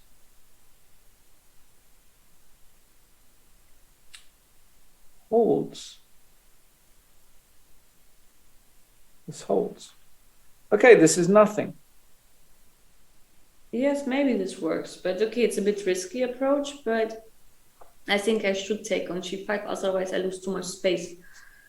Even so, if you play g6, I can never move my rook and my king is on mate, and I don't like it. Mm-hmm. Even though it's not clear that this is like the end of the world, but because I can also say like I play rook e5 and I will wait until next day. Yeah, That's also interesting. that's true, yeah. Let's quickly, difficult one, let's quickly check in with Le Quang. Feels like things have massively improved for Le Quang. Yes, it I would agree. mean, what happened? Rook f8, he allowed rook g1, and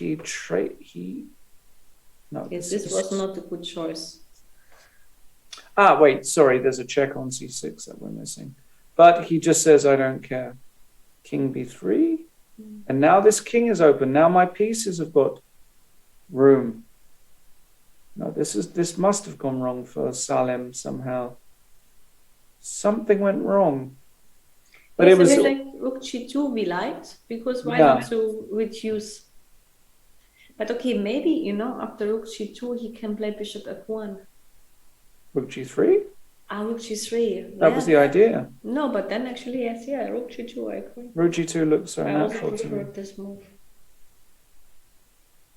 Yeah, because in the current position, it feels as though, I mean, I would take white here all day if I'm not getting mated.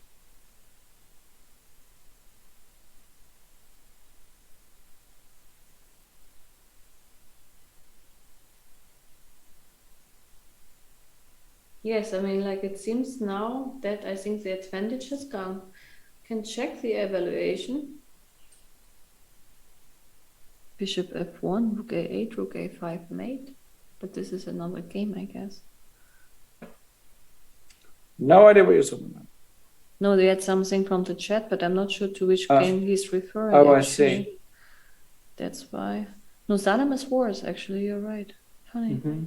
Feels like it as well. Yes, now it's +1 for white.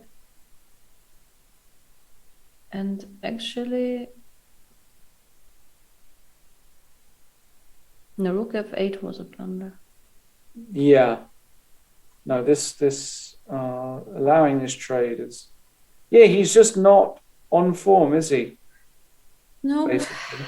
but okay, sometimes, you know, like when you're not in shape, you also lose confidence. And Of when you course lose you do. confidence, it's a very tricky thing emotionally. It really speaking. is. It really is. I totally understand. Let's quickly check in with Vincent because they got to move 40 here. And Vincent has managed to keep the game going.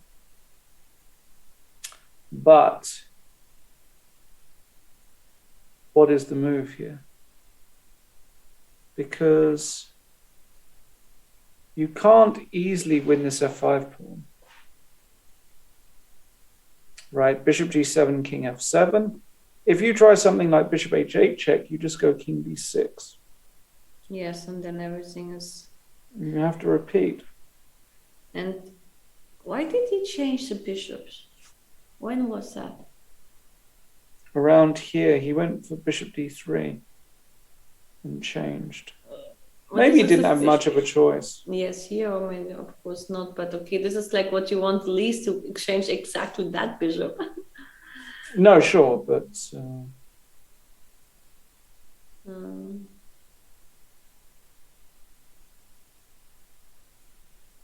Yes, I think black is fine. It's 5 Yeah. against 5. looks Not sure just how he, I mean, he can try to play king g2, king rook h1. How you protect the h5 pawn? Maybe I should play ace, no a3 is pretty much sure. But maybe like rook a5. No, rook a5 doesn't work yet. rook e7. No, I'm as long as I don't run into a check. So play rook h8. Oh no, rook h8 still doesn't protect. No, rook h7 is the idea, of course. Oh, I didn't actually see that, which is quite funny. Yes, but it looks still very suspicious. But maybe it's okay. Holdable somehow.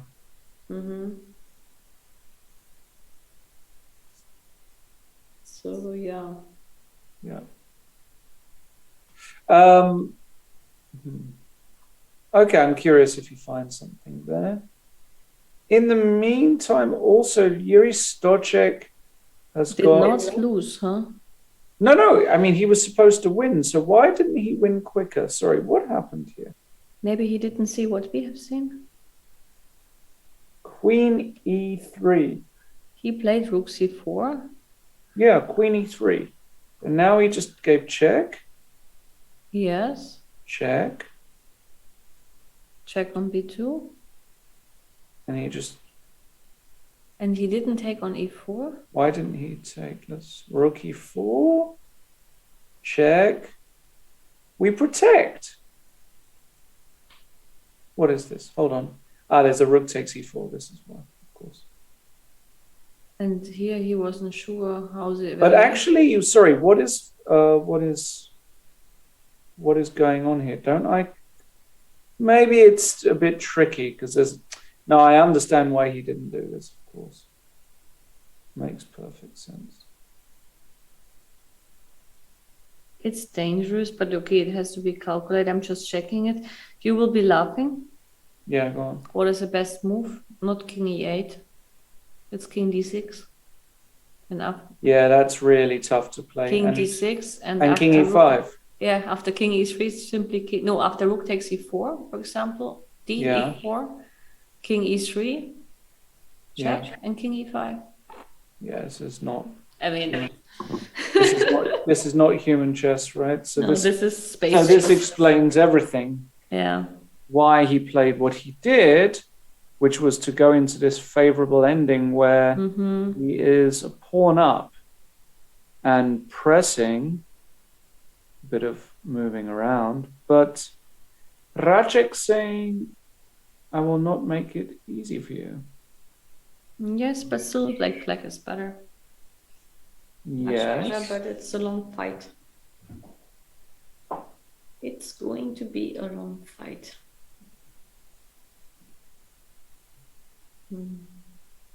Okay. So this one is a long fight. So there are 2 games left in the challenges, Yes. and there are 3 games left in the Masters, it seems. Yes. No, it is. 4 games. Sorry. Today They're is all. it's a There's only fight day. one draw, right? Navarro, yeah.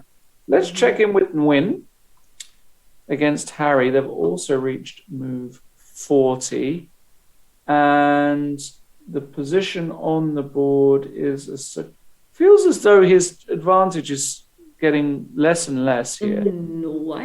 I mean, c5 is gone, no?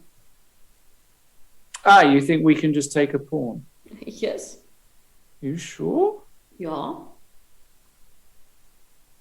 I mean, either rook a8 and bc5 or bc5 instantly. This I'm not But sure. why did Harry play this move? Sorry, hold on a second. Harry Krishna is a super grandmaster, so he has a reason. No? On move 41 to play this move. Yes, Takes, you're right. takes. And knight a4 and claiming he gets the pawn back, which is true. True. Okay. Okay, so So we let's can't just say take a pawn. if you take on a8, wait. Okay, take. I take with the queen, bc5, and I go knight a4. knight a4. Looks still so suspicious. Bishop b4. Yeah, but now I have all the moves. Bishop Yes. f8, queen c6. Yeah, maybe it looked very suspicious, but maybe you're But- right, and it's not just nothing. Hold on a second, but it might still be something because somebody like Magnus Carlsen might consider b5 here.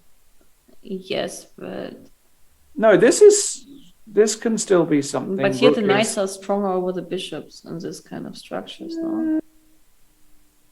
Well, I mean, if I ever get my bishop to c4, I'm not sure. So what if I go b5 here? Yeah, b5 seems like the only try to play for a win.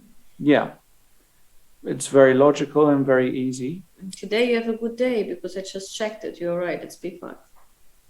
Every day is a good day. Yeah, but Lizzie, today you have that I'm like an amazing breathing, that I'm Becoming able to happy. be here with everybody. Every day is a good day. Yeah, just amazing stuff. I don't know how good it is for white, but it reminds me of those Philidors that go wrong for black. It's pawn, no. I mean, he can't go. No, this is still pressure. Yes, it's tricky. I agree. Okay. What about, well, Salem did take on c6 and king b3 is on the board. Now, this is not like the end of the game for black. There's a lot of game still here, a lot of game. Yes, it can still be 3 results. Yes. Why did I bet? Like, no, I didn't bet on this one. I betted on Hare Krishna not to lose. Yes. You might win that, actually. Okay, but it depends, like, if Win is playing b5 or not, no? Yeah, if he doesn't play b5, then The chances are good I win. even with b5, I think you've still got okay chances. That's true. Harry is he's annoying. He can find these defensive resources very often. So I don't know what is los. Losses, lows. Yeah. Yeah, not so much. Okay. Maybe it's time for another Time to break. break, What do you yes. think? Yeah. Yes, this would make sense. We've reached move 40. A lot of games still going on. We've got 4 games from the Masters, and we've got 2 games from the Challenger still going on. So a lot of chess. I mean, for example, this could go on for a very long time. This Racek. This could go on for a very long time. This could go. I mean, we could be here till 10 in the evening. Well, but you forgot that they will play on increment at some point. They will play on increment. Yeah. But we will be back soon. We'll just get confirmation that we can go for a short breather. Mm-hmm. And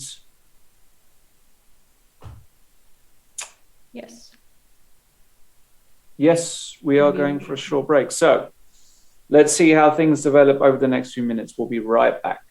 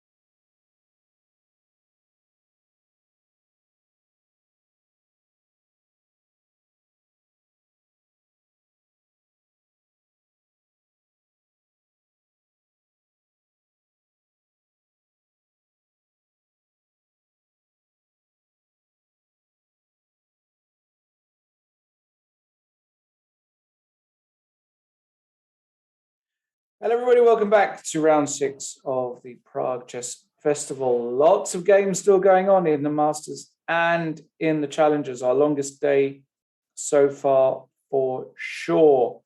Le Quang playing against Salim, and this is the position after move 43. Queen f3 just played. The Black King suddenly exposed ideas of getting in behind. If the knight moves, then you leave this square open. So my question is, why isn't this just very good for white?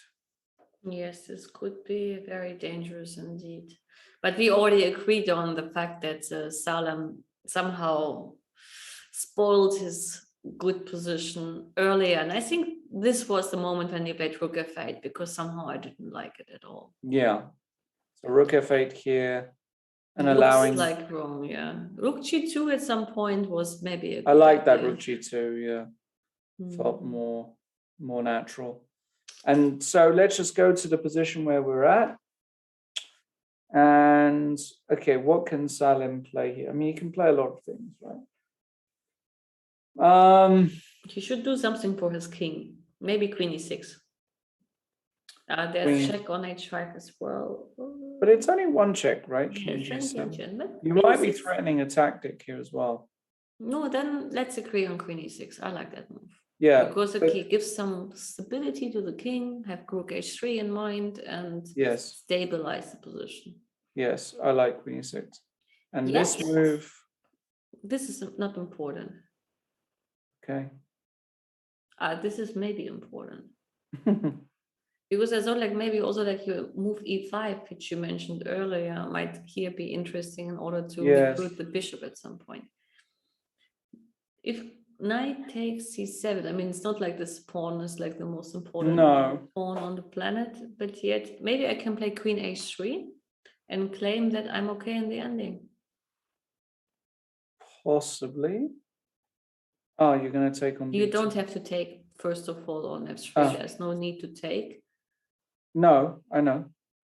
You can play knight E5.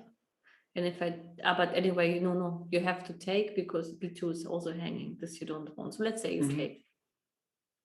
Okay, so how did it Queen go? E- So, Queen E6.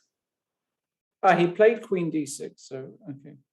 He played Queen- Queen E6. Or no, he played No, Queen he played D6. Queen D6, yeah. Yeah, it's similar, but No, it's different because there's no rook, so there's no there's threat. Queen G3 with the same idea. That's why he went back to A2.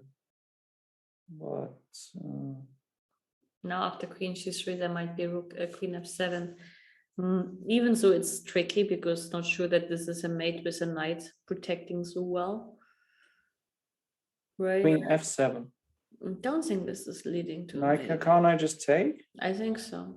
We have some checks. We have a check, and now you have no checks. That's what I said. The knight is a very nice protector of the king. Okay, so Queen G3 Mm-hmm. looks like a pretty good move to me. Yeah. Okay, so if I give check this way, Mm-hmm. King G7. What about now Rook F5?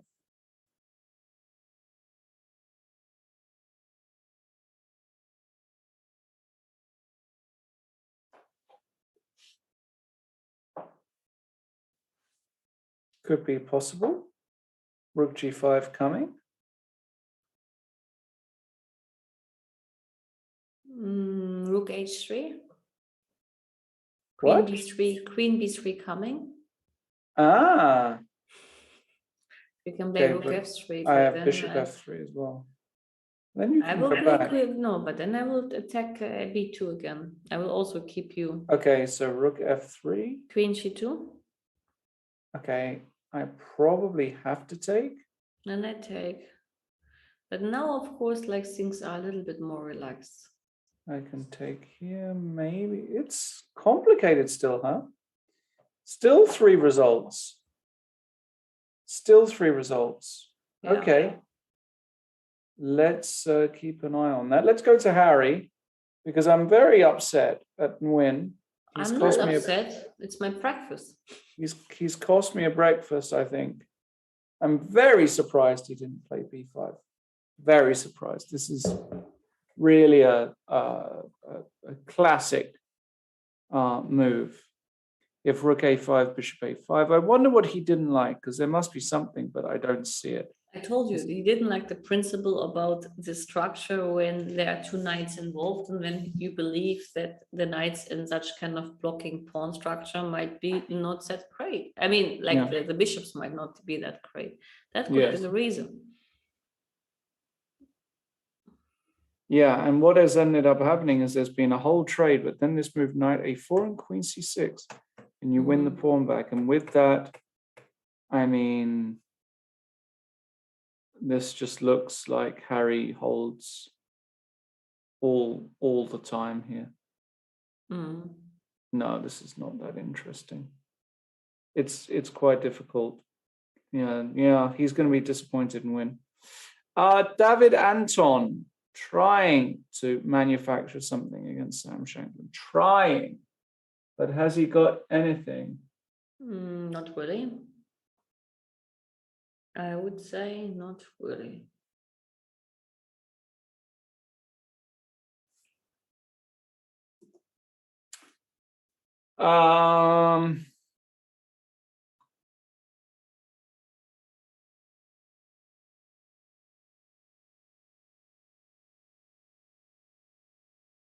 So what are the winning tries here for white, or the tries to, what if we advance the king? Does he go long?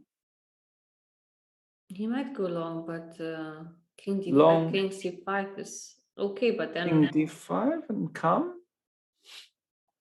rook h2, can you afford that? Probably not. Yeah, let me take that back, sorry. This is what he wants. He wants to come around the mountain. Come around Okay. the mountain to the sea, yeah? What about if I go rook g2? Yes, this is possible. But now question, can I go rook f6?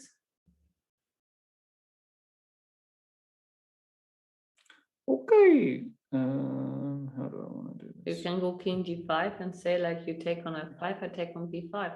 It's also not Yeah, so but clear. yes.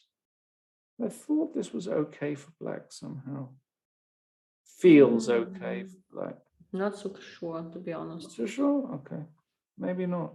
Could be tricky Okay. because the pawns are very weak. King c5, check, king b6. Yeah, now this check exists. Nah, Okay. risky business actually. Okay, so black still hasn't found a completely stable configuration here. Yep. Okay, so some technical problems there. What about Paco? Seems on the first glance he's holding. He does, no? Feels like he Doesn't have issues here. doesn't have issues, right? Because if you take twice on f4, I have rook c2. I get back the pawn and I'm happy.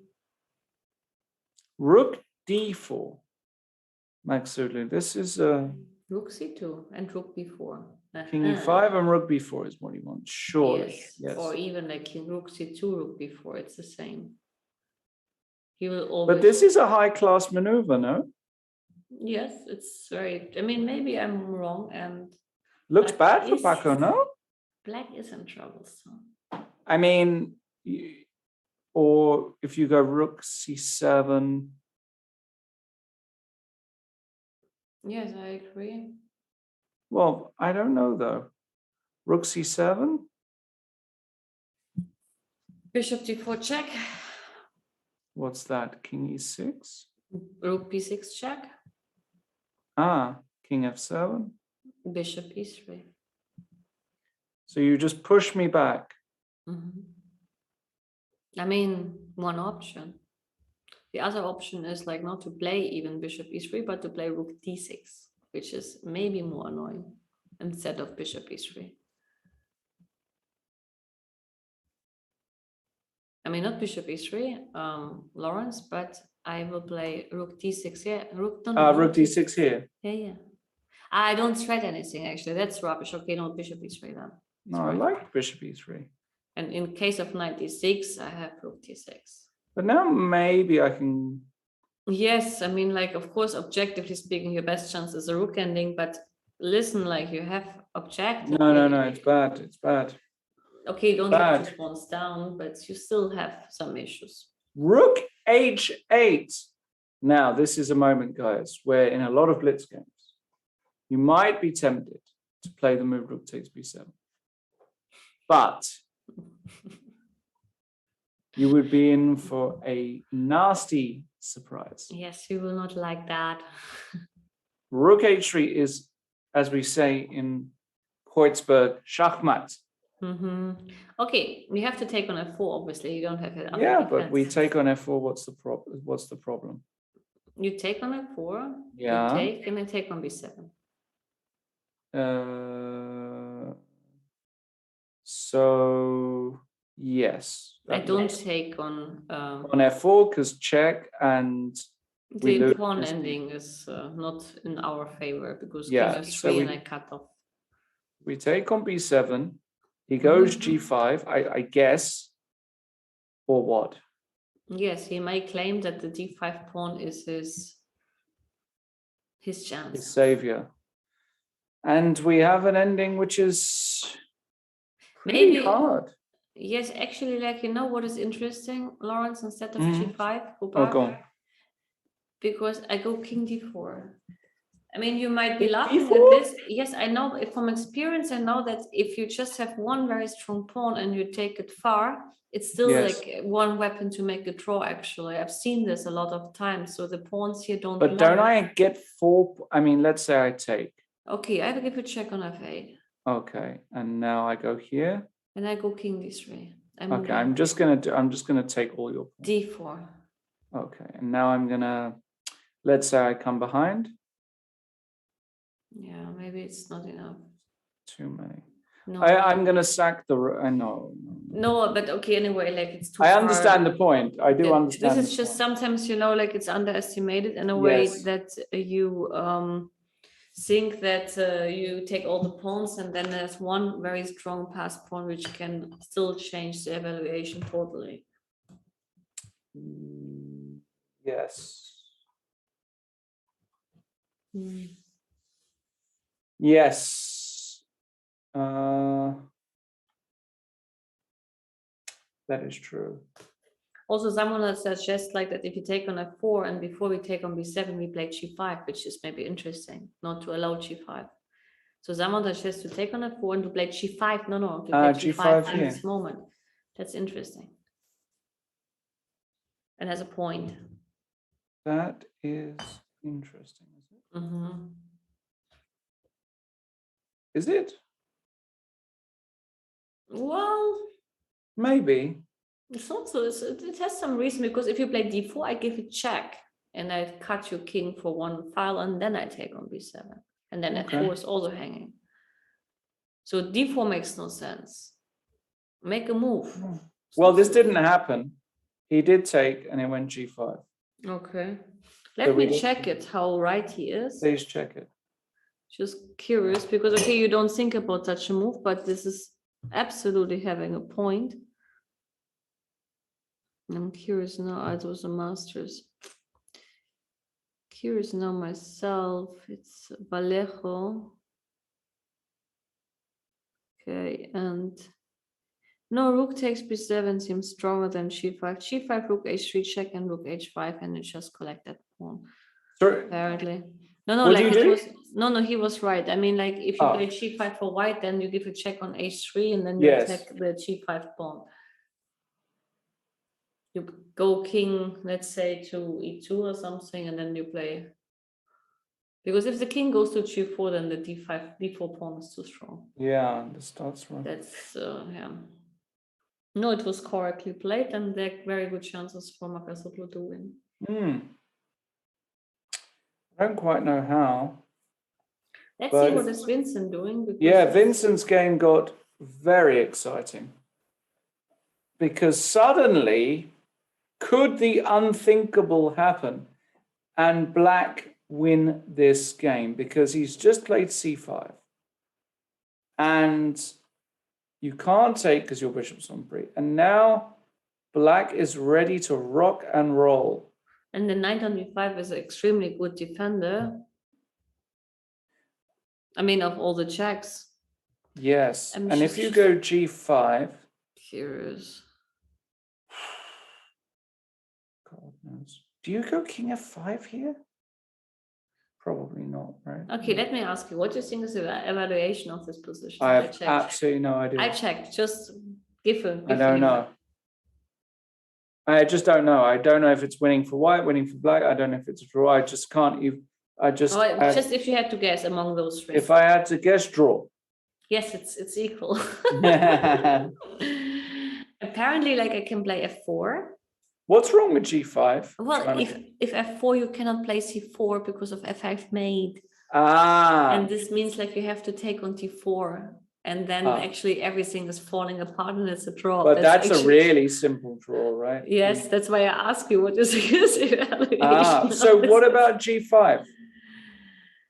G5, I assume that even if you get g7 done, right, there's still rook a8 to be played. And then rook b8, I thought. I can take on king f7. Sorry, yes. This is like even a risky business. No, this is no, and bishop.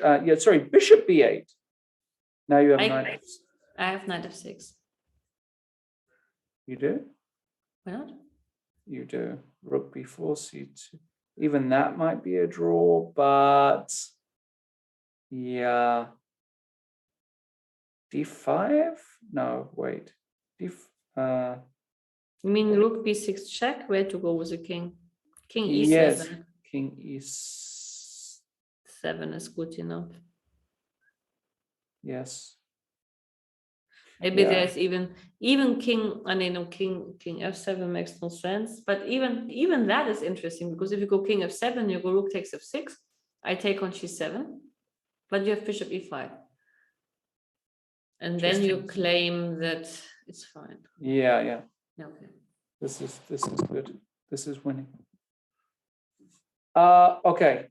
So we're expecting f4, and this would be the way to make a draw. Yes. F4. Yes. Draw immediately after c takes d4. Makes total sense. Total. Okay. Who have we got next? We've got the Hracek game. Black is a pawn. No. What happened? I see 4 versus 4. What did Stochek do? Really made a mess of this position. Can I play rook c4 and claim I get the pawn? No, but you can go rook d3. Rook d3. Right? Okay. But maybe I can go king c4. How you protect that guy? I go rook c2. 4, king b2 also. Yes, okay, this is rubbish. Yes, that makes no sense. Okay. Yes, I think he will spoil the position. You spoiled it, no? Yeah, he spoiled it.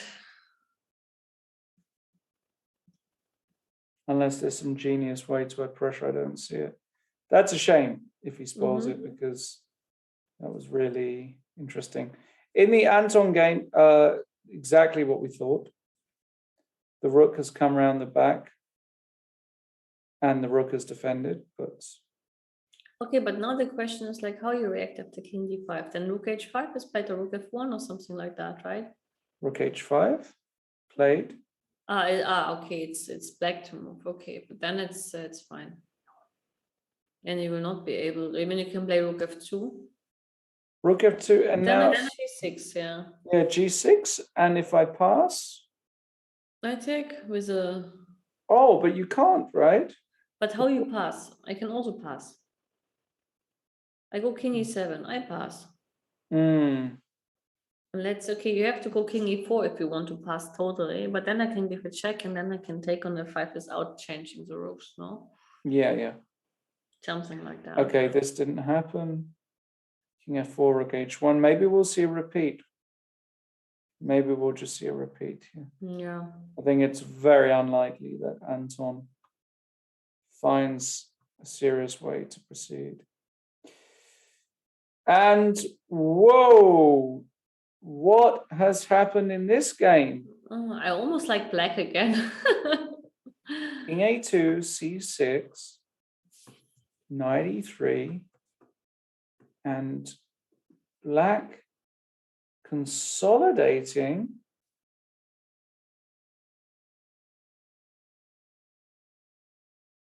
What is going on here? King g7, rook g1, queen e5. Yeah. Star squared control, Lequan. I don't think he's enjoyed this game today, do you? I don't think he's having fun. No, he was Calculating suffering away. from the start, but somehow also like he came out, but even then, I'm just curious how the evaluation of this position is. Mm. It is equal now. Okay. No, now it changes to white's advantage after queen f3. White is apparently better, but this is hard to imagine. But okay, maybe like because queen f5 is the threat. Queen f3. 4 minutes for Salim. So if you go h3, Mm-hmm. if you go queen f5, and I go rook g2.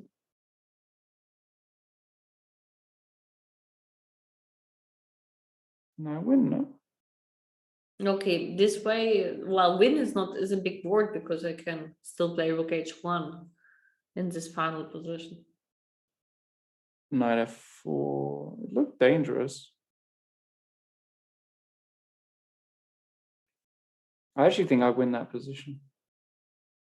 Which position exactly again? Like This- here, rook and g2, rook h1, knight f4, bishop f1.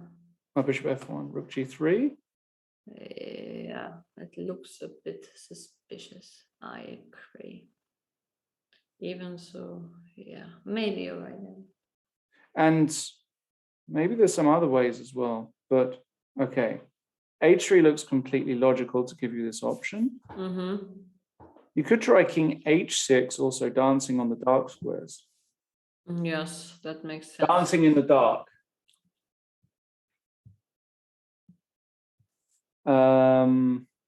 Also looks logical, but now maybe queen f7. Have to be careful. Could get mated. Queen f7, knight f4, queen g8. Mm-hmm. Sorry, check here. No, this is a catastrophe. Of course, I'm just mating It's at myself. least a draw, but it probably is just a mate somewhere. Even though I don't see the mate, it looks like a mate. This move. Yeah, something like. Oh, no, I you have made it mate on myself. b2. Yes, you saw the mate, but for the wrong color.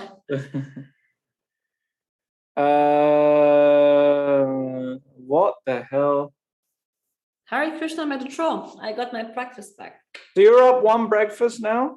Now we are like, no, we are equal again. No, Yes, we are. we got equal already. Was I winning one breakfast? Yes, because I said Oh. yesterday, Anton should be winning yesterday. Oh, you're right. So we're I'm- even. I'm such a fair German to remind you. Oh my God, that's so fair. I really thought you were winning one breakfast. Hare Krishna is coming, but not with us. Oh, right. Okay. Right. So we probably have to go for a small break. Mm-hmm. Let's see. We'll go for a small break. By the way, yeah, Salim, imagine he wins. That would be incredible. That would change the table totally.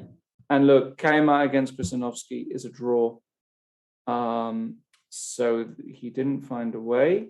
Wow. Okay, we'll go for a small break. Let's hear from Pentala Hari Krishna about his game.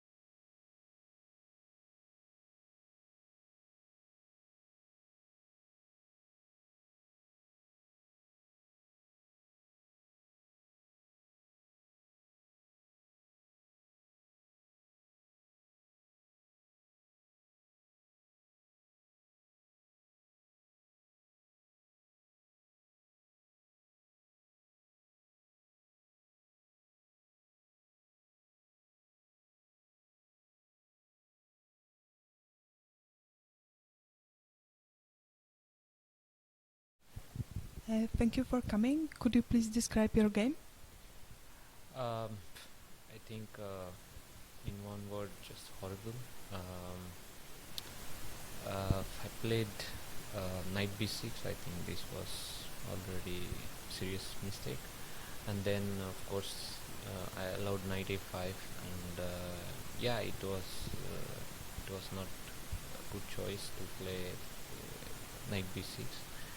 And of course white has long-lasting advantage, and he has no risk whatsoever, and somehow I managed to get this break towards the end with c5, and I could liquidate and reached drawing position. In general, I think white must be having huge advantage. And are you satisfied with your play in this tournament so far? Well, except today's game, I am, of course. And okay, draw from today's position is also a good result for me. Thanks a lot and good luck.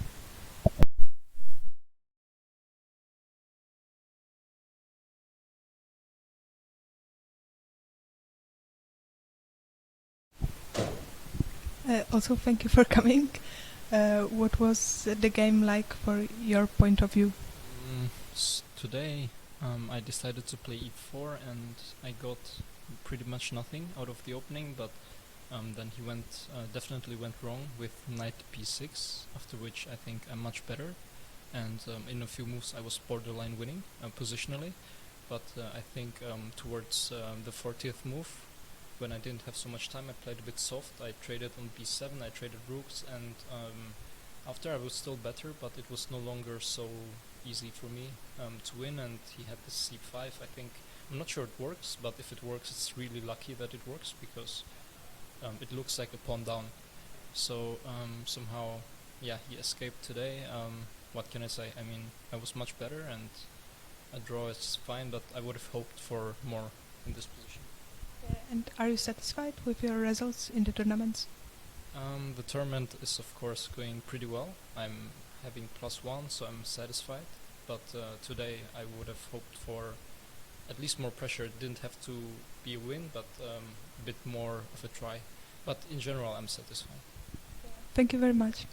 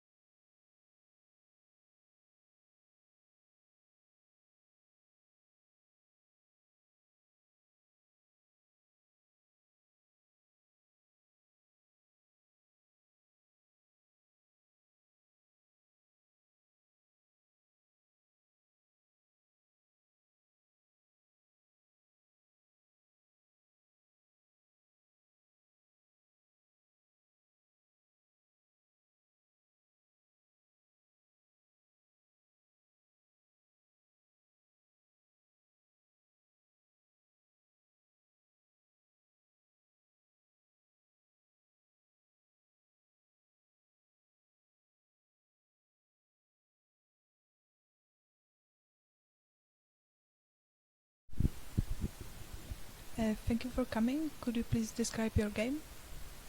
Well, yeah, I think it was quite interesting game. I mean, I felt like at some point I didn't have such a good position. Then I'm pretty sure they had some advantage, but yeah, I think I misplayed it somewhere and then it was draw. So the opening was a surprise, or did you expect it? Not really. I mean, he never played it, but of course I knew it was possible. But yeah, I mean, I didn't go into much detail in this line. And are you satisfied with your results so far? Well, with the results so far, I would say it's okay. I think still like the quality of my play could have been better, or maybe should have been better. But yeah, the result is totally fine. I would say quite good. But yeah, I mean, I will still try to like improve a bit. Thank you very much.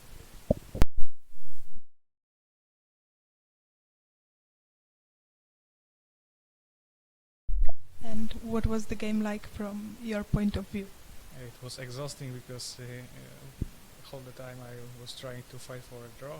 Maybe in the opening I had some chances, but then I misplaced somewhere and had to fight for a draw whole game. It must have been quite difficult to hold that end game.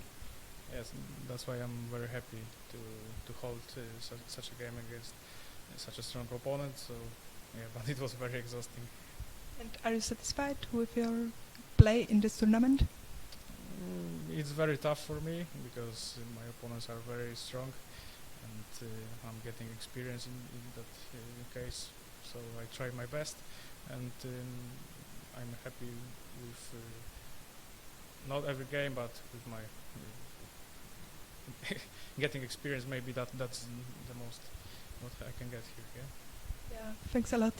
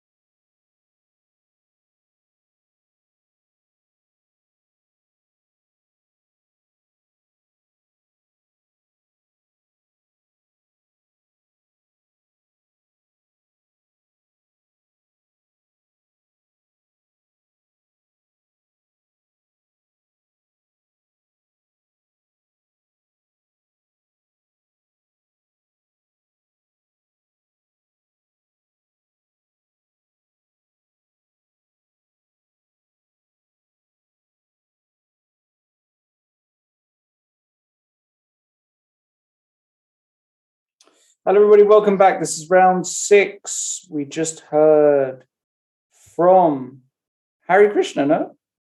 I think was talking there. Yes, and he managed to make a draw. He managed to make a draw, which will not be the same for Saleh. Now, we were getting bullish on his position, but something went horribly wrong.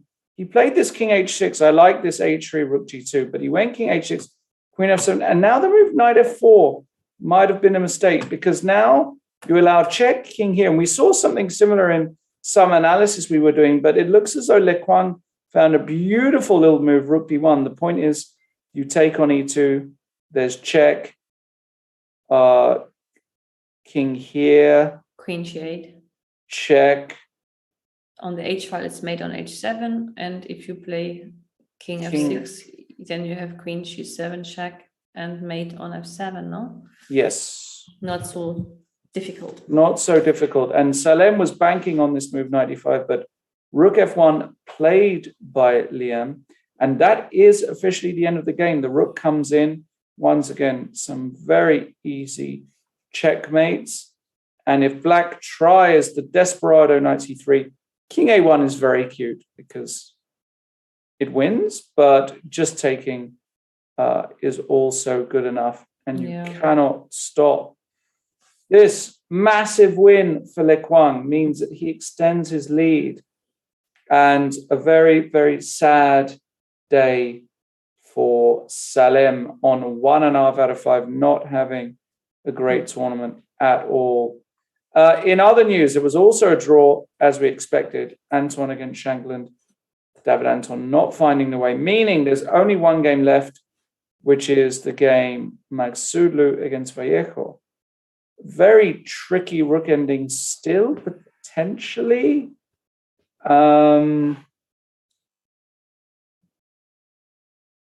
Yeah, I mean, this can still be tricky to win. As you said, the active king means a lot. For example, b4 might already be a huge blunder because of king c4. And Well, I can play rook c5 in the worst case. oh, that's true. Actually, sorry, is that good? Well, you can play king d4 again, and then you have to come up with something else. But you don't. But have now to I've got my answer it. protected pawns, and you're blocking your pawn. Now maybe I can play this and come behind or something. I don't know. Yeah, but I at least wanted to tell you that you didn't blunder. Maybe you even found the best move in the position. b4 might even be the best move, ironically. Yeah, That's funny. Yeah, b4 might even be the best move because of this check. And the point is that this pawn ending is, of course, losing for black. So he played b4. So what do I know? Okay, but if I go rook a4 here, this is the move I want to play. But it doesn't actually do anything, no? Because I can go rook b6. But now I can come king c3. a6, d4, b5, e5, d3. Rook t6. No, I give a check. Sorry. Well, you don't do that. Even this is unclear. Yeah, this is actually unclear, no? No, but I will take a72, and I give a check as the first one to tap a check on c6. That's okay. Enjoy your life. Wait, I will give a check on c8. And you don't care that I take, basically. I take on g5. Okay, I'll go here. I'll be sneaky. No, but then you go b6, queen d5. No, I go queen f8 check and see what you will do. Okay, let me take. Well, this should be winning. This should be winning, huh? I think so. At least good chances. Let's put it Yeah, this way. okay. Maybe like not to overdo it. I don't think he'll do this. So king c4, not king c3. So why didn't you want to go to c3? Okay, because then maybe like the pawn is at some point hanging. Yes. And it doesn't make a difference because anyway you can't play p5, so that makes sense by the logical means. By the way, is in the Challenger tournament still someone playing? Or Yes, we still got this game. We got this game. Stochek. We'll come back to it. There was a draw, Kama against Krasinovsky. Okay, but this was expected. This was expected. So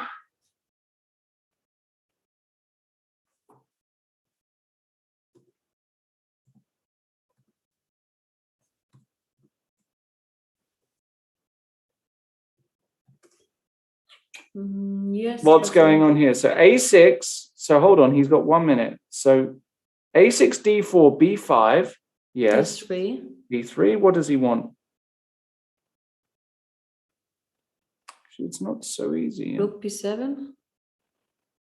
Rook b7, d2. Rook d7. Take. Takes and check, and he wants to win this. That's clever. That's what he wants. Yes. You can do it immediately. Also, by the way. Okay, here at least I don't have to take on b5. I can play something like.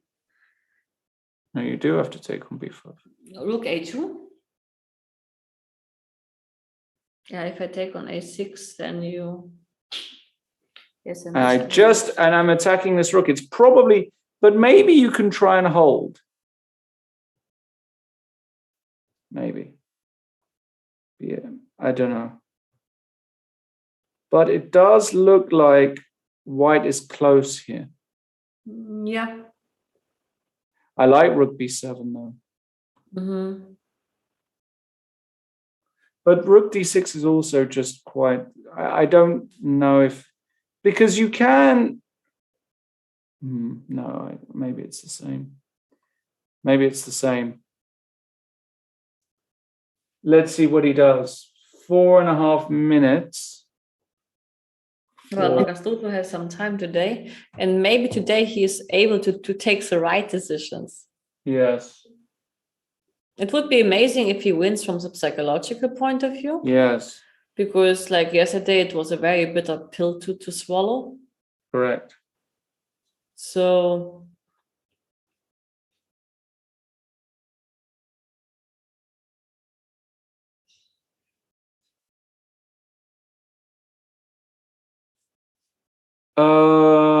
okay. So d3. Yeah, it's not an easy decision. And I don't know what the differences are.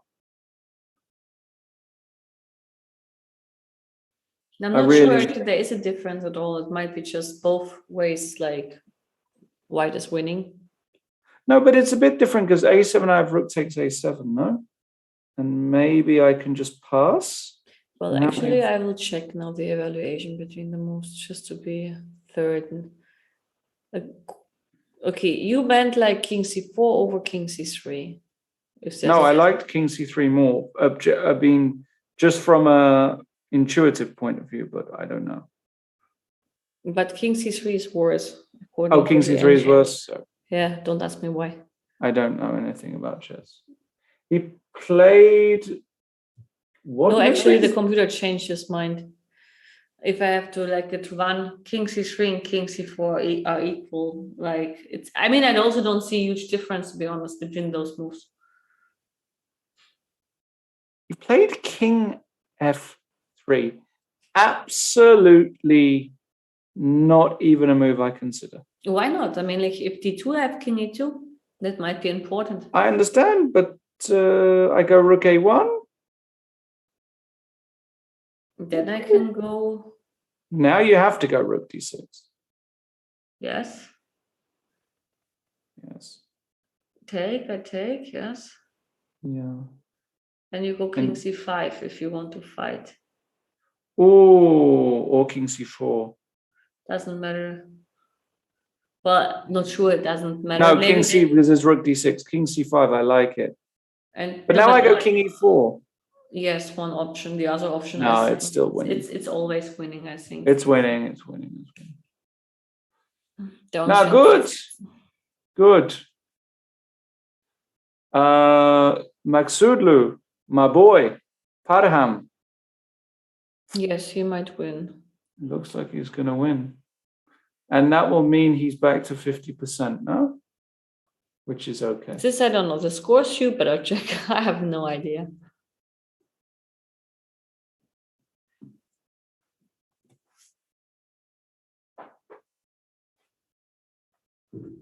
Yeah, but it looks bad, huh? It really does look bad. Okay, so he took on b5. He will play rook takes d3. Mhm. Yeah, and when these guys both drop, it's going to be over. I think maybe king c4, rook d6 might be tried. But I just come round. It's not even like very difficult.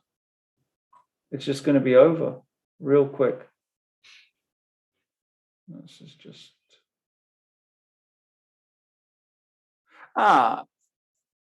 No. Maybe there's a slight chance. So if I go here, let's say I go king c. Where to put this king? I will always have. Maybe but, here. But even this, for example, like no, wait. Oh. Let's imagine I go rook d8. You take, Yes. and I go rook f8. And rook f5. And you're sure that's winning? I didn't calculate it. It probably But is. I have a spare tempo with f2, f3 at some point. Yeah. No, this is Don't- winning. It's don't not even need- this is not Don't even need the spare tempo. It's not even a discussion, but this It's could not be even- also an idea. He played like- king c6. He played king c6. And he went king e4, which is the natural move to But- come but- in, you know, and with this king card. Rook a6, king f5, check, king f6. Now, is there any defense here? Well, you have to stay where you are, like rook Okay, b5. let's say rook b5. Now, do I go f3 or not? That's also a question, actually. I probably do. Probably do. But you know, the funny part is like that even the position with Maybe the I don't. umbrella, for example, let's assume I go rook h3. Yes. Now I'll try and attack. Oh, now you go f3. I go f3. I You have come to go back, rook h5, I come here. Oops, sorry. rook b3, rook takes g5, and rook f3. Rook And f5. then rook f5, and then I'm running. It's Actually, interesting quite- at least. It could be quite- as simple as that. it might just be easily winning. Rook f1, G5, G6, G7. just not even close, yeah. Not even No, but this chance. is like this. I mean, I've seen this kind of patterns in some endings, like with Yeah. using the umbrella, basically. But Yeah. Using the umbrella. yeah,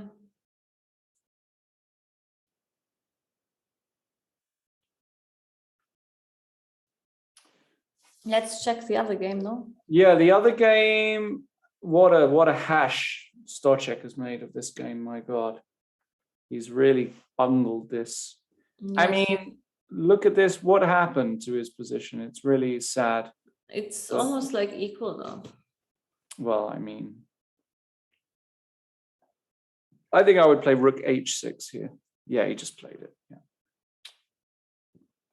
Go after this guy. I mean, you could even taking, okay, this is better, of course, because if you take on f7 and I take on g2, then I have h3 and h2 is hanging. So there's no point to do this. Yes. This way you secure the draw almost by force Yes. because you cannot protect h4. Yes.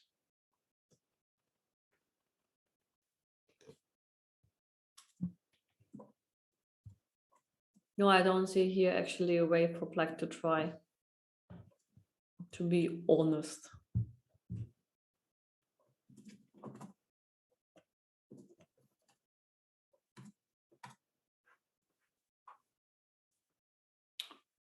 Yeah, I mean, you can go with f5, no? Or you can, I don't know which way to do it. Let's say this and this. Because this pawn is better than this pawn, but I will play king a4, and in the worst case, I go bishop and maybe that's not so easy still. I don't know. Unclear. no, I can start with bishop e6 in the final position. Bishop e6. In the final position, we had bishop, no, up to f5, Well, he took here, so here, Okay. here. bishop e6. Okay. Oh no, sorry. No. You have to play king e5. And you want to give this up immediately, or No, what? it's not possible. Why? That's a question. Okay, for sure you cannot take with a king. You have to take with a bishop if you want to win. And here you have no check. Yes, that's how I would do it. But we might get rook and bishop versus rook, you know, Yes, we may. and then say goodbye to your evening. It's 50 moves. No. It's 2 hours.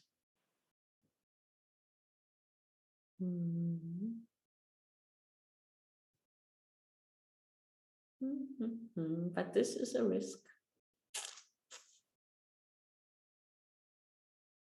He took on f7. Took on f7. Yes. Yeah, this is a much better idea. But still will lead to the same. He will place the bishop on e6. No, this isn't a better idea. Surely allowing this. Why would you do this? And it's the same. It will be the same. Like you will play bishop g2 and h3. But Is then, this the same? Well, it's harder because once you played h2, you cannot move the rook somewhere. This is a crazy decision, no? Why? No, maybe not. Okay, maybe not. Maybe I not. think this is technically even easier for black. Oh, because he for white. wins this guy. Sorry, yeah. Yes, king a4, and then the question is like, even if you go like rook h1 and h2, I will just stay with my rook where I am. And meanwhile, I move with the other. Peace. Yeah.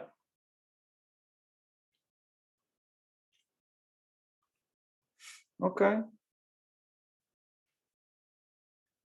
So how's the situation with Paco? Miss Paco? Paquito, I think f3 on the he's- board. He will do what I told you. Rook Yes. e4. Rook e4, rook e5. If rook e4, king d6, I give a check. Wait, what? Ah, you want to do this check Yes, in case. and then come back. Then And then you- here. And I we get take- exactly the same, more or less. Got to be like rook f5, king e8. I can screw this up. No, I will not play rook f5. What will you do? Rook g8. No, then you go rook g8. No. We're screwing this up. No, okay, go back. We're screwing this up. Okay.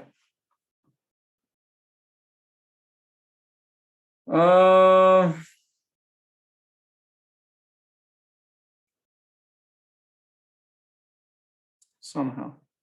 No, but you know what you can do. Wait. Go on. Rook e4. Yeah. Hold on. Rook e4. King d6. Rook e6 check. Yeah. Rook e5. King takes g5. Yeah, with the King king. f6. Okay. Yeah. That's my move. Rook g3. Okay. g5. You can just come behind. She's No, sorry. No. G6. Okay. And now rook f5. Yeah, and you can just go g7. And g7.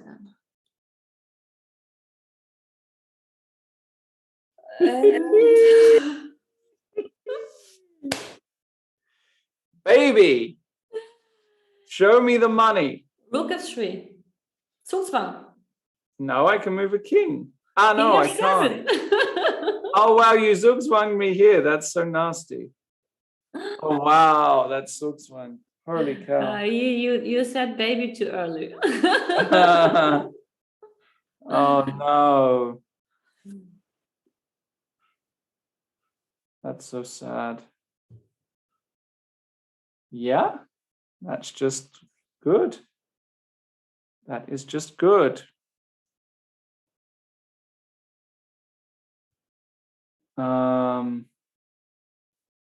Okay. So should be a way to win. And goodness me, please for the, oh, king takes a5. Oh no! What? We're gonna get it. He can take the bishop off. Oh, for God's sake. Well, We're gonna get rook and bishop. This could go on for 50, 100 moves. Who's here? Is anybody watching? yes.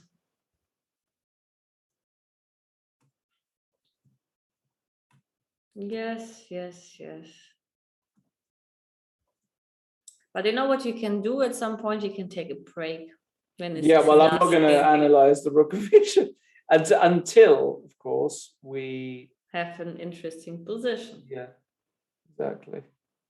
I might actually, I'm not eating in the evenings often, Yes. but tonight I really feel like eating something. Yes, sometimes you have to. Spoil myself. Like what, like if you do the fasting, what I do, I eat after 12. Yeah. And usually I have time until 8. So today, actually, I ate the first thing at 4. So I have time until 10. Or even later than that. It's an 8 hours range, right? Yeah, you can adjust it how you Hmm. like. Actually, I can see Hracek losing this because his king is already bad, by the way. So like, And he has some spare tempo not to have stalemate, actually. yeah, some rook b8. And So this is actually much more dangerous, actually. yeah, this is dangerous. Because like if you go a4 here, I go king c5. Okay, already losing. Yes, Already but- end. No, this Rook is b8. dangerous, of course, and because you don't want to He have. went king a4, Mhm. which is probably good. And now you go like king d5 or king d3, no? Yes. Okay. Probably king d4. I don't know. It doesn't matter. It's the same. It's just this doesn't matter. Yes. What happened in the Paco game? In the Paco game, we have the same position. Rookie finally put the rook on e4. He probably calculated it, even though he doesn't have much time to do that. Yes, But we saw it's winning, no? I think it's winning, yeah. I think it's winning.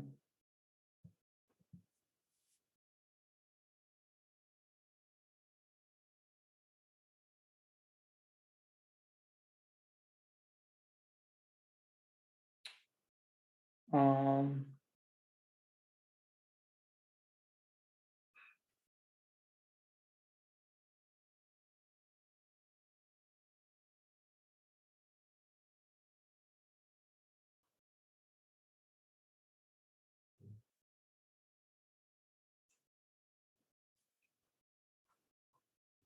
Rook e6, king d7 on the board. Rook e5. We had this variation. Rook e5. Yeah, rook e5. We're expecting. Is there any benefit in this? I think it makes no difference. King d8, no? I guess. Yes, it makes no difference. Yeah. Because if you go here, now I get the better version because the king can never come back. Now it's easy, yes, but you can try that and now go rook e5. And let's see, it's the same. You go rook you have to go rook a b3. I take with the king. You take. I go king f6. Yeah. Go king g3, rook g3. He went rook e5 direct. That's the same. Probably okay, right? I mean, I will just check. No, it's winning, yeah.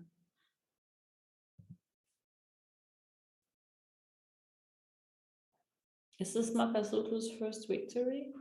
I believe it will be, yes.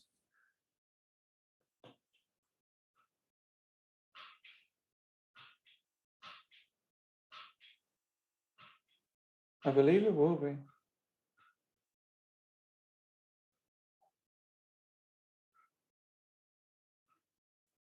So it's move 74. Damn. And it's 50 moves from now on. 124 moves. But the good news is they're playing both on more or less increment. Yes. The bad news is, I guess, still 30 seconds per move. Also, yes. But maybe if Valero is over, we can take a break. Yeah, when Vallejo is over, we can definitely take a break while we watch to see And if he enjoy. knows how to defend, which you would expect somebody of Hracek's experience to really know. I have seen like in the Spanish league last year, how Ninic confidently, without any doubts, met an easy draw against David Howe. Yeah, well, if you're a top grandmaster, you should know. No, of course, second but- rank defense. I mean, Well, that's the easiest defense is, I think, if you put the king and the rook like one square of a difference, and then whenever you give Yeah, a check, second I rank attack the defense. rook. This is the second rank. Yeah, I yeah. thought like this counts for every rank.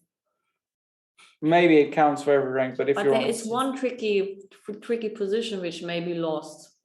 yeah, that's For true. example, like you have the rook on a2 and the king on c2, and white would have the bishop on a3 and the king on b4, and then you might be in Zugzwang.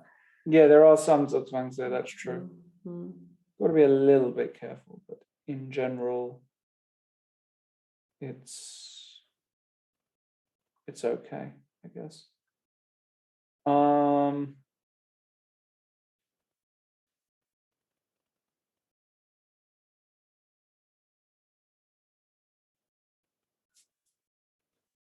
Okay.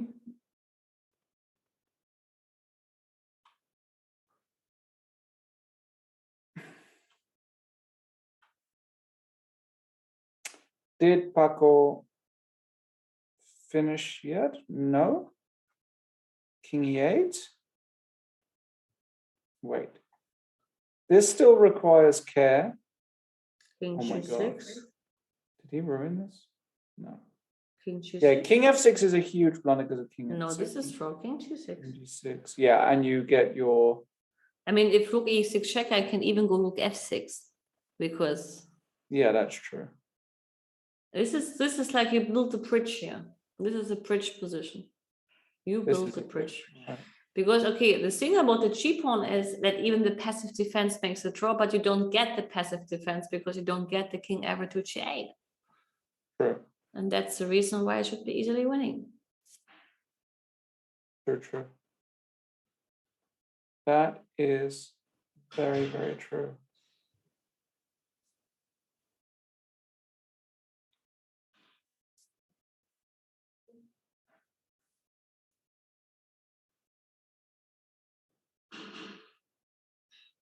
So here we will see a soon finish. I think so, yeah.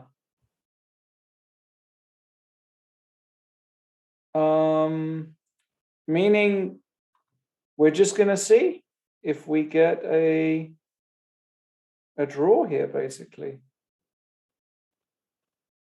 I mean,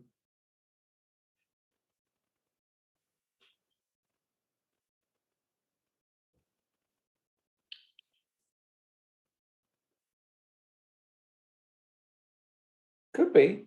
Yeah, good chances. Let's stay with the Paco game because there's really not much more to discuss here, huh?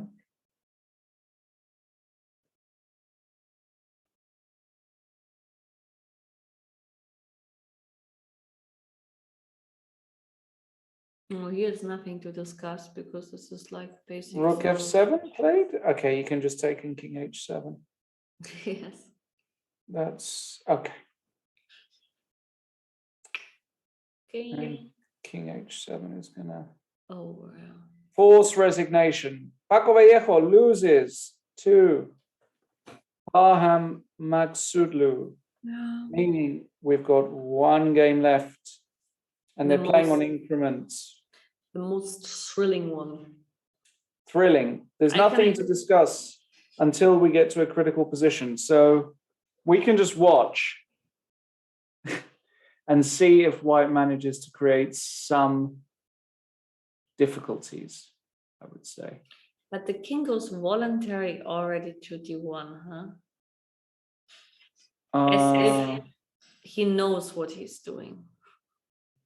So he knows the Philidor position. Of course, they should all know the Philidor position. But he defends the way I would never defend. I would have done it differently. Would have done it differently, huh?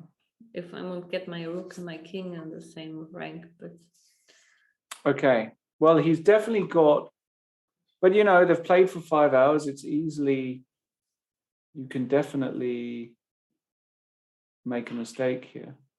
okay, I would try like king f5, rook d7, rook e2.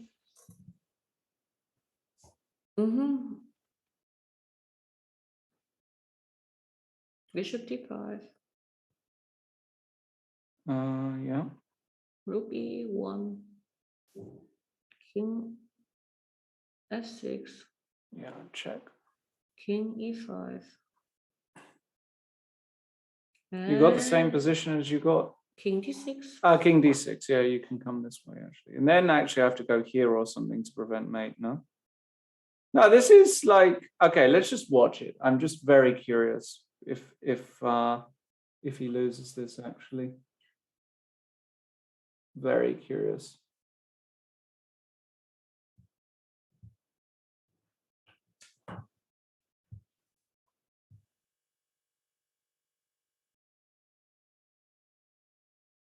Yes, we will see.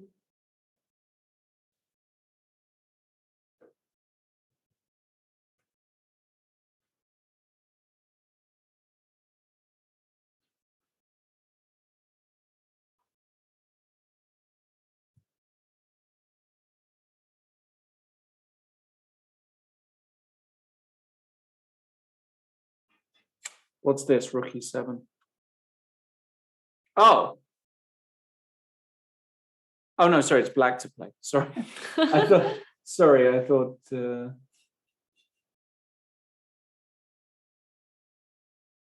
I mean, I keep the engine running, so the engine will tell us if there's a plunder. yeah. Let's do that.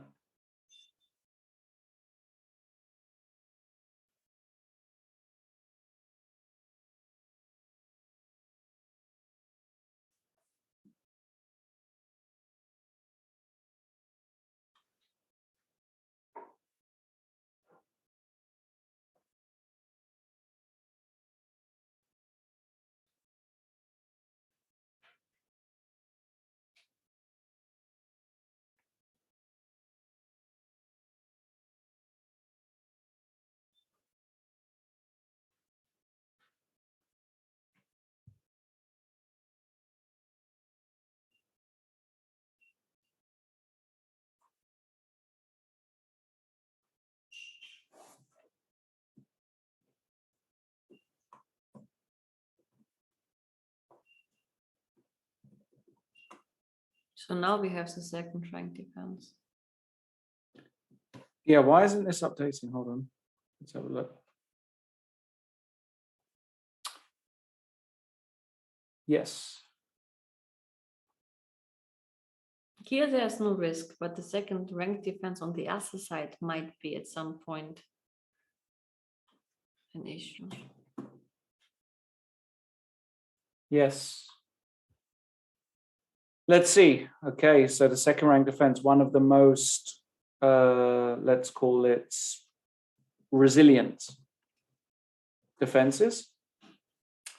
Very, very difficult to beat the second rank defense. So let's see if he tries something. Which he could. Which of course he could. So king Yes, f7.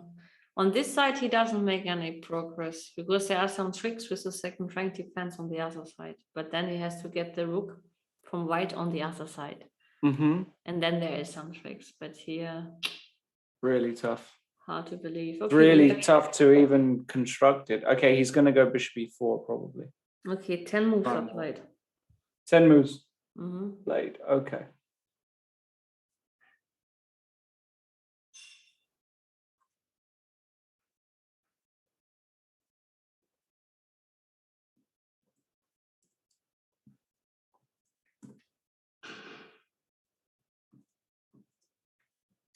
Do you know the critical positions where you have to be very precise?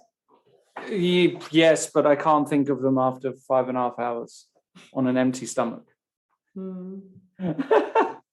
Basically.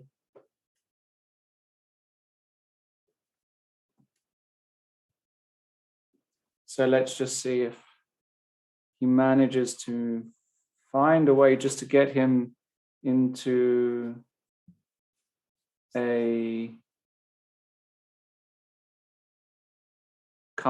some kind of difficult spot at least. I also believe that Hacek will be able to manage to hold. Yeah, sure. Sure, Tracek.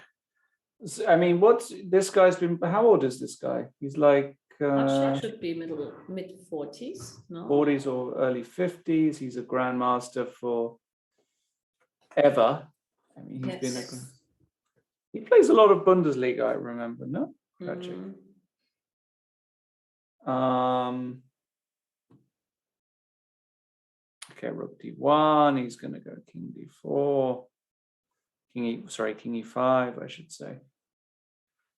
King e5 and whatever, king e7 maybe to block the check, and then this rook is going to come. The other side. Actually, no, maybe not. Okay, so he goes rook e1. Okay, let's see. So now you can get the king back to the back rank. So you give check always to put the king on the back rank, I think. King e1. Where you want to put the king? King e8. King e8. Yeah, exactly. Now I would pass probably this move, rook b7. Mhm. King e1. King where? d1, d8? Sorry, king d8. I'm already wrong. But now you're already screwing it up, no?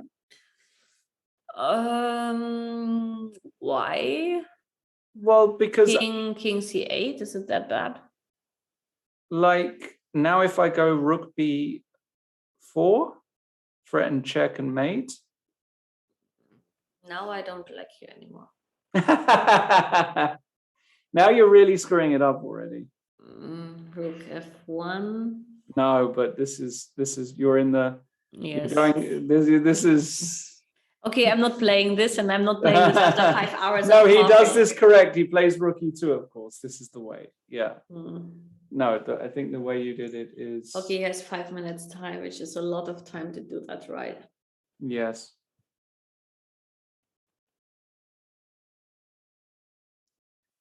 Okay, rook e2 is really good. Yeah.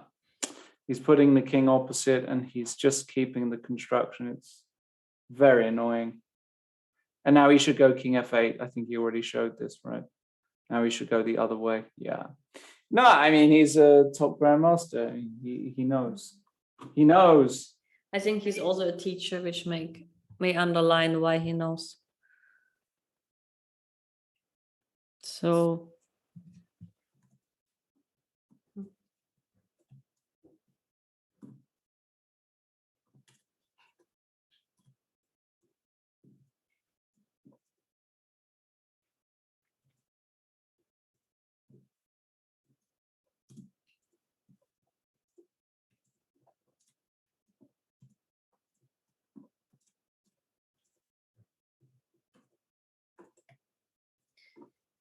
yes.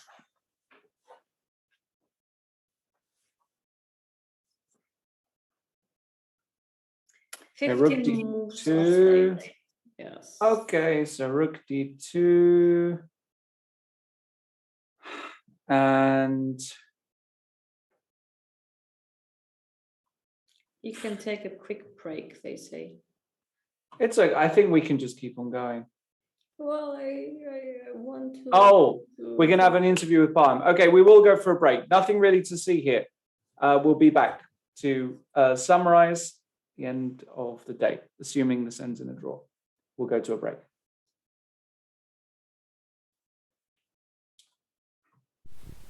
Break for you, break. Congratulations for winning your game today. Could you please describe the course of the game? Thank you so much. I think I calculated very well in this game, and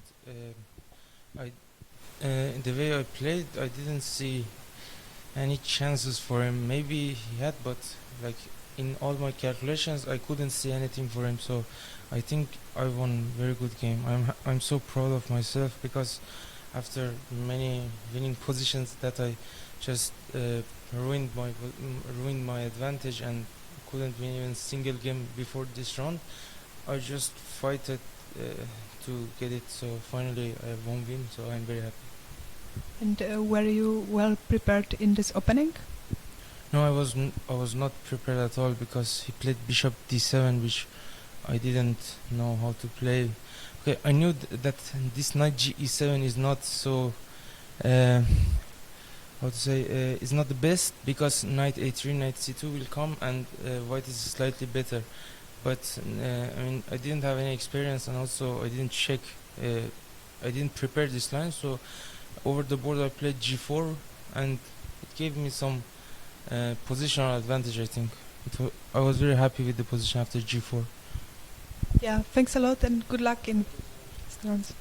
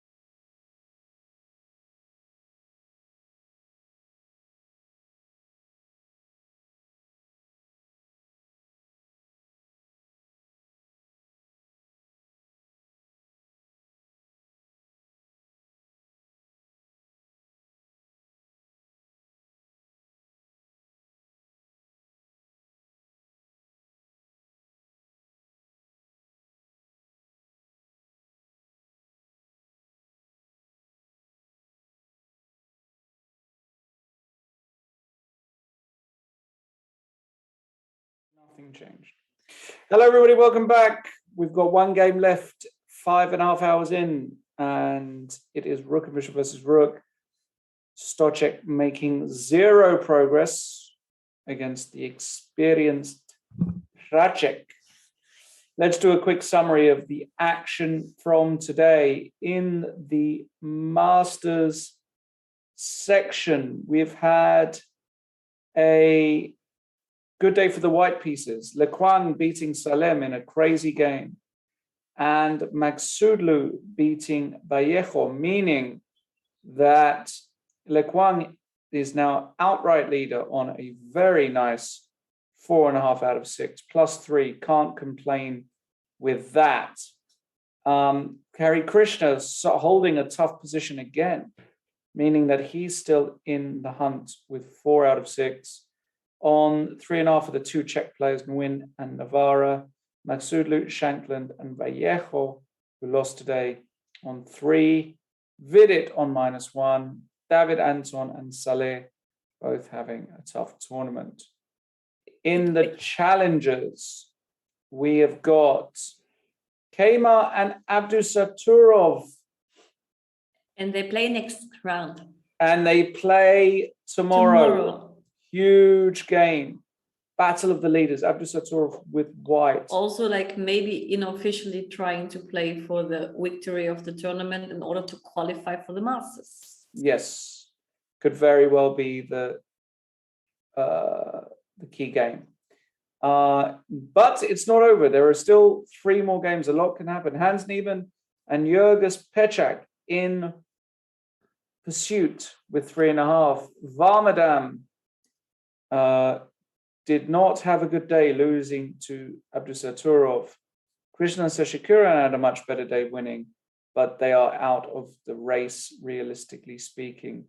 And we are still waiting for the result here. Good result for Krisinovsky, drawing with black against Kema.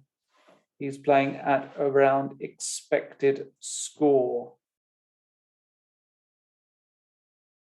Yes, and meanwhile, we played 21 moves. We've played 21 moves to go.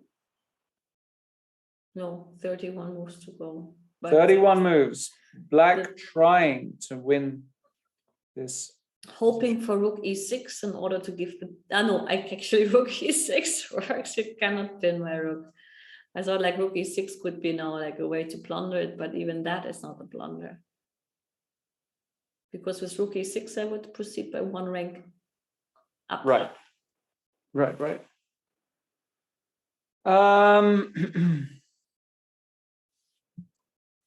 Let's just see. Who is watching? How many people are you watching that? Are you watching the live stream? I'm watching the live stream in a Okay. mini window. Okay. The mini window.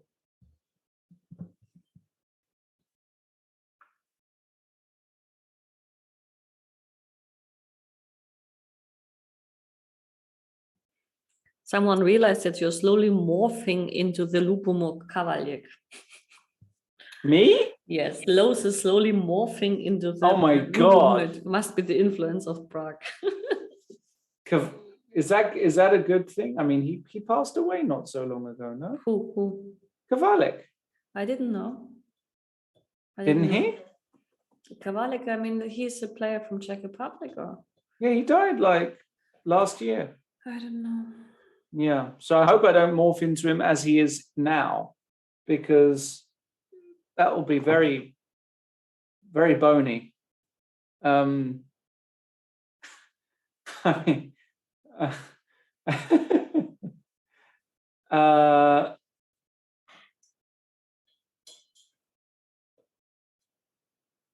yeah.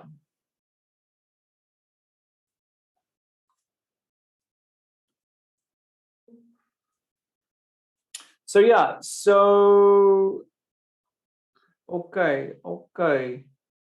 No, We had this position. we've had this position. We have had this position. Okay, look down. I think this is our longest day in the office, no? If I'm not mistaken, Absolutely, it's the longest day for sure. the day with Hari Krishna's 2 nights was, I think, over at 8:30, if I'm remembering correctly.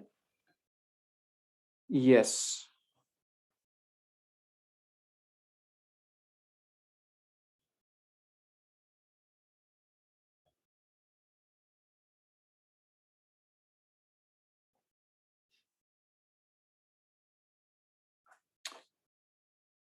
All right, well, should we do some predictions for tomorrow or something? Perhaps we can do that. Yes, I think tomorrow we have some very decisive pairings. Yeah, let's start with the Masters. Let's look at the Masters pairings tomorrow.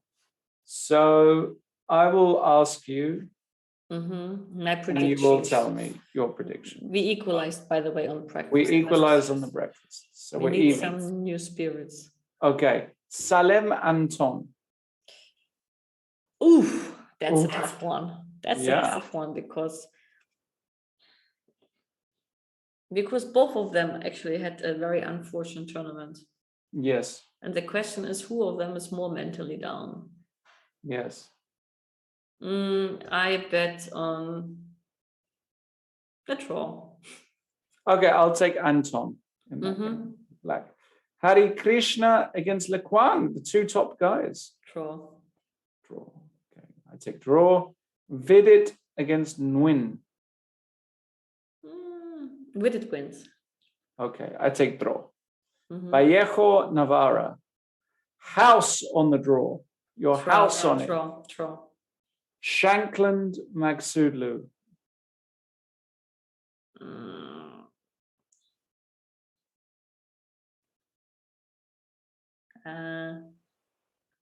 Draw. I bet on 1 win. Yeah, because the thing is like that with Vidit and with win, you take like 2 totally different style players together. Yes. Even though win is super solid and super strong, and this matters, if Vidit manages to keep on some crazy positions, there's a chance. But I would bet on a result in this game. It can be also the opposite side in case Vidit overtakes or over pushes, but it's the result. Yes. Okay, in the challenges, Niemann Hracek. Niemann wins. Yeah, especially after this long game that he's had to defend. Michalik versus Pechak. Draw.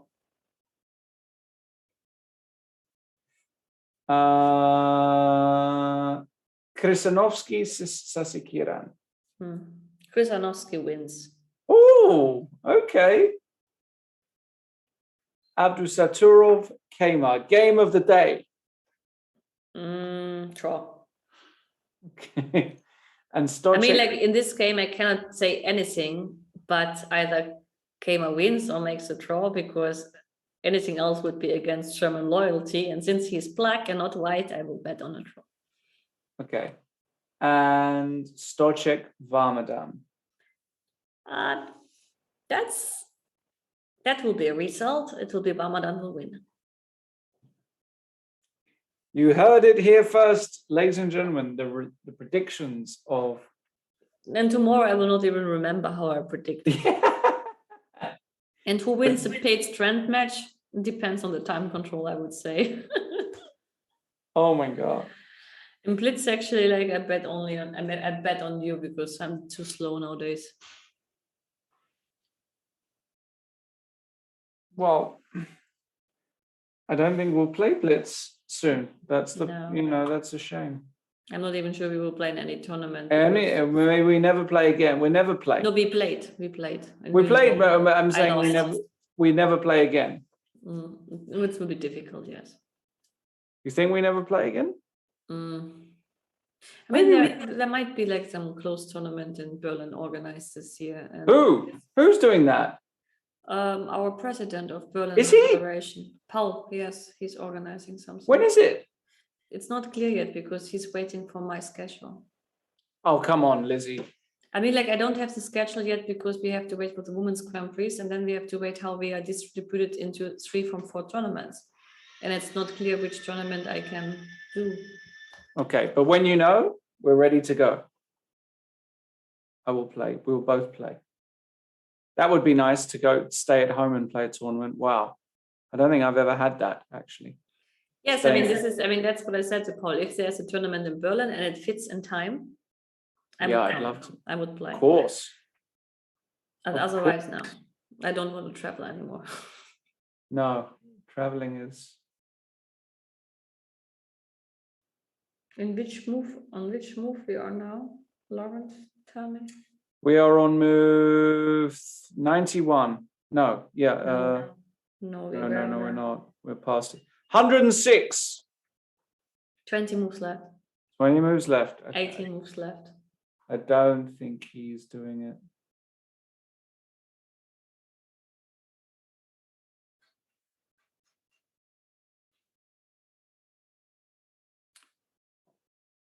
But stranger things have happened. Yeah, but here, like, he needs at least like another 5 moves to get close to any hope.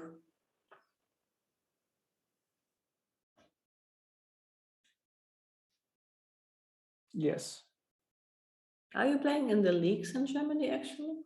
I'm playing in the Bundesliga Nord. Which team? Norderstedt. So you are like in the Hamburg region. It's the second league, right? Yes. We will not go to the first league. I'm playing in the 5th league. The 5th? Yeah. Oh.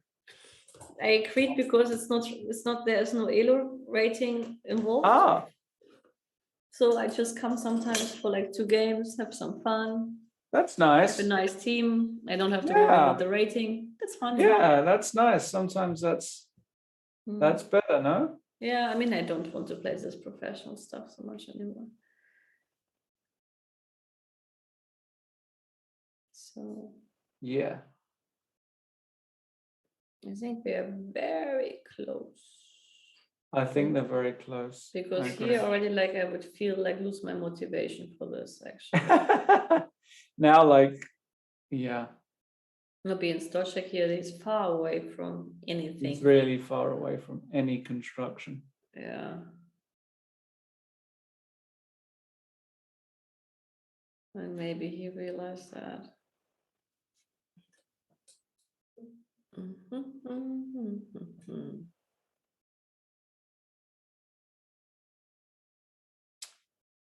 Yes.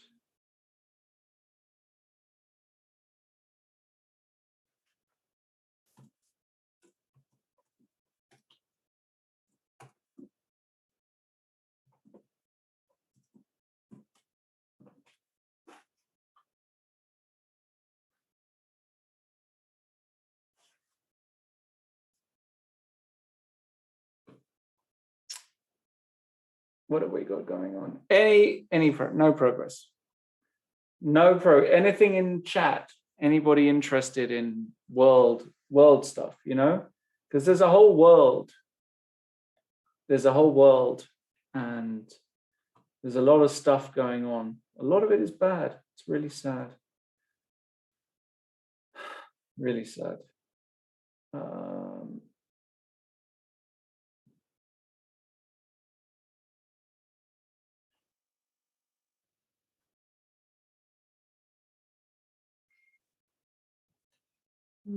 We got a message. Oh, wow. We can end the tournament. Did it finish? I don't know. What's Could be. going on? They're still playing. But the result will be now kind of obvious. Okay. The assumption is then that we are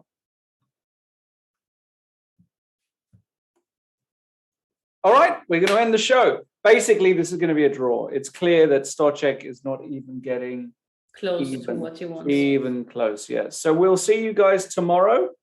Hopefully, fingers crossed, I'm going to be in a slightly new location that my everything is going to work. I really hope.